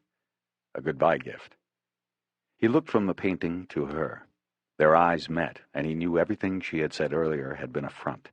He stepped closer to her and touched her, put his hand on her neck and ran a thumb along her cheek. He looked closely at her face. It was resolute, determined. "This time it's been a long time for me," she whispered. And he remembered that he had told her the same on the night they'd first made love. That was a lifetime ago, Bosch thought. What am I doing now? Can you pick up after so long and so many changes? He pulled her close, and they held each other and kissed for a long moment, and then she wordlessly led him to the bedroom, where she quickly unbuttoned her blouse and dropped her jeans to the floor. She pressed herself to him again, and they kissed while she worked her hands up his shirt, opening it and pressing her skin to his. Her hair smelled of smoke from the tables, but there was an underlying scent of perfume that reminded him of jacaranda, and he again remembered the trees outside her window 5 years before. He remembered how they put a violet snow on the ground. They made love with an intensity that Bosch forgot that he had. It was a bruising, huffing, physical act devoid of love, invigorated and driven solely, it seemed, by lust and maybe a memory. When he was done, she pulled him toward her, into her, in rhythmic thrusts until she, too, reached her moment and subsided. Then, with the clarity of thought that always comes after, they became embarrassed about their nakedness, about how they had coupled with the ferocity of animals and now looked at each other as human beings. "I forgot to ask," she said. "You're not married now, are you?" She giggled. He reached to the floor to where his jacket had been thrown and pulled out the cigarettes. "No," he said. "I'm alone." "I should have known. Harry Bosch, the loner. I should have known." She was smiling at him in the darkness. He saw it when the match flared. He lit the cigarette and then offered it to her. She shook her head no. How many women have there been since me? Tell me. I don't know. Just a few. There was one we were together about a year. That was the most serious one. What happened to her? She went to Italy. For good? Who knows? Well, if you don't know, then she isn't coming back. At least to you. Yeah, I know. That one's been over a while. He was silent for a moment, and then she asked him who else there had been. There was a painter I met in Florida on a case. That didn't last long. After that, there's you again. What happened to the painter? Bosch shook his head as if to dismiss the inquiry. He didn't really enjoy reviewing his ill-fated romantic record. Distance, I guess, he said. It just didn't work. I couldn't leave L.A. She couldn't leave where she was. She moved closer to him and kissed him on the chin. He knew he needed a shave.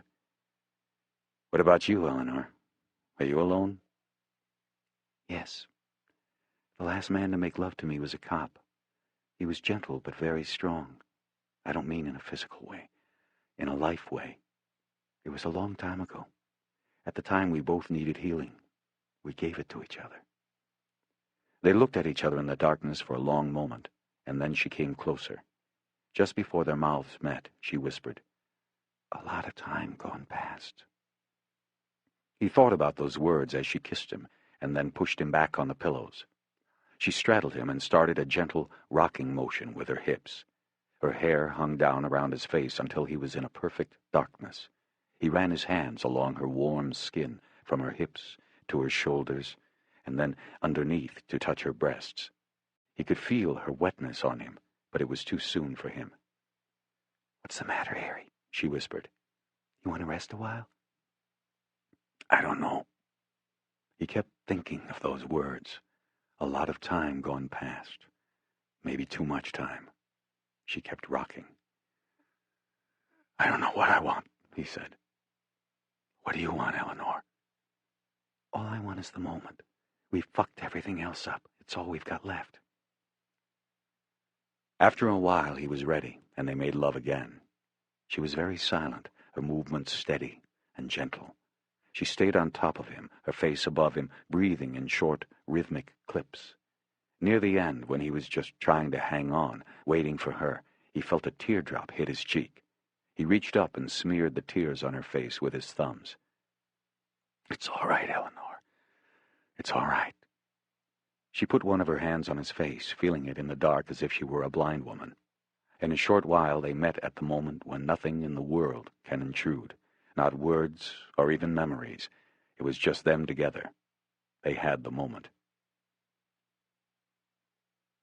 He slept on and off in her bed until nearly dawn. She slept soundly with her head on his shoulder, but when he was lucky enough to doze off, it never lasted long. For the most part, he lay there staring into the gray darkness, smelling their sweat and sex, wondering what road he was on now. At 6, he extricated himself from her unconscious embrace and got dressed. When he was ready, he kissed her awake and told her he must go. I go back to L.A. today, but I want to come back to you as soon as I can. She nodded sleepily. Okay, Bosch. I'll be waiting. It was finally cool outside. He lit his first smoke of the day as he walked to his car. When he pulled onto Sands to head up to the Strip, he saw the sun was throwing a golden light on the mountains west of town. The Strip was still lit by 1,000,000 neon lights, though the crowds on the sidewalk had greatly depreciated by this hour. Still, Bosch was awed by the spectacle of light. In every imaginable color and configuration, it was a megawatt funnel of enticement to greed that burned 24 hours a day. Bosch felt the same attraction that all the other grinders felt tug at them. Las Vegas was like one of the hookers on Sunset Boulevard in Hollywood. Even happily married men at least glanced their way, if only for a second, just to get an idea what's out there, maybe give them something to think about. Las Vegas was like that. There was a visceral attraction here, the bold promise of money and sex. But the first was a broken promise, a mirage, and the second was fraught with danger, expense, physical and mental risk. It was where the real gambling took place in this town. When he got to his room, he noticed the message light was blinking. He called the operator and was told that someone named Captain Felton called at 1, and then again at 2, and then someone named Layla at 4. There were no messages or numbers left by either of the callers. Bosch put the phone down and frowned. He figured it was too early to call Felton, but it was the call from Layla that most interested him. If it had been the real Layla who had called, then how did she know where to reach him? He decided that it had probably been through Rhonda. The night before, when he had called from Tony Aliso's office in Hollywood, he had asked Rhonda for directions from the Mirage. She could have passed that on to Layla. He wondered why she had called. Maybe she hadn't heard about Tony until Rhonda had told her. Still, he decided to put Layla on a back burner for the moment. With the financial probe Kismine Ryder had opened up in L.A., the focus of the case seemed to be shifting. It was important for them to talk to Layla, but his priority was to get back to L.A. He picked the phone back up and called Southwest and booked a 10:30 flight to L.A. He figured that would give him time to check in with Felton, then check out the dealership where Ryder said Tony Aliso had leased his cars, and still make it back to the Hollywood division by lunchtime. Bosch stripped off his clothes and took a long, hot shower, washing the sweat of the night away. When he was done, he wrapped a towel around himself and used another to wipe the fog off the mirror so he could shave. He noticed that his lower lip had swollen on one side to the size of a marble, and his mustache did little to hide it. His eyes were red-rimmed and bloodshot. He wondered as he got the bottle of Visine drops out of his shaving bag if Eleanor had found a single thing about him attractive. When he stepped back into the room to get dressed, he was greeted by a man he had never seen before sitting in the chair by the window. He was holding a newspaper, which he put down when he noticed Bosch step into the room, clad only in the towel. "It's, Bosch, right?" Bosch looked to the bureau and saw his gun was still sitting there. It was closer to the man in the chair, but Bosch thought he might be able to get to it first. "Easy now," the man said. "We're in this together. I'm a cop with Metro. Felton sent me." "What the fuck you doing in my room?" "I came up, got no answer. I could hear the shower. I had a friend from downstairs slip me in. I didn't want to wait around in the hall. Go ahead, get dressed, then I'll tell you what we got."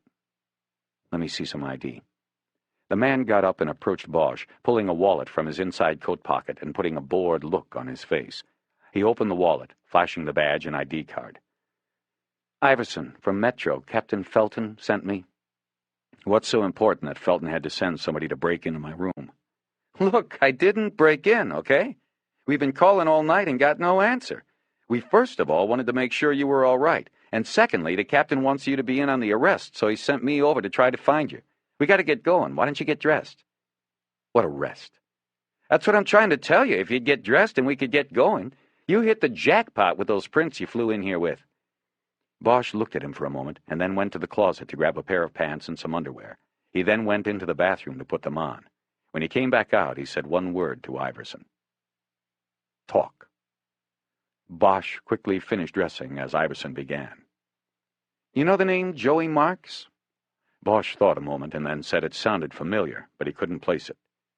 "Joseph Marconi. They call him Joey Marks. Used to, before he tried to put on legitimate airs. Now it's Joseph Markham. Anyway, he got the name Joey Marks because that's what he did. He left marks on anybody who crossed him, got in his way." "Who is he?" "He's the outfits guy in Vegas. You know what the outfit is, right?" "The Chicago Mafia family. They control, or have the say, at least, on everything west of the Mississippi. That includes Vegas and L.A. "Hey, you took some geography, didn't you? I probably won't have to school you too much then on what's what out here. You've already got a scorecard." "You're saying the prints on my Vicks jacket came from Joey Marks?" "In your dreams. But they did come back to one of his top guys, and, Bosch, that's like manna from heaven. We're taking this guy down today at 8, pulling him right the fuck out of bed. We're going to turn him, Bosch, make him our boy, and through him we'll finally get Joey Marks. He's been a thorn in our side going on near a decade now." "Aren't you forgetting something?" "No, I don't think—" "Oh. Well, yeah, of course, you and the LAPD have our undivided thanks for this." "No, you're forgetting it's my case. It's not your case. What the fuck you people think you're doing taking this guy down without even talking to me?" "We tried to call. I told you that." Iverson sounded hurt. "So? You don't get me and you just go ahead with the plan? Iverson didn't answer. Bosch finished tying his shoes and stood up, ready to go. Let's go. Take me to Felton. I can't believe you guys. On the elevator down, Iverson said that while Bosch's exception to the plan was noted, it was too late to stop anything. They were heading out to a command post in the desert, and from there they would move in on the suspect's house, which was out near the mountains. Where's Felton? He's out there at the CP. Good. Iverson was silent during most of the ride out, which was good, because it allowed Bosch to think about this latest development. He realized suddenly that Tony Aliso may have been washing money for Joey Marks. Marks was Ryder's Mr. X, he guessed. But something went wrong. The IRS audit was endangering the scheme, and thereby endangering Joey Marks. Marks responded by eliminating the washer. The story felt good to Bosch, but there were still things that didn't jibe. The break-in at Aliso's office 2 days after he was dead. Why did whoever that was wait until then? And why didn't they take all the financial records? The records, if connections between the dummy corporations and Joey Marks could be made, might be just as dangerous to Marks as Aliso was. Bosch found himself wondering if the hitter and the B&E man were the same person. It didn't seem so. What's this guy's name, the one the prints matched? Luke Goshen. We only had his prints on file because he had to give them to get the entertainment license for one of Joey's strip clubs. The license is in Goshen's name. It keeps Joey out of it. Nice and clean. Only not anymore. The prints tie Goshen to a murder, and that means Joey isn't far behind.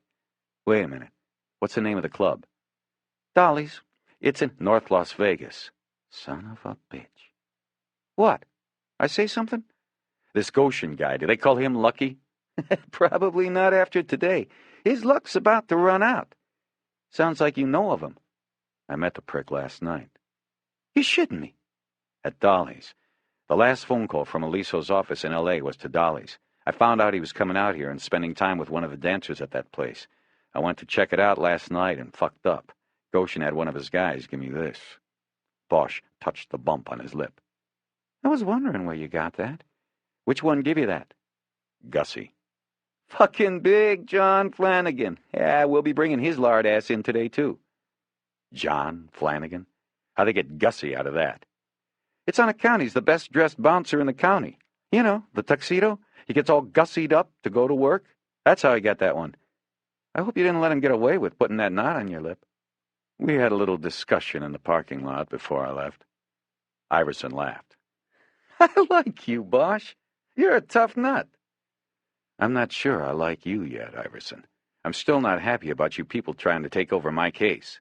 It'll work out for all of us. You're going to clear your case, and we're going to take a couple of major douchebags out of the picture. City fathers are going to be smiling all around.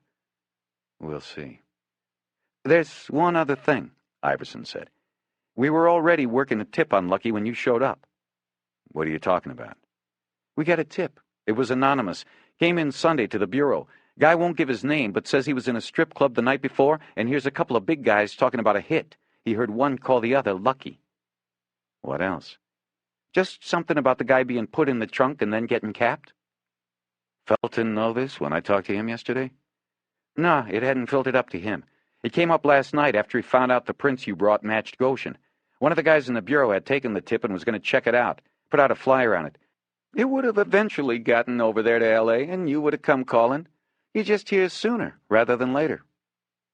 They had completely left the urban sprawl of the city, and the chocolate-brown mountain chain rose in front of them. There were sporadic patches of neighborhoods, homes that were built way out and were waiting for the city to catch up. Bosch had been out this way once before on an investigation, going to a retired cop's house. It reminded him of no man's land then, and it still did now. Tell me about Joey Marks, Bosch said. You said he's trying to go legitimate? No, I said he's trying to give the appearance of legitimacy. That's two different things. A guy like that, he'll never be legitimate. He can change his name, clean up his act, but he's always going to be a grease spot on the road.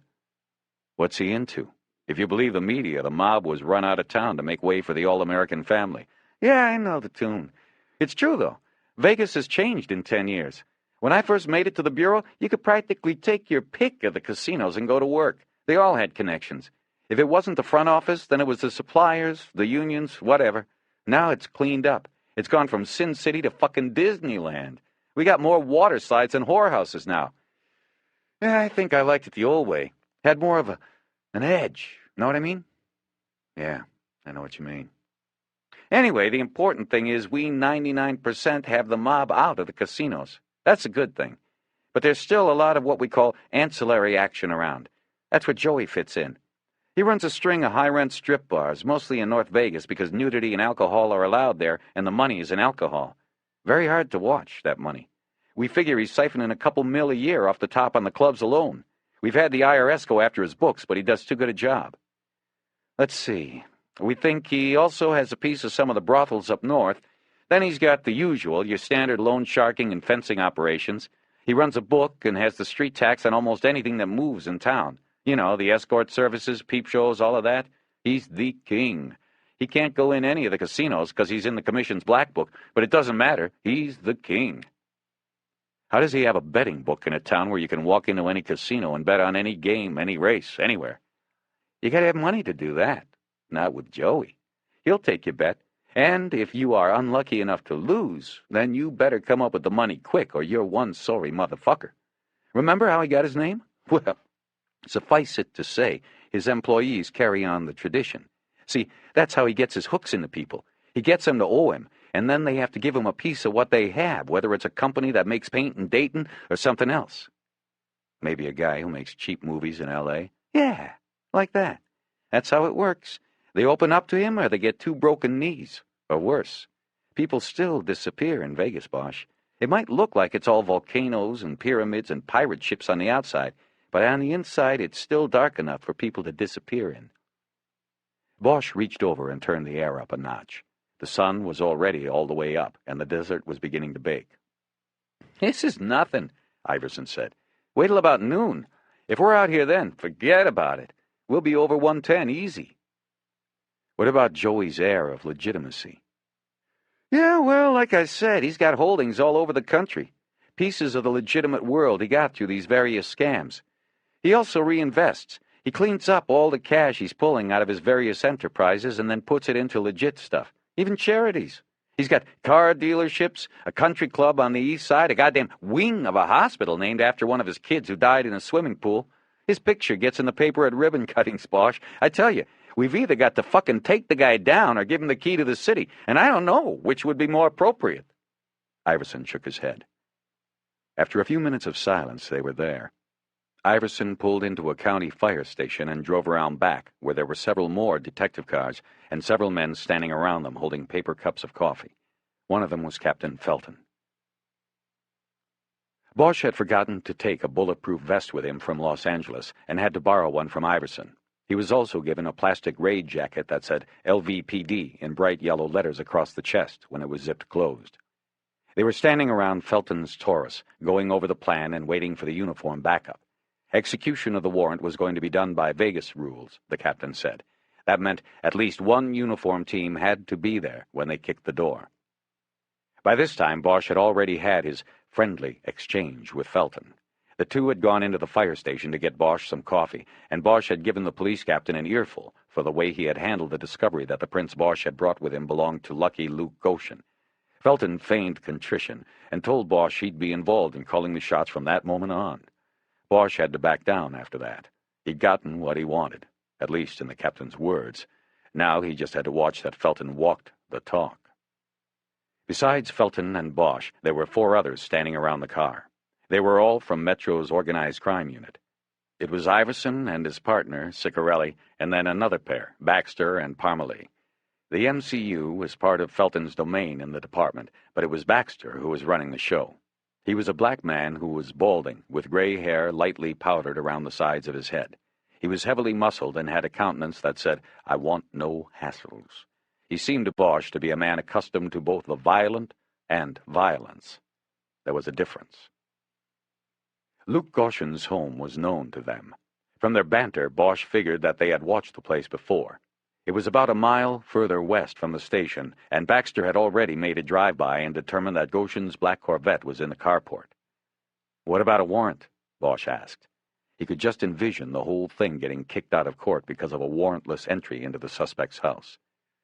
"The prints were more than enough for a warrant to search the premises and arrest your man," Felton said. "We took it to a judge first thing this morning. We also had our own information, which I think Iverson told you about. Look, his prints were on the guy, but it doesn't mean he did it. It doesn't make a case. We're acting too quickly here. My guy was put down in L.A. I've got nothing putting Luke Goshen there. And your own information? That's a joke. You've got an anonymous call, that's it. It doesn't mean shit. They all looked at Bosch as if he had just belched at the debutante ball. Harry, let's get another cup, Felton said. I'm fine. Let's get one anyway. He put his arm on Bosch's shoulder and led him back toward the station. Inside at the kitchen counter, where there was a coffee urn, Felton poured himself another cup before speaking. Look, Harry, you gotta go with this. This is a major opportunity for us and for you. I know that. I just don't want to blow it. Can't we hold off on this until we're sure of what we've got? It's my case, Captain, and you're still running the show. I thought we had that all straightened out. I thought we did too, but I might as well be pissing in the wind. Look, detective, we're going to go up the road and take this guy down, search his place, and put him in a little room. I guarantee that if he isn't your man, he's going to give him to you, and he's going to give us Joey Marks along the way. Now come on, get with the program and get happy. He cuffed Bosch on the shoulder and headed back out to the lot. Bosch followed in a few moments. He knew that he was whining over nothing. You find somebody's prints on a body, you bring him in. That's a given. You sweat the details later. But Bosch didn't like being a bystander. That was the real rub, and he knew it. He wanted to run the show. Only out here in the desert, he was a fish out of water, flopping on the sand.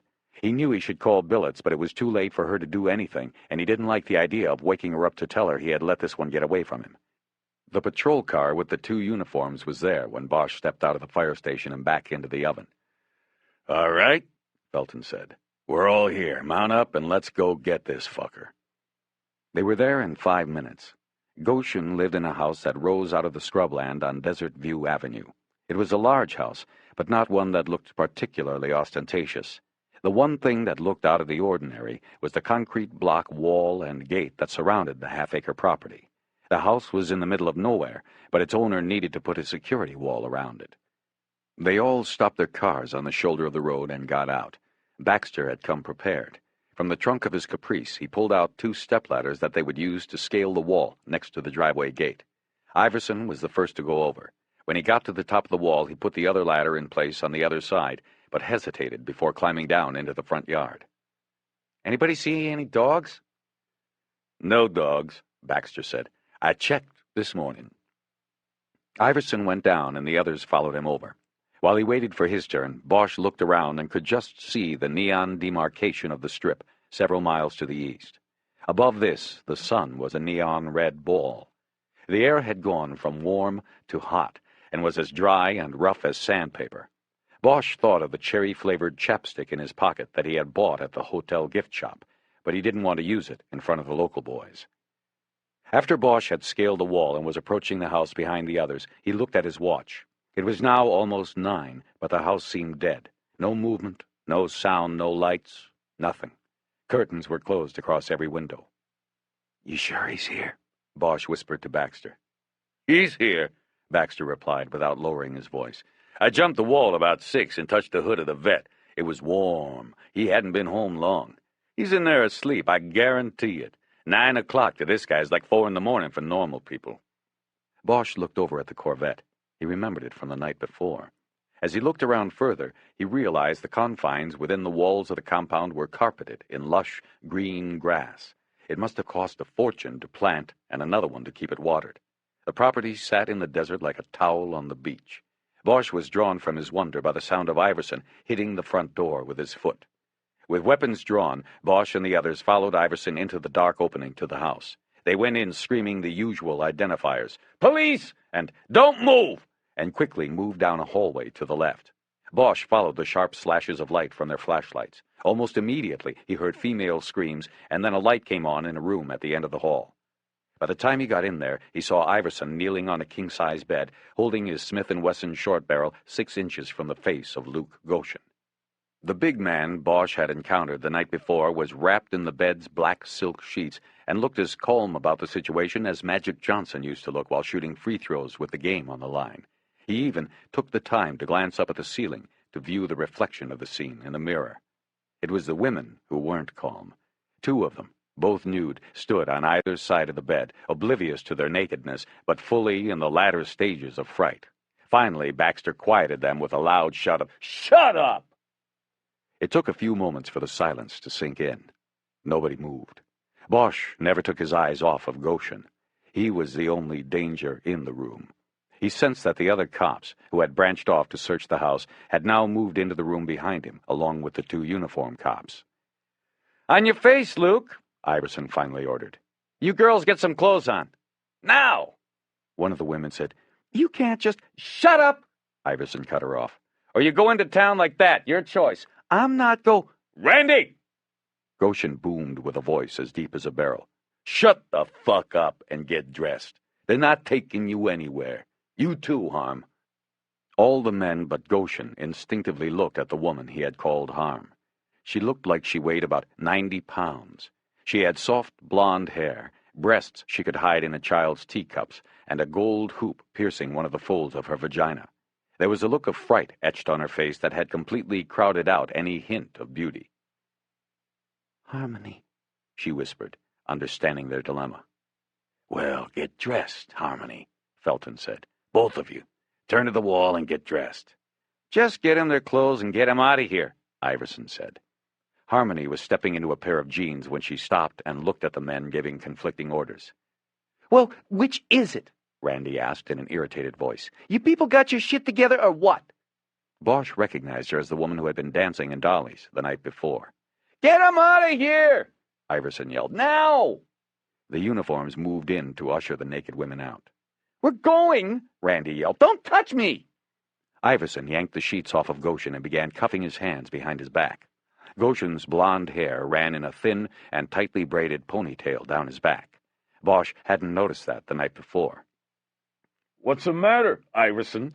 he said, his face against the mattress. "You got a problem with little Poon hanging around? You little punk or something?" "Goshen, do yourself a favor, shut your fucking hole." Goshen laughed off the threat. He was a deeply tanned man who seemed even larger than Bosch recalled from the night before. He was completely buffed, his arms the size of hams. For a short moment, Bosch thought he understood Goshen's desire to sleep with two women, and why they willingly went with him in twos. Goshen faked a yawn to make sure everyone knew he wasn't the least bit threatened by what was happening. He wore only black bikini underwear that matched the sheets. There were tattoos on his back, a 1% sign on the left shoulder blade, a Harley-Davidson insignia on the right. On the upper left arm there was another tattoo, the number 88. "What's this, your IQ?" Iverson said as he sharply slapped the arm. "Fuck you, Iverson, and the phony fucking warrant you rode in on." Bosch knew what the tattoo meant. He had seen it enough in L.A. The 8th letter of the alphabet was H. 88 meant H.H., short for Heil Hitler. It meant Goshen had spent some time with white supremacists. But most of the assholes Bosch came across with similar tattoos got them in prison. It was amazing to him that Goshen apparently had no criminal record and had spent no time in stir. If he had, his name would have come up when the prints from Tony Aliso's jacket had been run through the AFIS computer. He put thoughts of this contradiction aside when Goshen managed to turn his head so that he was looking at Bosch. "You," he said. "You're the one they should be arresting after what you did to Gussie." Bosch bent over the bed to reply. "This ain't about last night. This is about Tony Aliso." Iverson roughly turned Goshen over on the bed. "What the fuck are you talking about?" Goshen asked angrily. "I'm clean on that, man. What are you—" He tried to pull himself up into a sitting position, but Iverson pushed him back down hard. "Just sit tight," Iverson said. "We'll hear your sorry side of things, but we're going to have a look around first." He took the warrant out of his pocket and dropped it on Goshen's chest. "There's your phony warrant." "I can't read it." "Not my fault you didn't stay in school." "Just hold it up for me." Iverson ignored him and looked at the others. "Okay, let's split up and see what we got here. Harry, you take this room, okay? Keep our friend here company?" "Right." Iverson then addressed the two uniforms. "I want one of you guys in here. Just stand out of the way and keep your eyes on douchebag here." One of the uniforms nodded, and the others left the room. Bosch and Goshen looked at each other. "I can't read this thing," Goshen said. "I know," Bosch said. "You said that." "This is bullshit. It's just a roust. You couldn't possibly have anything on me because I didn't do it." "Then who'd you have do it? Gussie?" "No, man. Nobody. There's no way you'll be able to pin this on me. No fucking way. I want my lawyer." "As soon as you're booked." "Booked for what?" "For murder, Lucky." He continued his denials and demands for a lawyer while Bosch ignored him and started looking around the room, checking the drawers of the dresser. He glanced back at Goshen every few seconds. It was like walking around a lion's cage. He knew he was safe, but that didn't stop him from checking. He could tell Goshen was watching him in the mirror over the bed. When the big man finally quieted, Bosch waited a few moments and then started asking questions. He did it casually while he continued the search, as if he didn't really care about the answers. "So, where were you Friday night?" "Fucking your mother." "She's dead." "I know it. It wasn't all that good." Bosch stopped what he was doing and looked at him. Goshen wanted him to hit him. He wanted the violence. It was the playing field he understood. "Where were you, Goshen?" "Friday night." "Talk to my lawyer." "We will. But you can talk, too." "I was working the club. I have a fucking job, you know." "Yeah, I know. When did you work till?" "I don't know. 4. I go home after that." "Yeah, right. It's the truth." "Where were you? In that office?" "That's right." "Anybody see you? You ever come out before 4? "I don't know. Talk to my lawyer." "Don't worry. We will." Bosch went back to the search and opened the closet door. It was a walk-in, but it was only a third lined with clothes. Goshen lived light. "Fucking A, it's right," Goshen called from the bed. "You go check. Check it out." The first thing he did was turn over the 2 pairs of shoes and the Nikes that were lying on the floor. He studied the sole patterns, and none of them appeared even remotely like the pattern found on the bumper of the Rolls and Tony Aliso's hip. He glanced back out at Goshen to make sure the big man wasn't moving. He wasn't. Bosch next reached to the shelf above the clothes rod. He took a box down and found it full of photos. They were 8x10 publicity shots of dancers. They weren't nudes. Each young woman was posed provocatively in a skimpy costume. Each one's name was printed in the white border below the photo, accompanied by the name and number of Models a Million, which Bosch guessed was a local agency that provided dancers to clubs. He looked through the box until he found a photo with the name Layla on it. He studied the photo of the woman he had been looking for the previous night. She had long, flowing brown hair with blonde highlights, a full figure, dark eyes, and bee-stung lips. In the photo they were parted just enough to show a hint of white teeth. She was a beautiful woman, and there was something familiar about her, but he couldn't place it. He decided that maybe the familiarity was the sexual malice that all the women in the photos and who he had seen the night before in the club seemed to convey. Bosch took the box out of the closet and dropped it on the bureau. He held a picture of Layla out of it. "What's with the pictures, Lucky?" "They're all the girls I've been with. How about you, cop? You had that many? I bet the ugliest one in there is better than the best one you've ever had." "So what do you want to do, compare pricks, too?" "I'm glad you've had your fill of women, Lucky, 'cause there aren't going to be any more. I mean, sure, you'll be able to fuck, or be fucked. It just won't be with women, is all I'm saying." Goshen was quiet while he contemplated this. Bosch put the photo of Layla on the bureau next to the box. "Look, Bosch, just tell me what you guys got and I'll tell you what I know so we can get this straightened out. You're wrong on this. I didn't do anything. So let's get this over with. Stop wasting each other's time." Bosch didn't answer. He went back into the closet and hiked up on his toes to see if there was anything else on the shelf. There was. A small cloth folded like a handkerchief. He took it down and unfolded it. It was soiled with oil. He smelled it and recognized it. Bosch came out of the closet, tossed the rag so it hit Goshen in the face, and fell onto the bed. "What's this?" "I don't know. What is it?" "It's a rag with gun oil on it." "Where's the gun?" "I don't have a gun, and that isn't mine either. Never saw it before." "Okay." "What do you mean, okay? I never fucking saw it before." "I mean, okay, Goshen, that's all. Don't get nervous." It's hard with you people sticking your nose up my ass. Bosch bent over the night table. He opened the top drawer, found an empty cigarette box, a set of pearl earrings, and an unopened box of condoms. Bosch threw the box at Goshen. It bounced off his huge chest and fell to the floor. You know, Goshen, just buying them ain't safe sex. You gotta put 'em on. He opened the bottom drawer. It was empty. How long you lived here, Goshen? Moved in right after I kicked your sister out on her ass. Put her on the street. Last I seen, she was selling it over on Fremont outside the Cortez. Bosch straightened up and looked at him. Goshen was smiling. He wanted to provoke something. He wanted to control things, even handcuffed on the bed, even if it cost him some blood. My mother, now my sister. Who's next? My wife? Yeah, I got something planned for her. Shut up, would you?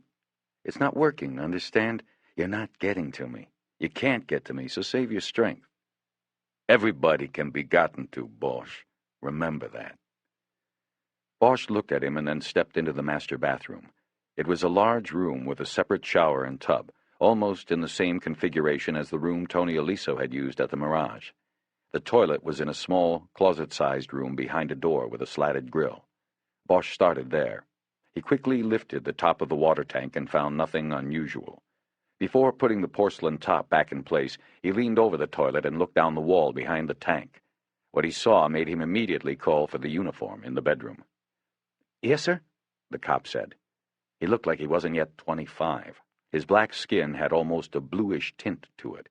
He kept his hands on his equipment belt in a relaxed mode, his right just a few inches from his gun. It was the standard pose. Bosch saw that the nameplate above his breast pocket said Fontenot. Fontenot, take a look down here behind the tank. The cop did as he was asked without even taking his hands off his belt. What is it? He asked. I think it's a gun. Why don't you step back and let me pull it out? Bosch flattened his hand and reached it down into the 2-inch space between the wall and the tank. His fingers closed on a plastic bag attached to the back of the tank with gray duct tape. He managed to pull it free and get the bag out. He held it up for Fontenot to see. The bag contained a blue metal pistol equipped with a 3-inch screw-on silencer. A .22? Fontenot asked. Oh, yeah, Bosch said. Go get Felton and Iverson, would you? Right away. Bosch followed Fontenot out of the bathroom. He was holding the bag containing the gun like a fisherman holds a fish by its tail. When he stepped into the bedroom, he couldn't help but smile at Goshen, whose eyes noticeably widened. That ain't mine, Goshen immediately protested. That's a plant, you fuck. I don't Get me my goddamn lawyer, you son of a bitch. Bosch let the words go by, but studied the look. He saw something flash in Goshen's eyes. It was there for only a second, and then he covered up. It wasn't fear. He didn't think that was something Goshen would let slip into his eyes. Bosch believed he had seen something else. But what? He looked at Goshen and waited a moment for the look to return. Was it confusion? Disappointment? Goshen's eyes showed nothing now, but Bosch believed he knew the look. What he had seen had been surprise. Iverson, Baxter, and Felton then filed into the room. They saw the gun, and Iverson yelped in triumph. Sayonara, baby! His glee showed on his face. Bosch explained how and where he found the weapon. These fuckhead gangsters, Iverson said, looking at Goshen. Think the cops never saw The Godfather? Who'd you put it there for, Goshen? Michael Corleone? I said, get me my fucking lawyer, Goshen yelled. You'll get your lawyer, Iverson said. Now get up, you piece of shit. You got to get dressed for the ride in. Bosch held him at gunpoint while Iverson took one of the cuffs off. Then they both pointed guns at him while he got dressed in black jeans, boots, and T-shirt, the shirt manufactured for a much smaller man. You guys are always tough in numbers, Goshen said as he went about putting the clothes on. You ever come up against me alone, then it's going to be wet-ass time. Come on, Goshen, we don't have all day, Iverson said. When he was done, they cuffed him and stuffed him into the back of Iverson's car. Iverson locked the gun in the trunk. Then they went back inside the house. In a short meeting inside the front hallway, it was decided that Baxter and 2 of the other detectives would stay behind to finish the search of the house. What about the women? Bosch asked. The uniforms will watch them until these boys are done, Iverson said. Yeah, but as soon as they leave, they'll be on the phone. We'll have Goshen's lawyer down our throat before we even get started. I'll take care of that. Goshen's got one car here, right? Where's the keys? Kitchen counter, one of the other detectives said. Okay, Iverson said. We're out of here. Bosch followed him through the kitchen, watching him pocket the keys that were on the counter, and then out into the carport by the Corvette. There was a little workroom here with tools hanging on a pegboard. Iverson selected his shovel and then stepped out of the carport and around to the backyard. Bosch followed and watched as Iverson found the spot where the telephone line came in from a pole at the street and connected to the house. He swung the shovel up and with one strike disconnected the line. Amazing how strong the wind can get out here in the open desert, he said. He looked around behind the house. Those girls have no car and no phone, he said. Nearest house is a half-mile, city's about 5. My guess is they'll stay put a while. That'll give us time. All we need. Iverson took a baseball swing with the shovel and launched it out over the property wall and into the scrub brush. He started walking toward the front of the house and his car. What do you think? Bosch asked. I think the bigger they are, the harder they fall. Goshen's ours, Harry. Yours. No, I mean about the gun. What about it? I don't know. It seems too easy. Nobody said criminals gotta be smart. Goshen's not smart, he's just been lucky. But not anymore. Bosch nodded, but he still didn't like it.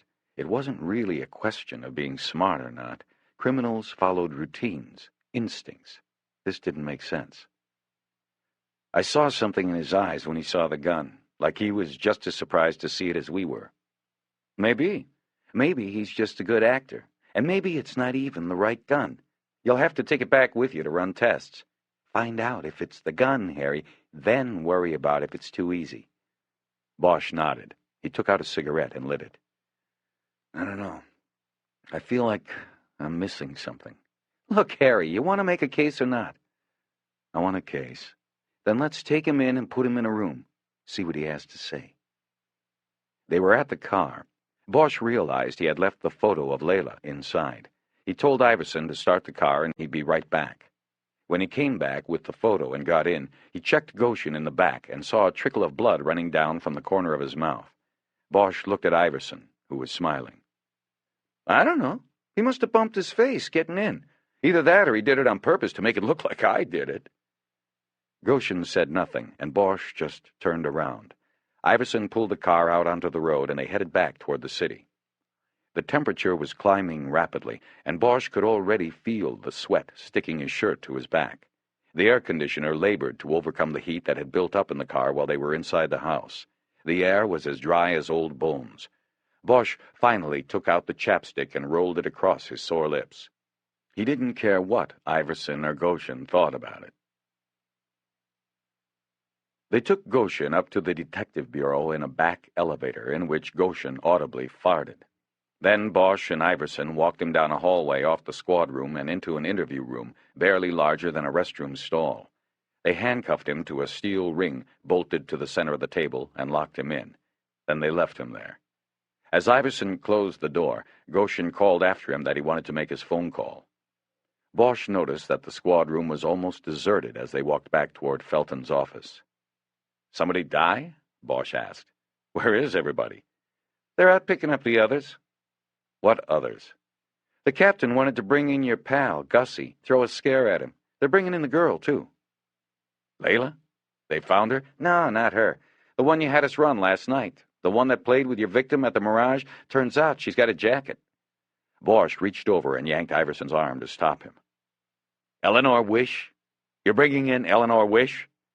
He didn't wait for Iverson's reply. He broke away from the man and charged into Felton's office. The captain was on the phone, and Bosch paced anxiously in front of the desk, waiting for him to hang up. Felton pointed at the door, but Bosch shook his head. He could see Felton's eyes start to smolder as he told whoever was on the other end of the line he had to go. I can't talk right now, he said. You don't have to worry, it's under control. I'll talk to you. He hung up and looked at Bosch. What is it now? Call your people. Tell them to leave Eleanor Wish alone. What are you talking about? She had nothing to do with this. I checked her out last night. Felton leaned forward and clasped his hands together as he thought. When you say you checked her out, what does that mean? I interviewed her.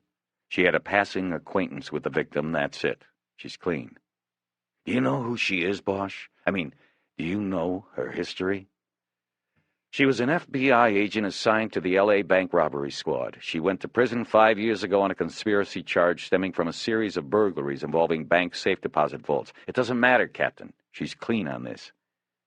I think it might be good to sweat her a little bit and take another go at her with one of my guys, just to be sure.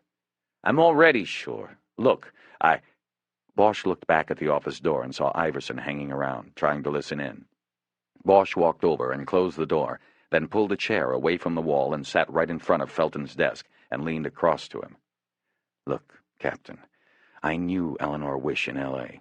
I worked that case with the bank vaults. We were more than just partners on it. Then it all turned to shit and she went away. I hadn't seen her in 5 years until I saw her on the surveillance tape at the Mirage. That's why I called you last night. I wanted to talk to her, but not because of the case. She's clean. She did her time, and she's clean. Now call your people. Felton was quiet. Bosch could see the wheels turning. I've been up most of the night working on this. I called your room a half dozen times to bring you in on it, but you weren't there. I don't suppose you want to tell me where you were. No, I don't. Felton thought some more and then shook his head. I can't do it. I can't cut her loose yet. Why not? Because there is something about her you apparently don't know. Bosch closed his eyes for a moment, like a boy expecting to get slapped by an angry mother, but steadying himself to take it. What don't I know? She might have only had a passing acquaintance with your victim, but she's got more than that with Joey Marks and his group. It was worse than he expected. What are you talking about? I put her name up for discussion with some of my people last night after you called. We've got her in a file. On numerous occasions, she has been seen in the company of a man named Terence Quillen, who works for Goshen, who works for Marks. Numerous times, Detective Bosch. In fact, I've got a team out looking for Quillen now. See what he has to say. In the company of? What does that mean? Looked like strictly business, according to the reports. Bosch felt like he'd been punched. This was impossible. He had spent the night with the woman. The sense of betrayal was building in him, but a deeper gut sense told him she was true, that this was all some huge mix-up. There was a knock on the door, and Iverson poked his head in. FYI, the others are back, boss. They're putting them in the interview rooms. Okay. You need anything? No, we're fine. Close the door. After Iverson left, Bosch looked at the captain. Is she arrested? No, we asked her to come in voluntarily. Let me talk to her first. I don't think that would be wise. I don't care if it's wise. Let me go talk to her. If she'll tell anybody, she'll tell me. Felton thought a moment and then finally nodded his head. Okay, go ahead. You get 15 minutes. Bosch should have thanked him, but didn't. He just got up quickly and went to the door. Detective Bosch, Felton said. Harry looked back from the door. I'll do what I can for you on this, but this cuts us in a big way. You understand that? Bosch stepped out without answering. Felton had no finesse. It was understood without being said that Bosch was now beholden to him, but Felton had to say it anyway. In the hallway, Bosch passed the first interview room where they had placed Goshen and opened the door to the second. Sitting there handcuffed to the table was Gussie Flanagan. His nose was misshapen and looked like a new potato. He had cotton jammed into the nostrils. He looked at Bosch with bloodshot eyes, and recognition showed on his face. Bosch backed out and closed the door without saying a word. Eleanor Wish was behind door number 3. She was disheveled, obviously dragged from sleep by the Metro cops, but her eyes had the alert and wild quality of a cornered animal, and that cut Bosch to the bone. Harry, what are they doing? He closed the door and moved quickly into the tiny room, touching her shoulder in a consoling manner and taking the seat across from her. Eleanor, I'm sorry. What? What did you do? Yesterday, when I saw you on the tape at the Mirage, I asked Felton, he's the captain here, to get me your number and address because you were unlisted. He did. But then without my knowledge, he ran your name and pulled up your package. Then on his own, he had his people get you this morning. It's all part of this Tony Aliso thing. I told you. I didn't know him. I had one drink with him once. Just because I happened by chance to be at the same table with him, they bring me in? She shook her head and looked away, the distress written on her face. This was the way it would always be, she now knew. The criminal record she carried would guarantee it. I've got to ask you something. I want to get this cleared up and get you out of here. What? Tell me about this man, Terence Quillen. He saw the shock in her eyes. Quillen? What does he... Is he the suspect? Eleanor, you know how this works. I can't tell you things. You tell me. Just answer the question. Do you know Terence Quillen? Yes. How do you know him? He came up to me about 6 months ago when I was leaving the Flamingo. I had been out here 4 or 5 months. I was settling in, playing 6 nights a week by then. He came up to me and in his words told me what's what. He somehow knew about me, who I was, that I'd just gotten out. He said there was a street tax. He said I had to pay it, that all the locals paid it, and that if I didn't, there'd be trouble. He said that if I did pay it, he'd watch out for me, be there if I ever got in a jam. You know how it goes. Extortion, plain and simple. She broke then and started to cry. It took all of Bosch's will not to get up and try to hold her and comfort her in some way. I was alone, she said, scared. I pay him every week. What was I supposed to do? I had nothing and nowhere to go. Fuck it, Bosch said under his breath. He got up and squeezed around the end of the table and grabbed hold of her. He pulled her to his chest and kissed the top of her head. Nothing's gonna happen, he whispered. I promise you that, Eleanor. He held her there in silence for a few moments, listening to her quiet crying, until the door opened and Iverson stood there. He had a toothpick in his mouth. Get the fuck out of here, Iverson. The detective slowly closed the door. I'm sorry, Eleanor said. I'm getting you in trouble. No, you're not. It's all on me. Everything is on me. A few minutes later, he walked back into Felton's office. The captain looked up at him wordlessly. She was paying off Quillen to leave her alone. $200 a week. That was all it was, the street tax. She doesn't know anything about anything. She happened by chance to be at the same table as Aliso for about an hour Friday. She's clean. Now kick her loose. Tell your people. Felton leaned back and started tapping his lower lip with the end of a pen. He was showing Bosch his deep thinking pose. Now, I don't know, he said. Okay, this is the deal. You let her go and I make a call to my people. And what'll you tell them? I'll tell them I've gotten excellent cooperation from Metro out here and that we ought to run this as a joint operation. I'll say we're going to put the squeeze on Goshen here and go for the 2-for-1 sale. We're going to go for Goshen and Joey Marks because Marks was the one who would have ultimately pushed the button on Tony Aliso. I'll say it's highly recommended that Metro take the lead out here because they know the turf and they know Marks. Do we have a deal?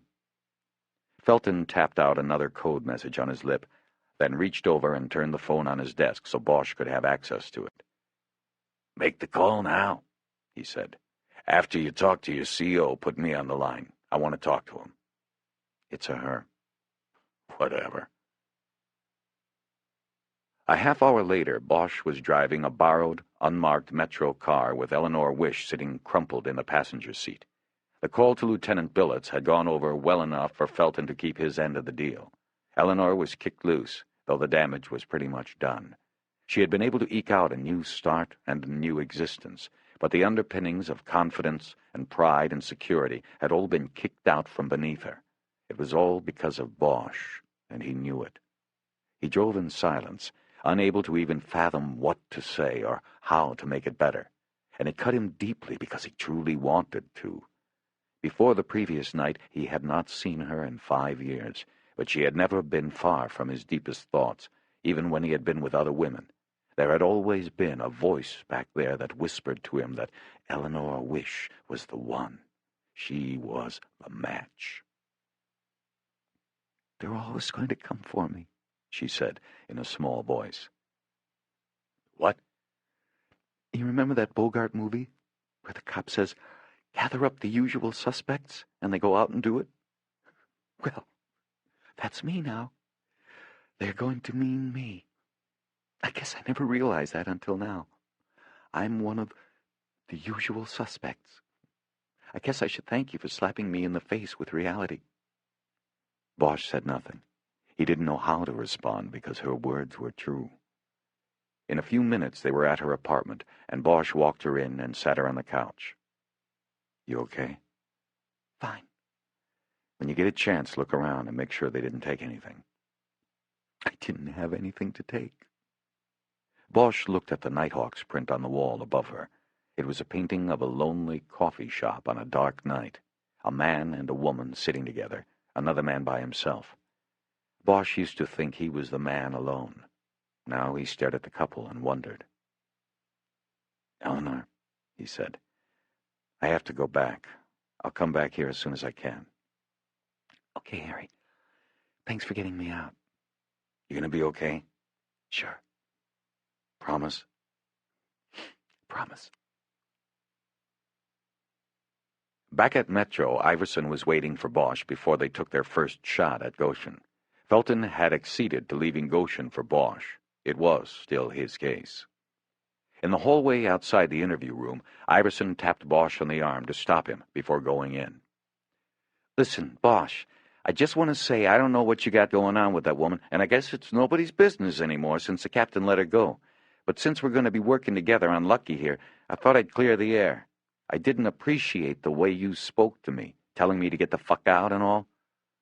Bosch looked at him a minute. The detective still had a toothpick in his mouth, and Bosch wondered if it was the same one from before. "You know, Iverson, I don't even know your first name." "It's John, but people call me Ivy." "Well, Iverson, I didn't appreciate the way you were sneaking around the captain's office or the interview room.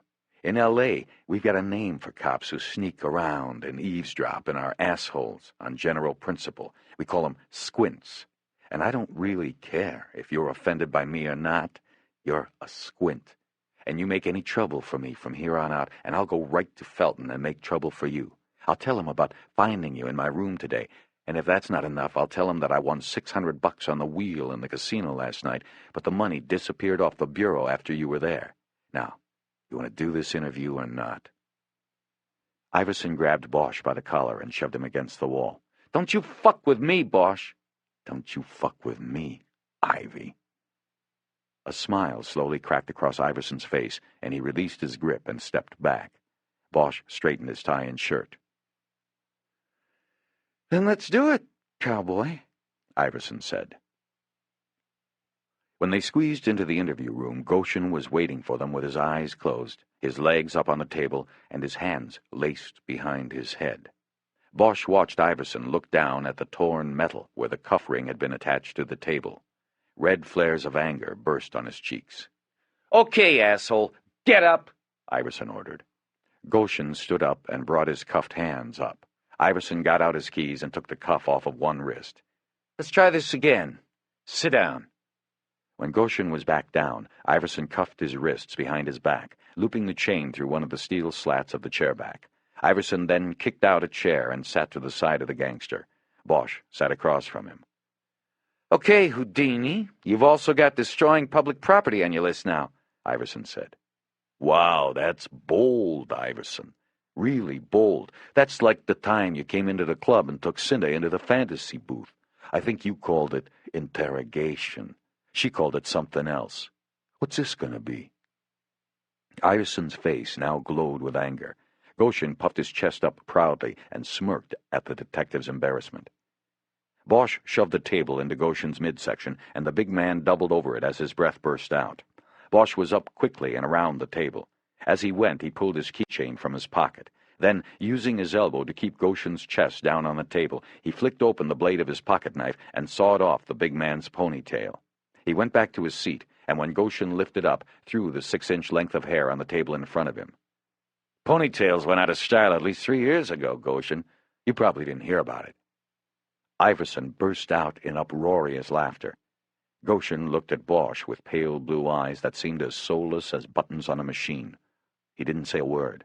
He was showing Bosch he could take it. He was stand-up. But Bosch knew even he couldn't stand up forever. Nobody can. "You got a problem, Lucky," Iverson said. "Big problems. Wait a minute. I don't want to talk to you, Iverson. I don't want you to talk to me. You're a runt. I've got no respect for you, understand? Anybody talks, let him talk." Goshen nodded to Bosch. There was a silence during which Bosch looked from him to Iverson and then back. "Go get a cup," Bosch said, without looking at Iverson. "We'll be fine in here." "No, you go get a cup." "You sure?" Iverson looked as if he was being kicked out of the college fraternity because the boys didn't think he fit in. "Yeah, I'm sure. You got a rights form on you?" Iverson got up, took a folded piece of paper out of his coat pocket and tossed it on the table. "I'll be right outside the door." When Goshen and Bosch were alone, they studied each other for a moment before Bosch spoke. "You want to smoke?" "Don't play the good guy with me. Just tell me what's what." Bosch shrugged off the rebuke and got up. He moved behind Goshen and took his keys out again. This time he unlocked one of the cuffs. Goshen brought his hands up and began rubbing the wrists to get circulation going. He noticed the length of hair on the table and slapped it onto the floor. "Let me tell you something, Mr. L.A. I've been to a place where it doesn't matter what they do to you, where nothing can hurt you. I've been there and back." "Everybody's been to Disneyland. So what?" "I'm not talking about fucking Disneyland, asshole. I spent 3 years in the Penta down in Chihuahua. They didn't break me then. You aren't gonna do it now." "Let me tell you something, then. In my life, I've killed a lot of people. Just wanted you to know that up front. Time comes again, there won't be any hesitation. None. This isn't about good guy cops and bad guy cops, Goshen. That's the movies. The movies where the bad guys have ponytails, I guess. But this is real life. You are nothing to me but meat, and I'm going to put you down. That's a given. It's just up to you how hard and how far you want to go down." Goshen thought a moment. "All right. So now we know each other. Talk to me, and I'll take that smoke now." Bosch put his cigarettes and matches on the table. Goshen got one out and lit it. Bosch waited until he was done. "I gotta advise you first. You know the routine." Bosch opened the piece of paper Iverson had left and read Goshen his rights. He then had the man sign his name on it. "This is being taped, isn't it?" "Not yet." "Okay, then. What have you got?" "Your fingerprints were on Tony Eliso's body. The gun we found behind the toilet will be going back to L.A. today. The prints are good to have, real good. But if the bullets they pick out of Tony's gourd match that gun, then it's all over. I don't care what kind of alibi you line up, or what your explanation will be, or if your lawyer's Johnny fucking Cochran. You won't just be meat. You'll be 100% grade A dead meat. That gun ain't mine. It's a plant, goddammit. You know it, and I know it, and it's not going to fly, Bosch." Bosch looked at him a moment and felt his face getting hot. "You're saying that I put that there?" "I'm saying I watched the O.J. show. Cops out here are no different. I'm saying I don't know if it was you or Iverson or whoever, but that gun's a fucking plant, goddammit. That's what I'm saying." Bosch traced a finger along the top of the table, waiting for the anger to dissipate to the point that he could control his voice. "You hang on to that bullshit story, Goshen, and you'll go far with it. You'll go about 10 years, and then they'll strap you down and stick a needle in your arm. At least it's not the gas chamber anymore. They make it easy on you guys now." Bosch leaned back, but there wasn't a lot of room. The back of the chair hit the wall. He took out the chapstick and reapplied it. "We own you now, Goshen. All you have left is one small window of opportunity. Call it a little piece of destiny still in your grasp. And what window's that? You know what window. You know what I'm talking about. Guy like you doesn't move an inch without the okay. Give us the guy you worked the hit with and the guy who told you to put Tony in the trunk. You don't make a deal, and there's no light at the end of the tunnel. Goshen let out his breath and shook his head. Look, I did not do this. I did not. Bosch didn't expect him to say anything different. It wasn't that easy. He had to wear him down. He leaned across the table conspiratorially. Listen, I'm going to tell you something so that you know that I'm not bullshitting you. Maybe save some time so you can decide where to go from here. Go ahead, but it's not going to change anything. Anthony Aliso was wearing a black leather jacket Friday night. Remember that? One with the 2-inch lapels? You're wasting your... You grabbed him there, Goshen. Just like this. Bosch reached across the table and demonstrated, using both hands to grab an imaginary set of lapels on a jacket Goshen wasn't wearing. Remember that? Tell me I'm wasting my time now. Remember, Goshen? You did it. You grabbed him like that. Now, who is bullshitting who? Goshen shook his head, but Bosch knew he had scored. The pale blues were looking inward at the memory. Kind of a freaky thing. Processed leather like that holds the amino acids from the prints. That's what the tech tells me. We got some nice ones, enough to take to the DA or the grand jury, enough for me to come out here, enough for us to come right into your fucking house and hook you up. He hesitated a moment until Goshen was looking at him. And now this gun turns up in your house. I guess we'll just have to wait on the ballistics if you don't want to talk anymore. But I've got a hunch about it. I like my chances. Goshen slammed 2 open palms down on the steel table. It made a sound like a shot and echo. This is a setup. You people put... Iverson burst through the door, his gun out and aimed at Goshen. He jerked the weapon up like a TV cop. You okay? Yeah, Bosch said. Lucky here's just a little mad is all. Give us a few more minutes. Iverson went back out without a word. Nice play, but that's all it was, Goshen said. Where's my phone call? Bosch leaned back across the table. You can make the call now, but you make the call and it's over right here, because that won't be your lawyer. That'll be Joey's lawyer. He'll be here to represent you, but we both know the one he'll be watching out for is Joey Marks. Bosch stood up. I guess then we'll just have to settle for you. We'll go the distance on you. Yeah, but you don't have me, you prick. Fingerprints? You need more than that. The gun's a plant, and everybody's gonna know it. Yeah, you keep saying it. I'll know what I need to know from ballistics by tomorrow morning. It was hard for Bosch to tell if that had registered, because Goshen didn't give it much time to. I got a fucking alibi. You can't pin this on me, man. Yeah? What's your fucking alibi? How do you even know when he got hit? You asked me about Friday night, right? That's the night. I didn't say that. Goshen sat silent and motionless for a half-minute. Bosch could see the eyes going to work. Goshen knew he had crossed one line with what he had said. Bosch guessed he was considering how far he should cross. Bosch pulled the chair out and sat back down. I got an alibi, so I'm in the clear. You're not in the clear till we say you are. What's your story? No, I'm going to tell my lawyer what it is. You're hurting yourself, Goshen. You got nothing to lose telling me. Except my freedom, right? I could go out, verify your story. Maybe then I'd start listening to your story about the gun being planted. Yeah, right. That's like putting the inmates in charge of the prison. Talk to my lawyer, Bosch. Now give me a fucking phone. Bosch stood up and signaled for him to put his arms behind his back. He did so, and Bosch cuffed him again, then left the room.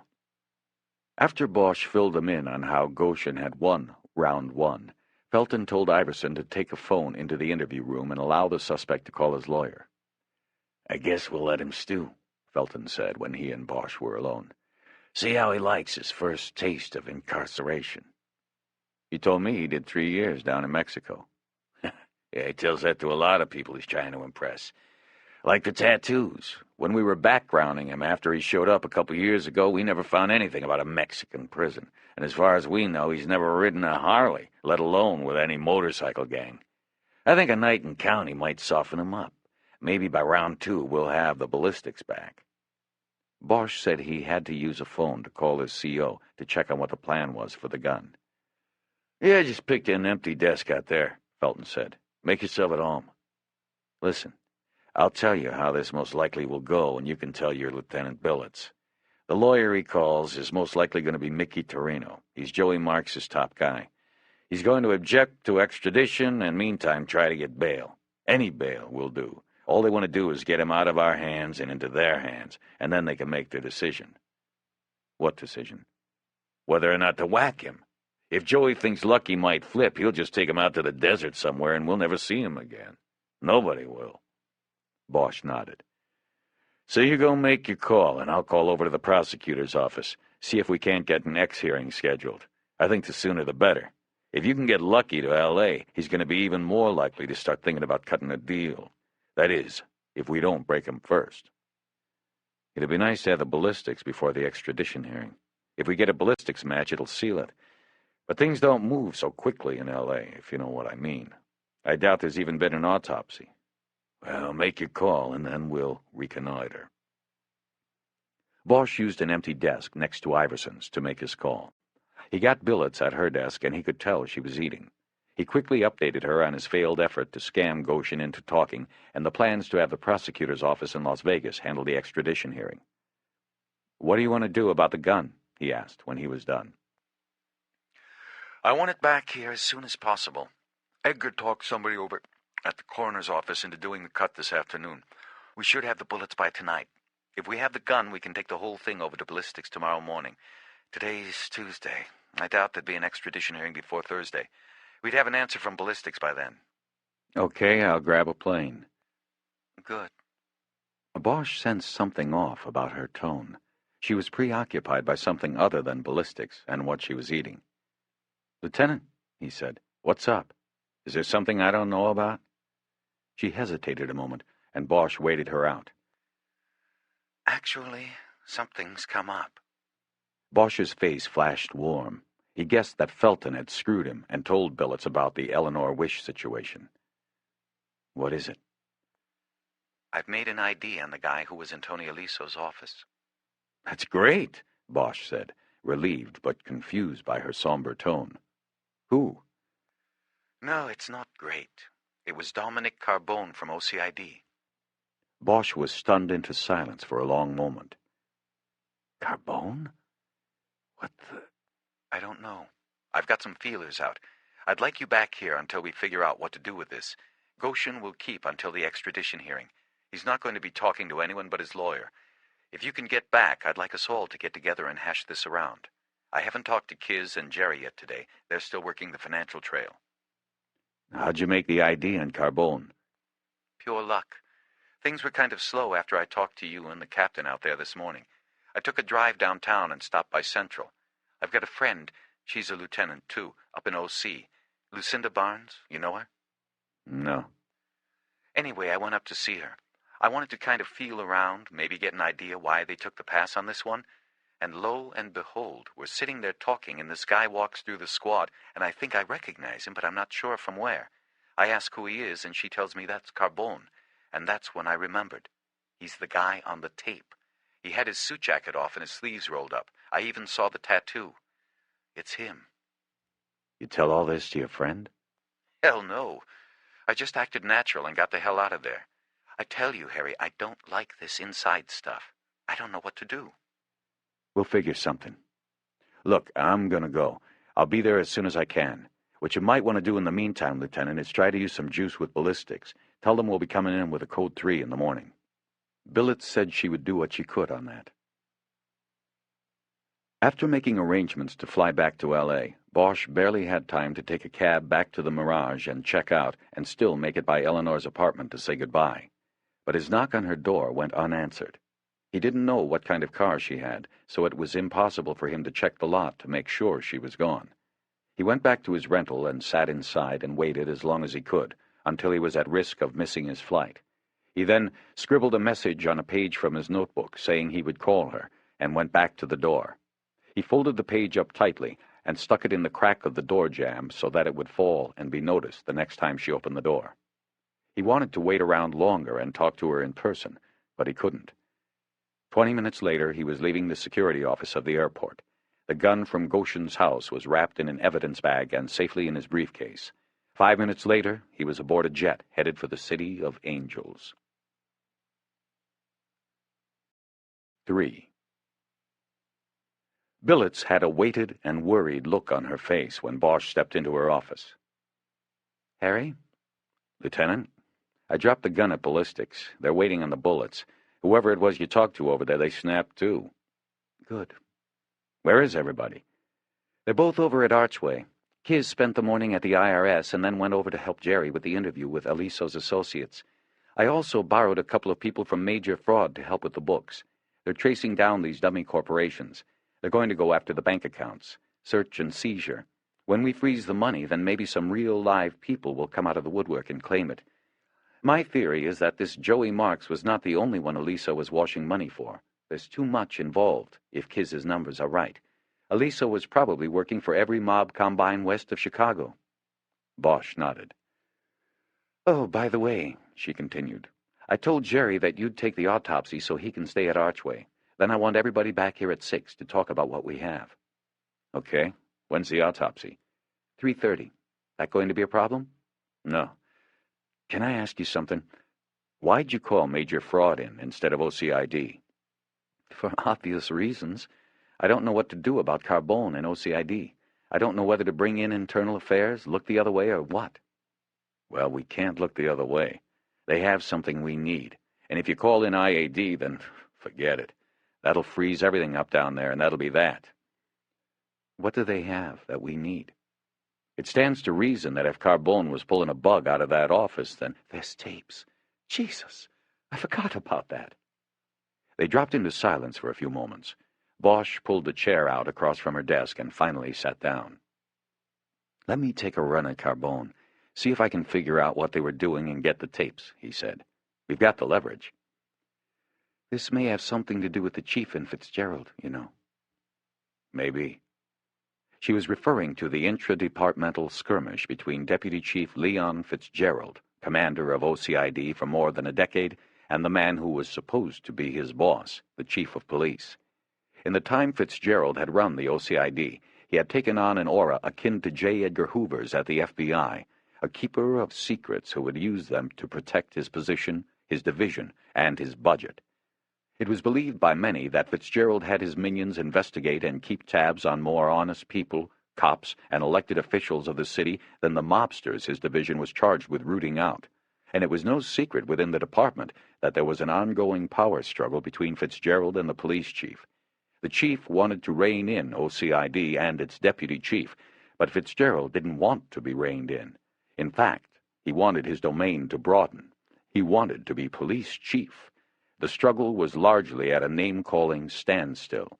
The chief could not fire Fitzgerald outright because of civil service protections, and he could not get backing to simply gut and overhaul OCID from the police commission, mayor, or city council members because it was believed that Fitzgerald had thick files on all of them, including the chief. These elected and appointed officials did not know what was in those files, but they had to assume that the worst things they had ever done were duly recorded, and therefore they would not back the chief's move against Fitzgerald unless they and the chief were in a guaranteed no-lose position. Most of this was department legend or rumor, but Bosch knew even legend and rumor usually have some basis in reality. He was reluctant to step behind this curtain and possibly into this fight, as Billets clearly was, but offered to do so because he saw no alternative. He had to know what OCID had been doing and what it was that Carbone was trying to protect by breaking into the Archway office. "Okay," Billets said after some long thought. "But be careful." "Where's the video from Archway?" She pointed to the safe on the floor behind her desk. It was used to secure evidence. "It will be safe," she said. "It better be. It will probably be the only thing that keeps them off me." She nodded. She knew the score. The OCID offices were on the third floor of Central Division in downtown. The division was located away from police headquarters at Parker Center because the work of the OCID involved many undercover operations, and it would not be wise to have so many undercovers going in and out of a place as public as the so-called Glass House, Parker Center. But it was that separation that helped foster the deepening gulf between Leon Fitzgerald and the police chief. On the drive over from Hollywood, Bosch thought about a plan and knew just how he was going to play it by the time he got to the guard shack and flipped his ID to the rookie assigned parking lot duty.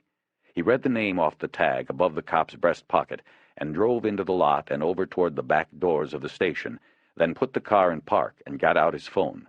He called the OCID's main number, and a secretary answered. "Yeah, this is Trindle down in the parking lot," Bosch said. "Is Carbone there?" Yes, he is. If you hold a... "Just tell him to come down. Somebody busted into his car." Bosch hung up and waited. In 3 minutes, one of the doors at the rear of the station house opened, and a man hurried out. Bosch recognized him from the archway surveillance tape. Billets had been right on. Bosch put the car in drive and followed along behind the man. Eventually, he pulled up alongside him and lowered the window. "Carbone." "Yeah, what?" He kept walking, barely giving Bosch a glance. "Slow down. Your car's all right." Carbone stopped and now looked closely at Bosch. "What? What are you talking about?" "I made the call. I just wanted to get you out here." "Who the fuck are you?" "I'm Bosch. We talked the other night." "Oh, yeah, the Aliso caper." Then it dawned on him that Bosch could have just taken the elevator up to the third floor if he had wanted to see him. "What is this, Bosch? What's going on?" "Why don't you get in? I want to take a little ride." "I don't know, man. I don't like the way you're doing this." "Get in, Carbone." "I think you better." Bosch said it in a tone and with an accompanying stare that invited no choice but compliance. Carbone, who was about 40 with a stocky build, hesitated a moment, then walked around the front of the car. He was wearing a nice, dark blue suit like most mob cops like to wear, and he filled the car with the smell of a brisk cologne. Right away, Bosch didn't like him. They drove out of the parking lot, and Bosch went north toward Broadway. There was a lot of traffic and pedestrians, and they moved slowly. Bosch said nothing, waiting for Carbone. "Okay, so what's so important you have to kidnap me away from the station?" he finally asked. Bosch drove another block without answering. He wanted Carbone to sweat a little. "You got problems, Carbone," he finally said. "I just thought I should tell you. You see, I want to be your friend, Carbone." Carbone looked at Bosch with caution. "I know I got problems," he said. "I'm paying 2 different women child support, my house still has cracks in the walls from the earthquake, and the union ain't going to get us a raise again this year. So fucking what?" "Those aren't problems, man. Those are inconveniences. I'm talking about real problems. About the break-in you did the other night over at Archway." Carbone was silent for a long moment, and Bosch wasn't sure, but he thought the man was holding his breath. "I don't know what you're talking about. Take me back." "No, Carbone. See, that's the wrong answer. I'm here to help you, not hurt you. I'm your friend, and that goes for your boss, Fitzgerald, too." "I still don't know what you're talking about." "Okay, then I'll tell you what I'm talking about. I called you Sunday night and asked you about my stiff named Aliso. You call me back and tell me not only is OCID taking a pass, but you never heard of the guy. But as soon as you hang up the phone, you get over to Archway, break into the guy's office, and pop the bug you people planted in his phone. That's what I'm talking about." Bosch looked over at him for the first time, and he saw the face of a man whose mind is racing to find a way out. Bosch knew he had him now. "Bullshit! That's what you're talking about." "Yeah, you dumb fuck. Next time you decide to do a little breaking and entering, look up. Check for cameras. Rodney King rule number 1, don't get caught on tape." He waited a moment to let that sink in, and then put the final nails in the coffin. "You knocked the mug off the desk and broke it. You then dumped it outside, hoping nobody would notice anything. And one last thing about the rules.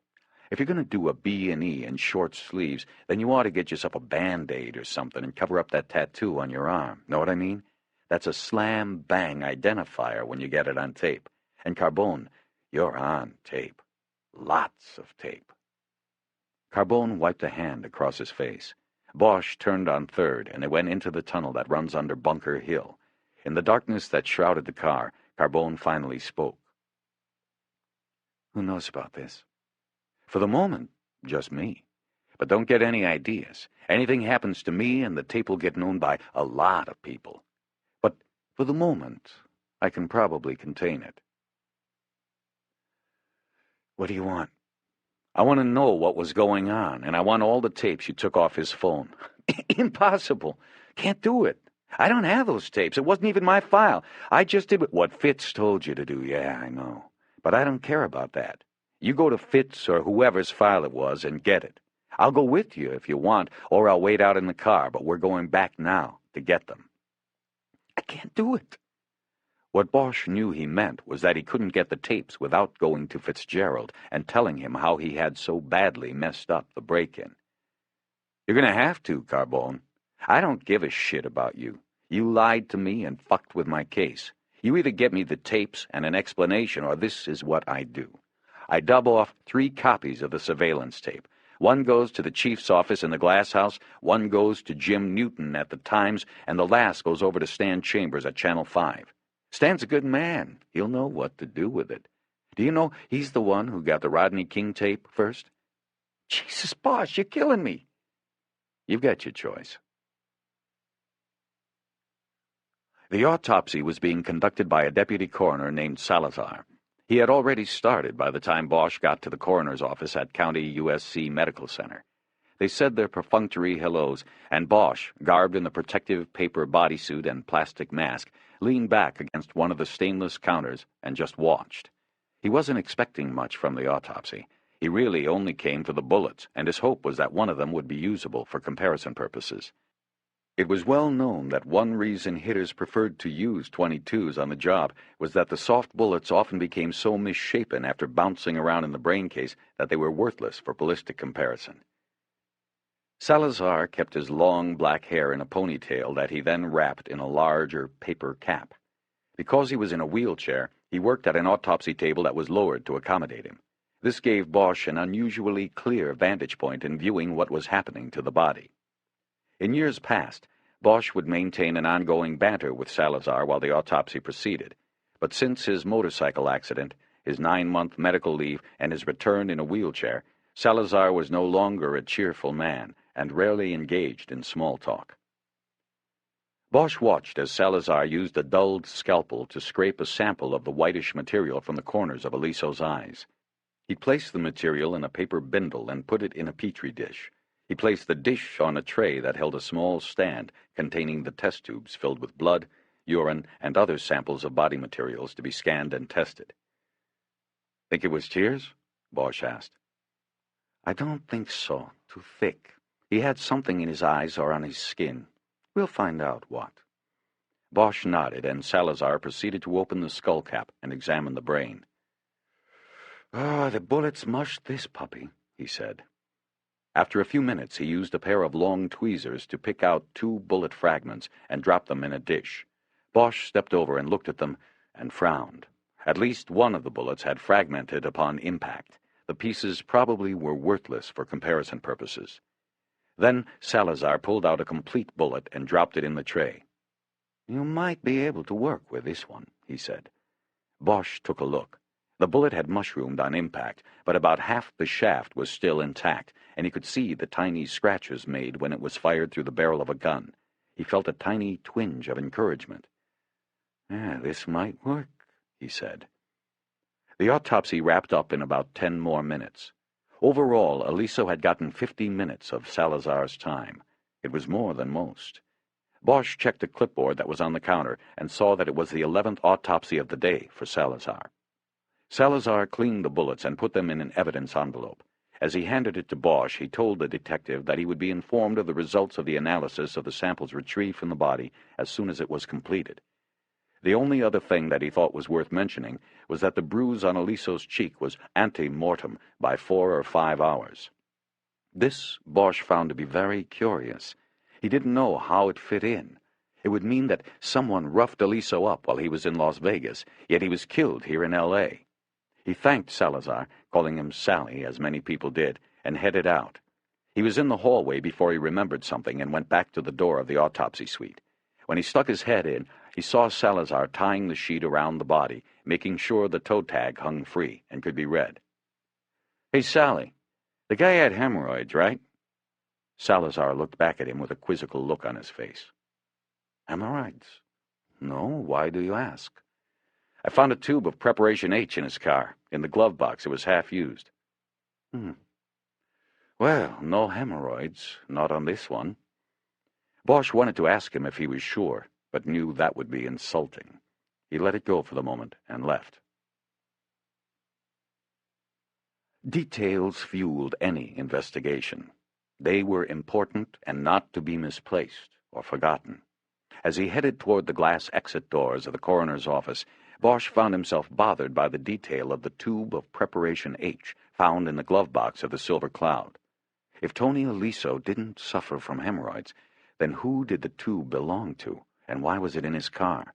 He could dismiss it as probably being unimportant, but that wasn't his way. Everything had its place in an investigation, Bosch believed. Everything.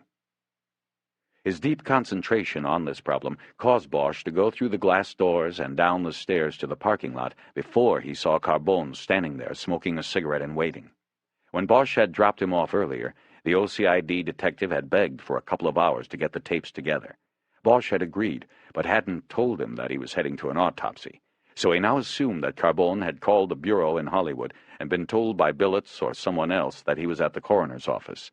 Bosch wouldn't check this with Carbone because he didn't want to show any kind of concern that the OCID detective had so easily found him. "Bosch!" "Yeah?" "Somebody wants to talk." "Who? When? I want the tapes, Carbone." "Cool your jets for a couple minutes. Over here in the car." He led Bosch to the second parking row where there was a car with its engine running and its dark-tinted windows all the way up. "Hop in the back," Carbone said. Bosch nonchalantly walked to the door, still showing no concern. He opened it and ducked in. Leon Fitzgerald was sitting in the back. He was a tall man, more than 6.5 feet, and his knees were pressed hard against the back of the driver's seat. He wore a beautiful suit of blue silk and held the stub of a cigar between his fingers. He was almost 60, and his hair was a jet-black dye job. His eyes, behind steel-rimmed glasses, were pale gray. His skin was pasty white. He was a night man. "Chief?" Bosch said, nodding. He had never met Fitzgerald before, but had seen him often enough at cop funerals and on television news reports. He was the embodiment of the OCID. No one else from the secretive division ever went on camera. "Detective Bosch," Fitzgerald said, "I know of you. Know of your exploits. Over the years you have been suggested to me more than once as a candidate for our unit. Why didn't you call?" Carbone had come around and gotten in the driver's seat. He started moving the car slowly through the lot. "Because, like I said, I know of you," Fitzgerald was saying. "And I know you would not leave homicide. Homicide is your calling. Am I correct?" "Pretty much." "Which brings us to the current homicide case you are pursuing. Dom." With one hand, Carbone passed a shoebox over the seat. Fitzgerald took it and put it on Bosch's lap. Bosch opened it and found it full of audio cassette tapes with dates written on tape stuck to the cases. "From Aliso's phone?" he asked. "Obviously." "How long were you on it?" "We'd only been listening for 9 days. It hadn't been productive, but the tapes are yours." "And what do you want in return, Chief?" "What do I want?" Fitzgerald looked out the window, down at the railroad switching yard in the valley below the parking lot. "What do I want?" he asked again. "I want the killer, of course, but I also want you to be careful. The department's been through a lot these past few years. No need to hang our dirty laundry in public once again." You want me to bury Carbone's extracurricular activities? Neither Fitzgerald or Carbone said anything, but they didn't have to. Everybody in the car knew that Carbone did what he did on orders, probably orders from Fitzgerald himself. Then you've got to answer some questions. Of course. Why was there a bug on Tony Aliso's phone? Same reason there's a bug on anyone's phone. We heard things about the man and set about finding out if they were true. What did you hear? That he was dirty, that he was a scumbag, that he was a launderer for the mob in 3 states. We opened a file. We had just begun when he was killed. Then when I called, why did you pass on it? Fitzgerald took a long pull on his cigar, and the car filled with its smell. There's a complicated answer to that question, Detective. Suffice it to say that we thought it best if we remained uninvolved. The tap was illegal, wasn't it? It is extremely difficult under state law to gather the required information needed for a wiretap. The feds, they can get it done on a whim. We can't, and we don't want to work with the feds all the time. It still doesn't explain why you passed. You could have taken the case from us and then controlled it, buried it, done whatever you wanted with it. No one would have known about illegal wiretaps or anything else. Perhaps. Perhaps it was a wrong choice. Bosch realized that they had underestimated himself and his crew. Fitzgerald believed the break-in would go unnoticed, and therefore his unit's involvement would not be discovered. Bosch realized the tremendous leverage he held over Fitzgerald. Word about the illegal wiretap would be all the police chief would need to rid himself of Fitzgerald. "So what else do you have on Aliso?" he asked. "I want everything. If I hear at any point you held something back, then your little black bag job is going to get known. You know what I mean? It will get known." Fitzgerald turned from the window and looked at him. "I know exactly what you mean. But you are making a mistake if you are going to smugly sit there and believe you have all the high cards in this game." "Then put whatever cards you have on the table." "Detective, I am about to fully cooperate with you, but know this. If you seek to hurt me, or anyone in my division with the information you get here, I will hurt you more. For example, there's this matter of your keeping company last night with a convicted felon." He let that hang in the air with his cigar smoke. Bosch was stunned and angry, but managed to swallow down his urge to throttle Fitzgerald. "There is a department prohibition against any officer knowingly associating with criminals. I'm sure you know that, Detective, and understand the need for such a safeguard. If this were to become known about you, then your job could be in jeopardy. Then where would you and your mission be?" Bosch didn't answer. He looked straight ahead, over the seat and out the front window. Fitzgerald leaned over so that he was almost whispering in his ear. "This is what we know about you in just 1 hour," he said. "What if we spend a day, a week? And it's not just you, my friend. You can tell your lieutenant that there is a glass ceiling in the department for lesbians, especially if something like that should get out. Now, her girlfriend, she could go further, her being black, but the lieutenant, she'd have to get used to Hollywood, you ask me." He leaned back to his spot and returned his voice to normal modulation.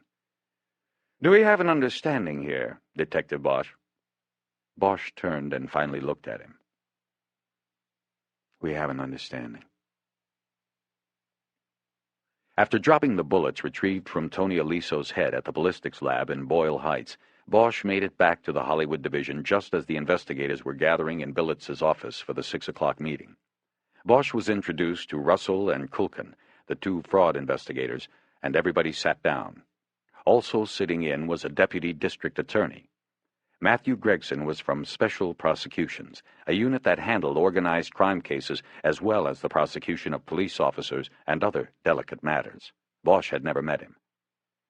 Bosch gave his report first and concisely brought the others up to date on the occurrences in Las Vegas as well as the autopsy and his swing by the department's gun shop. He said he'd been promised that the ballistics comparison would be done by 10 the following morning, but Bosch made no mention of his meetings with Carbone and Fitzgerald. not because of the threat Fitzgerald had made, or so Bosch told himself, but because the information he had gleaned from those meetings was best not discussed with such a large group in general, and the prosecutor in particular. Apparently, feeling the same way, Billets asked him no questions in this regard. When Bosch was finished, Ryder went next. She said she talked to the IRS auditor assigned to the TNA Productions case and got very little information.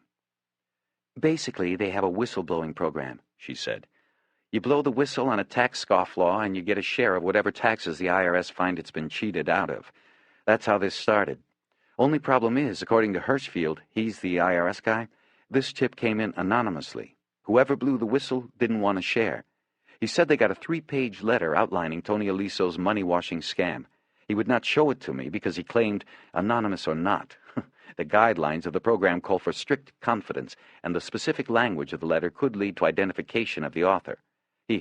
That's bullshit, Gregson said. Probably, Ryder said, but there was nothing I could do about it. Afterwards, give me the guy's name and I'll see what I can do. Sure. Anyway, they got this letter, did some preliminary looking at TNA's corporate filings over the years, and decided the letter had merit. They sent the audit letter to Tony on August 1st, and were going to do him at the end of this month. That was it with him. Oh, the one thing he would tell me about the letter was that it was mailed from Las Vegas. It was on the postmark. Bosch almost nodded involuntarily because that last bit of information fit with something Fitzgerald had told him. Okay, now for Tony Aliso's associates. Jerry and I spent the better part of the day interviewing the core group of people he used when making this trash he called film. He basically raided the local film schools, low-rent acting schools, and strip bars for the so-called artistic talent for these shoots, but there were 5 men that he repeatedly worked with to get them off the ground.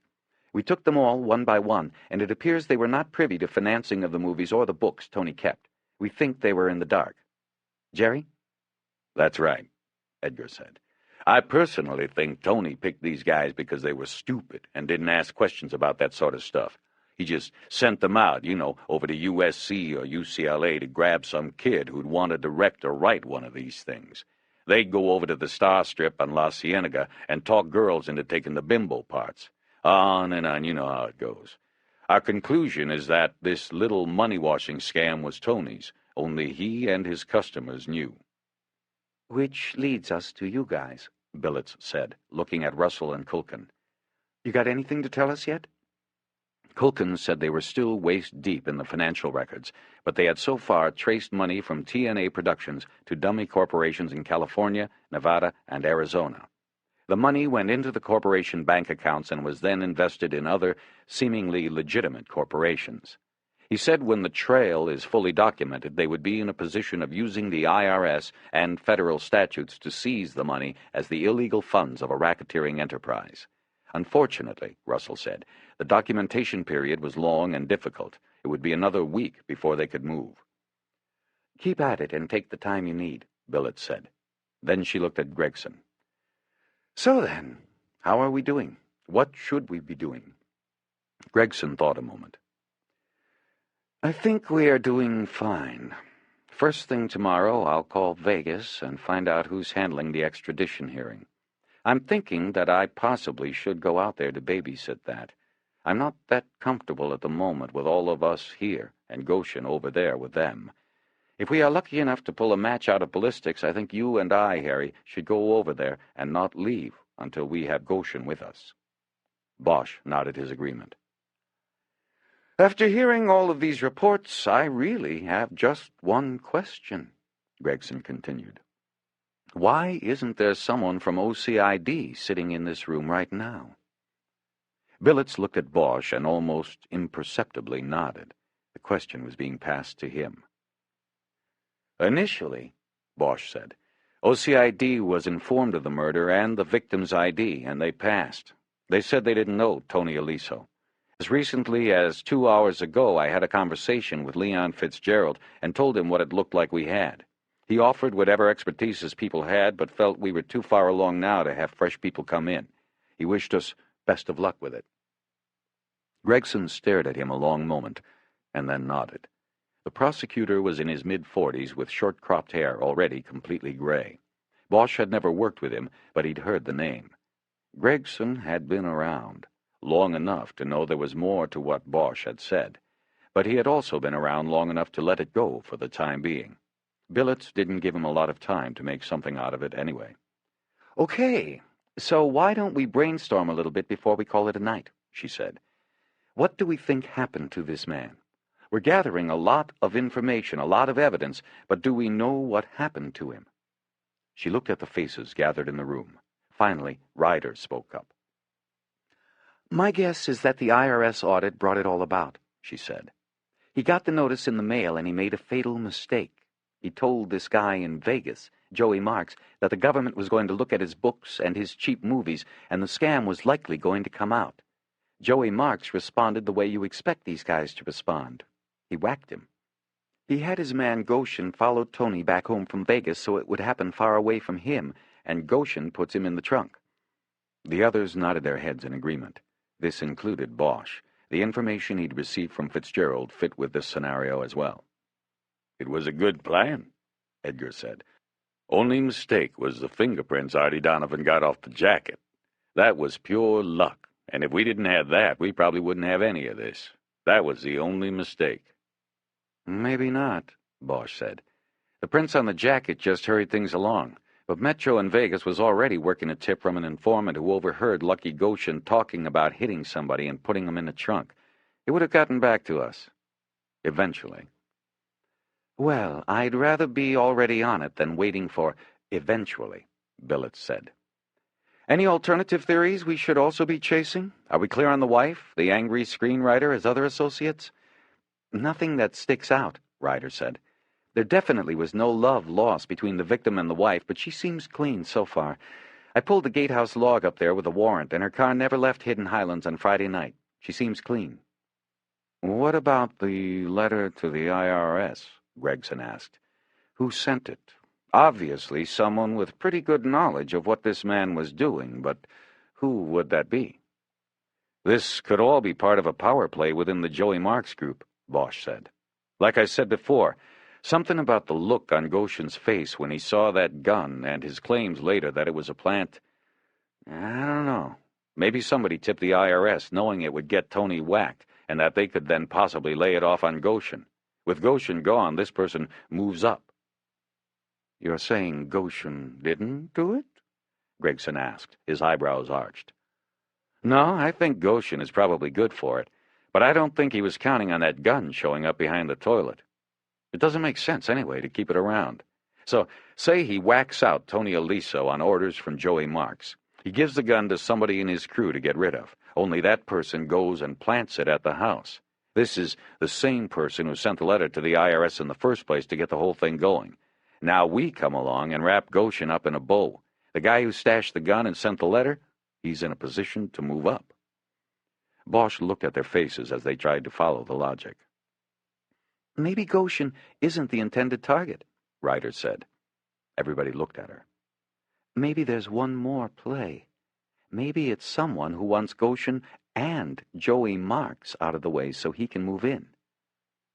"How will they get Marks now?" Edgar asked. "Through Goshen," she said. "If those ballistics come back a match," Bosch said, "then you can stick a fork in Goshen because he'll be done. He'll be looking at the needle or life without possibility, or a reduced sentence if he gives us something." "Joey Marks," Gregson and Edgar said at the same time. "So who is the letter writer?" Billets asked. "Who knows?" Bosch answered. "I don't know enough about the organization over there. But there's a lawyer that was mentioned by the cops there, a guy who handles everything for Marks. He'd know about Aliso's scam. He could pull this off. There's probably a handful of people close to Marks capable of doing it." They all were silent for a long moment, each one thinking the story through and seeing that it could work. It was a natural conclusion to the meeting, and Billets stood up to end it. "Let's keep up the good work," she said. "Matthew, thanks for coming out. You'll be the first one I call when we get the ballistics in the morning." Everyone else started standing up. "Kiz and Jerry, flip a coin," Billets said. One of you will have to go to Vegas to work the extradition escort with Harry. It's regulations. Oh, and Harry, could you wait a minute? There's something I need to discuss with you about another case. After the others left, Billets told Bosch to close the door. He did so and then sat down in one of the chairs in front of her desk. So what happened? She asked. Did you really talk to Fitzgerald? Well, I guess it was more that he talked to me, but yeah, I met with him and Carbone. What's the deal? Basically, the deal is that they didn't know Tony Oliso from a hole in the ground until they, too, got a letter. Probably the same one that went to the IRS. I've got a copy of it. It has details. It was from somebody with knowledge, just like Kiz said. The letter OCID got also was postmarked in Las Vegas, and it was addressed specifically to Fitzgerald. So their response was to bug his office phone. Right. Illegal bug. They had just started. I have 9 days worth of tapes to listen to. When I call up and say Tony got whacked, they panicked.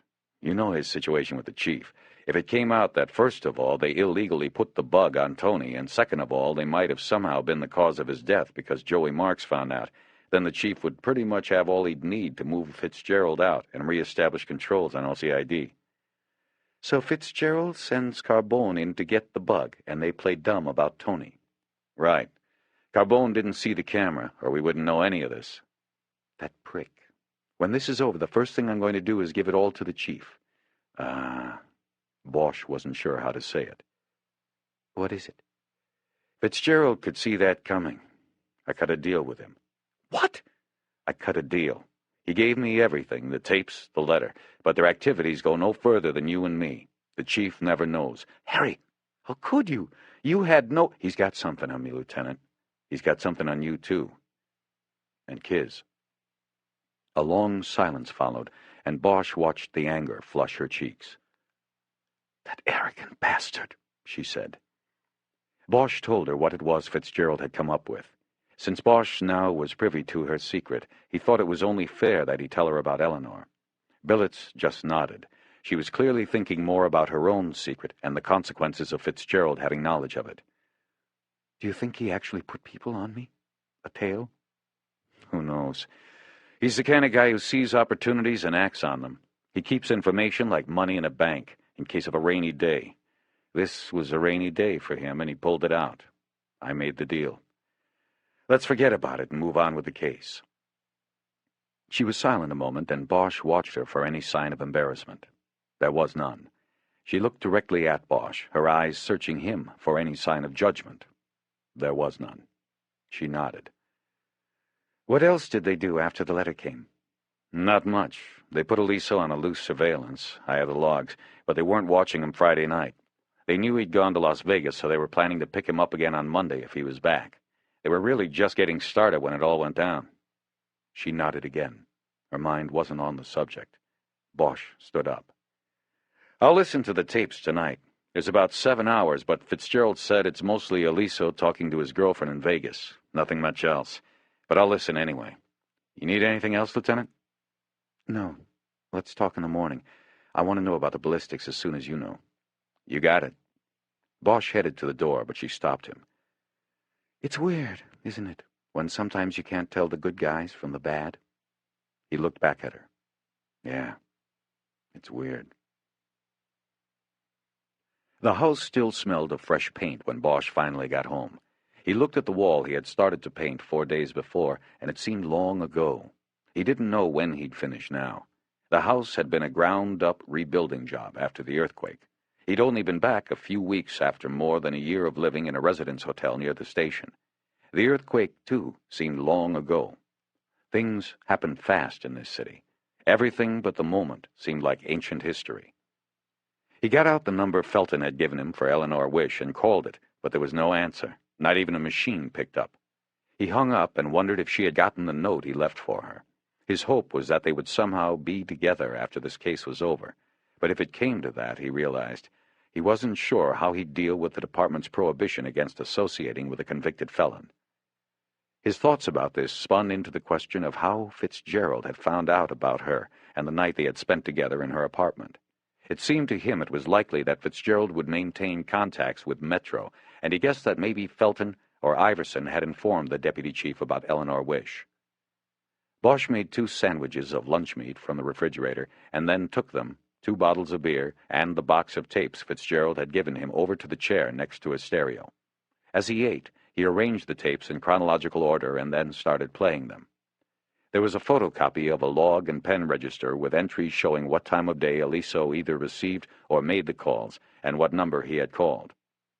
More than half the calls were between Aliso and Layla, either placed to the club, Bosch could tell because of the background music and noise, or a number he assumed was her apartment. She never identified herself on any of the calls, but on the occasions Tony called her at the clubs, he asked for her by her stage name, Layla. Other than that, he never used her name. Most of their conversations were about the minutiae of daily life. He called her most often at home in the mid-afternoon. In one call to her home, Layla was angry at Aliso for waking her up. He complained that it was already noon, and she reminded him that she worked until 4 at the club. Like a chastened boy, he apologized and offered to call back. He did, at 2. In addition to the conversations with Layla, there were calls to other women involving the timing of a scene that needed to be reshot for one of Tony's movies, and various other film-related business calls. There were 2 calls placed by Aliso to his home, but both of his conversations with his wife were quick and to the point. One time he said he was coming home, and the other time he said he was going to be held up and wouldn't be home for dinner. When Bosch was done, it was after midnight, and he had counted only one of the conversations as being of even marginal interest. It was a call placed to the dressing room at the club on the Tuesday before Aliso was murdered. In the midst of their rather boring, innocuous conversation, Layla asked him when he was coming out next. Coming out Thursday, baby. Why, you miss me already? No, yeah, sure, I miss you and all, Tone, but Lucky was asking if you were coming, that's why I asked. Layla had a soft little girl voice that seemed unpracticed or fake. Well, tell him I'll be in Thursday night. You working then? Yeah, I'm working. Bosch turned off the stereo and thought about the one call that mattered. It meant Goshen knew, through Layla, that Aliso was coming out. It wasn't much, but it could probably be used by a prosecutor as part of an argument for premeditation. The problem was it was tainted evidence. In legal terms, it did not exist. He looked at his watch. It was late, but he decided to call. He took the number off the log where Layla's number had been recorded by a pen register, which reads the tones that sound when a number is punched into a phone. After 4 rings, it was answered by a woman with a slow voice laced with practiced sexual intent. Layla? No, this is Pandora. Bosch almost laughed, but he was too tired. Where's Layla? She isn't here. This is a friend of hers, Harry. She tried to call me the other night. You know where she is or where I could reach her? No, she hasn't been around for a couple days. I don't know where she is. Is this about Tony? Yeah. Well, she's pretty upset. I guess if she wants to talk to you, she'll call you again. You in town? Not right now. Where do you guys live? I don't think I'm going to tell you that. Pandora, is Layla scared of something? Of course she is. Her old man gets killed. She thinks people might think she knows something, but she doesn't. She's just scared. Bosch gave Pandora his home number and told her to have Layla call if she checked in.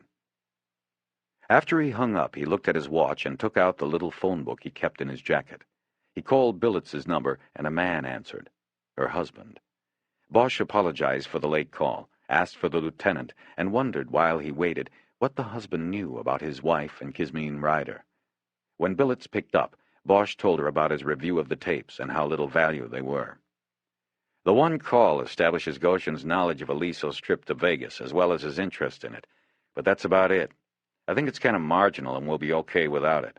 When we find Layla, we should be able to get the same information from her, legally. Wow, that makes me feel better. Bosch heard her exhale.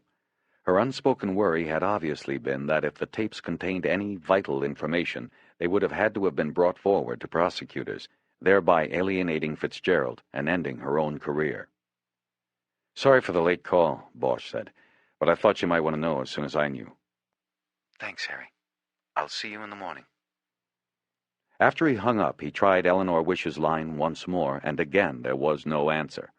Now the slight worry he'd had in his chest bloomed into a full-fledged concern. He wished he was still in Vegas so he could go to her apartment to see if she was there and just not answering, or if it was something worse.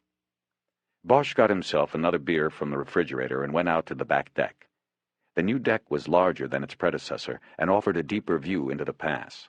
It was dark and peaceful out. The usual hiss of the Hollywood freeway far below was easily tuned out. He watched the spotlights from Universal Studios cut across the starless sky and finished his beer, wondering where she was. On Wednesday morning, Bosch got to the station at 8 and typed out reports detailing his moves and investigation in Las Vegas. He made copies and put them in the lieutenant's mailbox, and then clipped the originals into the already inch-thick murder book that Edgar had started. He filed no report on his conversations with Carbone and Fitzgerald, or his review of the tapes OCID had made off of Eliso's office phone. His work was only interrupted by frequent walks to the watch office for coffee. He had completed these chores by 10 o'clock, but waited another 5 minutes before calling the department's gun shop. He knew from experience that he should not call before the time the report on the bullet comparisons was to be finished. He threw in the extra 5 minutes just to make sure. It was a long 5 minutes. As he called, Edgar and Ryder gravitated toward his spot at the homicide table so that they could immediately get the comparison results. It was a make-or-break point in the investigation, and they all knew it. Bosch asked for Lester Poole, the gun tech assigned the case. They had worked before. Poole was a gnomish man whose whole life revolved around guns, though as a civilian employee of the department he did not carry one himself. But there was no one more expert at the gun shop than he. He was a curious man in that he would not acknowledge anyone who called him Les. He insisted on being called Lester or even just Poole, never the diminutive of Lester. Once he confided to Bosch that this was because he feared that if he became known as Les Poole, it would only be a matter of time before some smart-ass cops started calling him Cesspool. It was his intention never to let that happen. "Lester, it's Harry," Bosch said when the tech picked up. "You're the man this morning. What have you got for me?" "I've got good and bad news for you, Harry." "Give me the bad first." "Just finished with your case. Haven't written the report yet, but this is what I can tell you. The gun has been wiped clean of prints and is not traceable. Your doer used acid on the serial, and I couldn't bring it up with any of my magic tricks, so that's that." Phew. And the good? "I can tell you that you've got yourself a match between the weapon and the bullets extracted from your victim. It's a definite match." Bosch looked up at Edgar and Ryder and gave the thumbs-up sign. They exchanged a high five, and then Bosch watched as Ryder gave Lieutenant Billets the thumbs-up through the glass of her office. Bosch then saw Billets pick up her phone. Bosch presumed she was calling Gregson at the DA's office. Poole told Bosch that the report would be finished by noon and shipped through intra-departmental courier. Bosch thanked him and hung up. He stood up smiling and then walked with Edgar and Ryder into the lieutenant's office. Billets spent another minute on the phone, and Bosch could tell she was talking to Gregson, and then hung up. "That's a very happy man there," she said. "He should be," Edgar said. "All right. So now what?" Billets asked. "We go over there and drag that desert dirtbag's ass back here," Edgar said. "Yes, that's what Gregson said. He's going to go over to babysit the hearing. It's tomorrow morning, right?" "Supposed to be," Bosch said. "I'm thinking of heading over there today. There are a couple of loose ends I want to square away, maybe take another shot at finding the girlfriend, and then I want to make the arrangements so we can get out of there with him as soon as the judge says go." "Fine," Billets said. Then to Edgar and Ryder she asked, "Did you two decide who was going with Harry?" "Me," Edgar said. "Kiz is more plugged in on the financial stuff.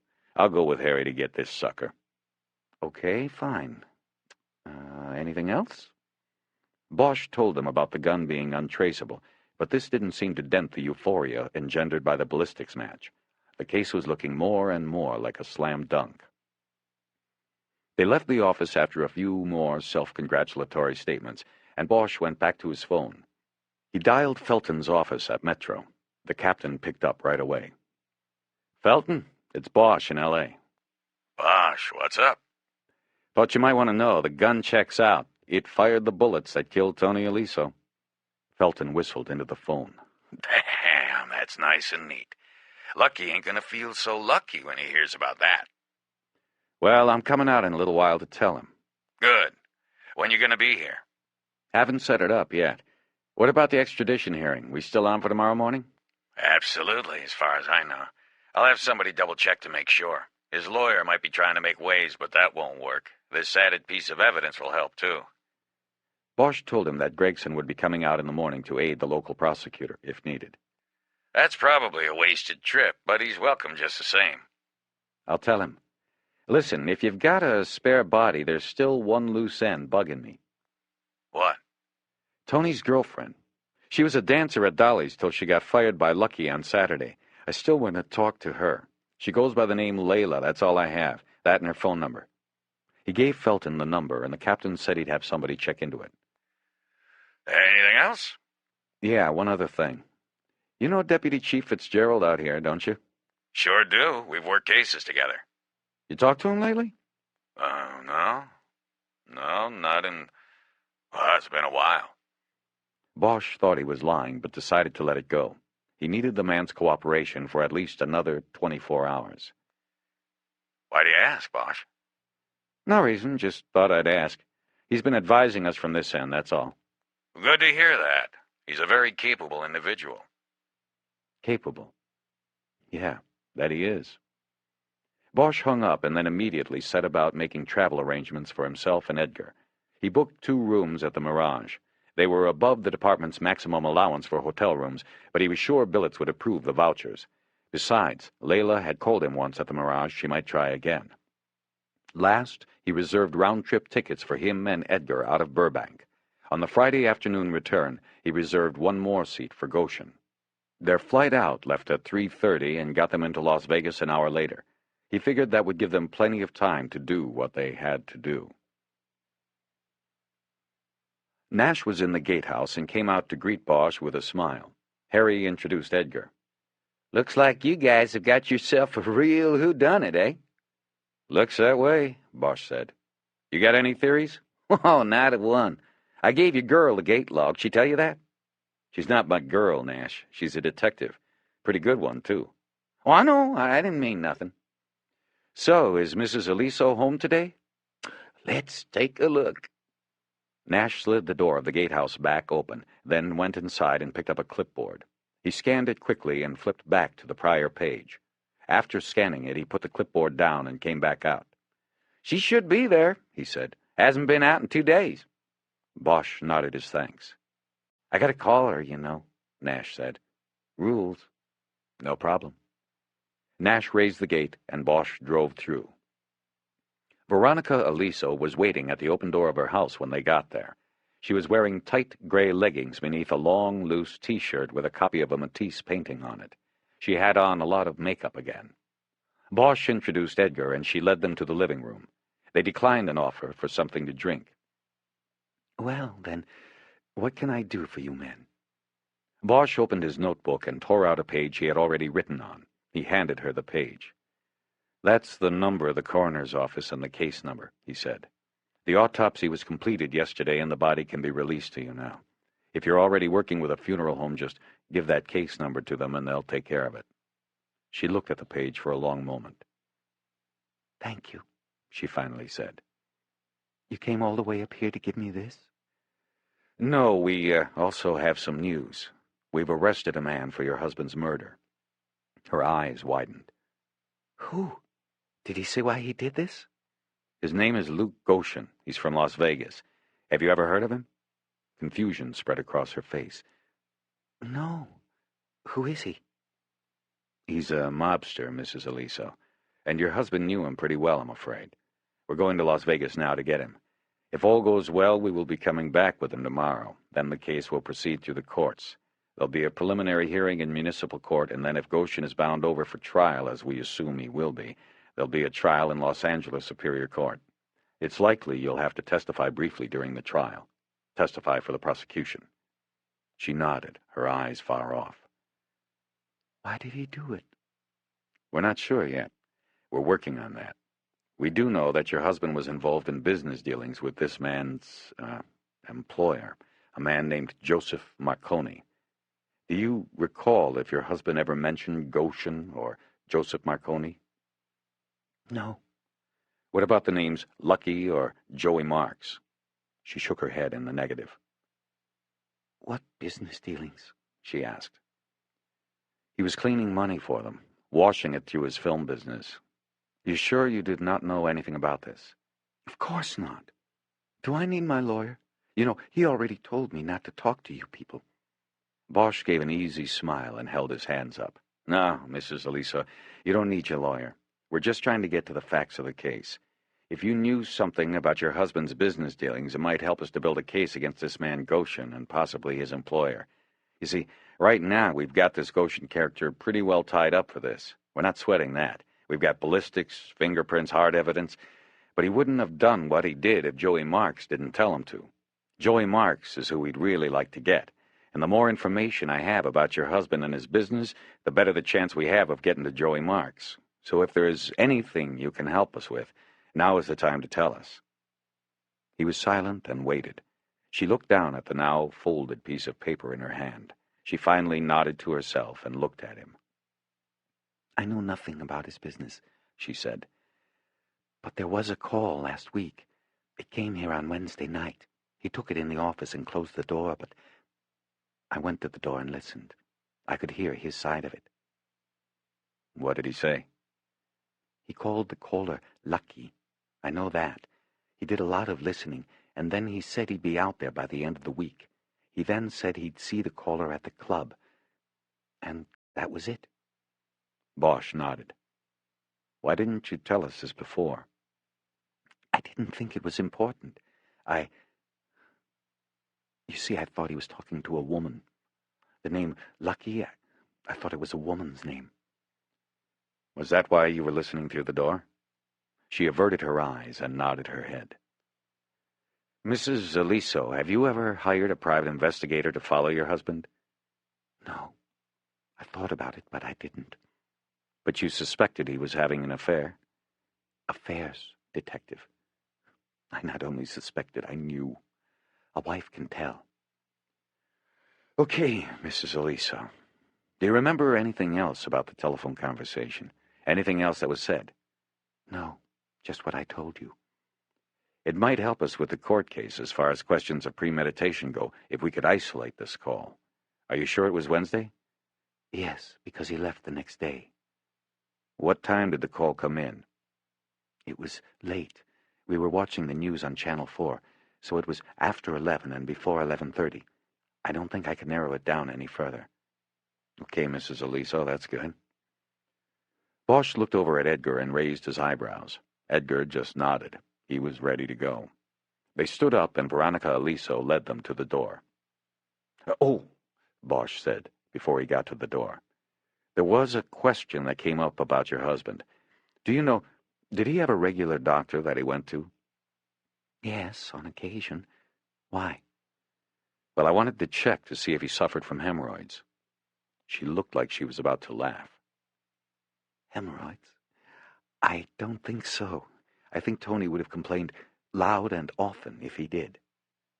Really? Bosch was standing in the doorway now. Yes, really. Besides, you just told me that the autopsy was completed. Wouldn't that doctor be able to tell you the answer to that question? Bosch nodded. She had him there. I guess so, Mrs. Eliso. The only reason I ask is that we found a tube of Preparation H in his car. I was wondering why it was there if, he didn't need it. She smiled this time. Oh, that's an old performer's trick. A performer's trick? You know, actresses, models, dancers, they use that stuff. Bosch looked at her, waiting for more. She didn't say anything.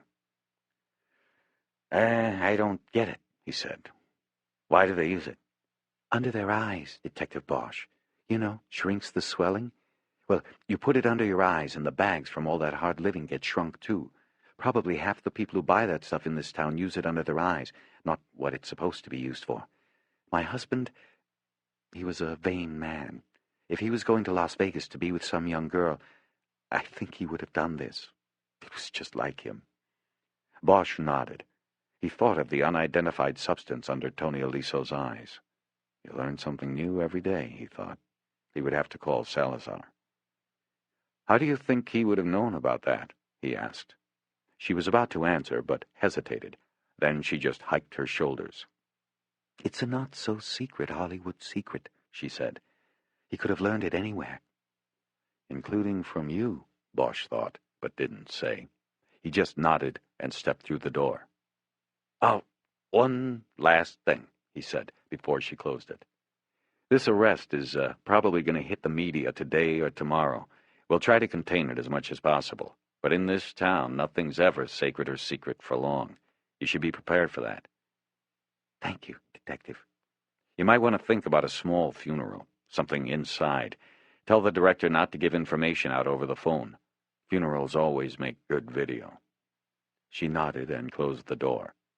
On the way out of Hidden Highlands, Bosch lit a cigarette, and Edgar didn't object.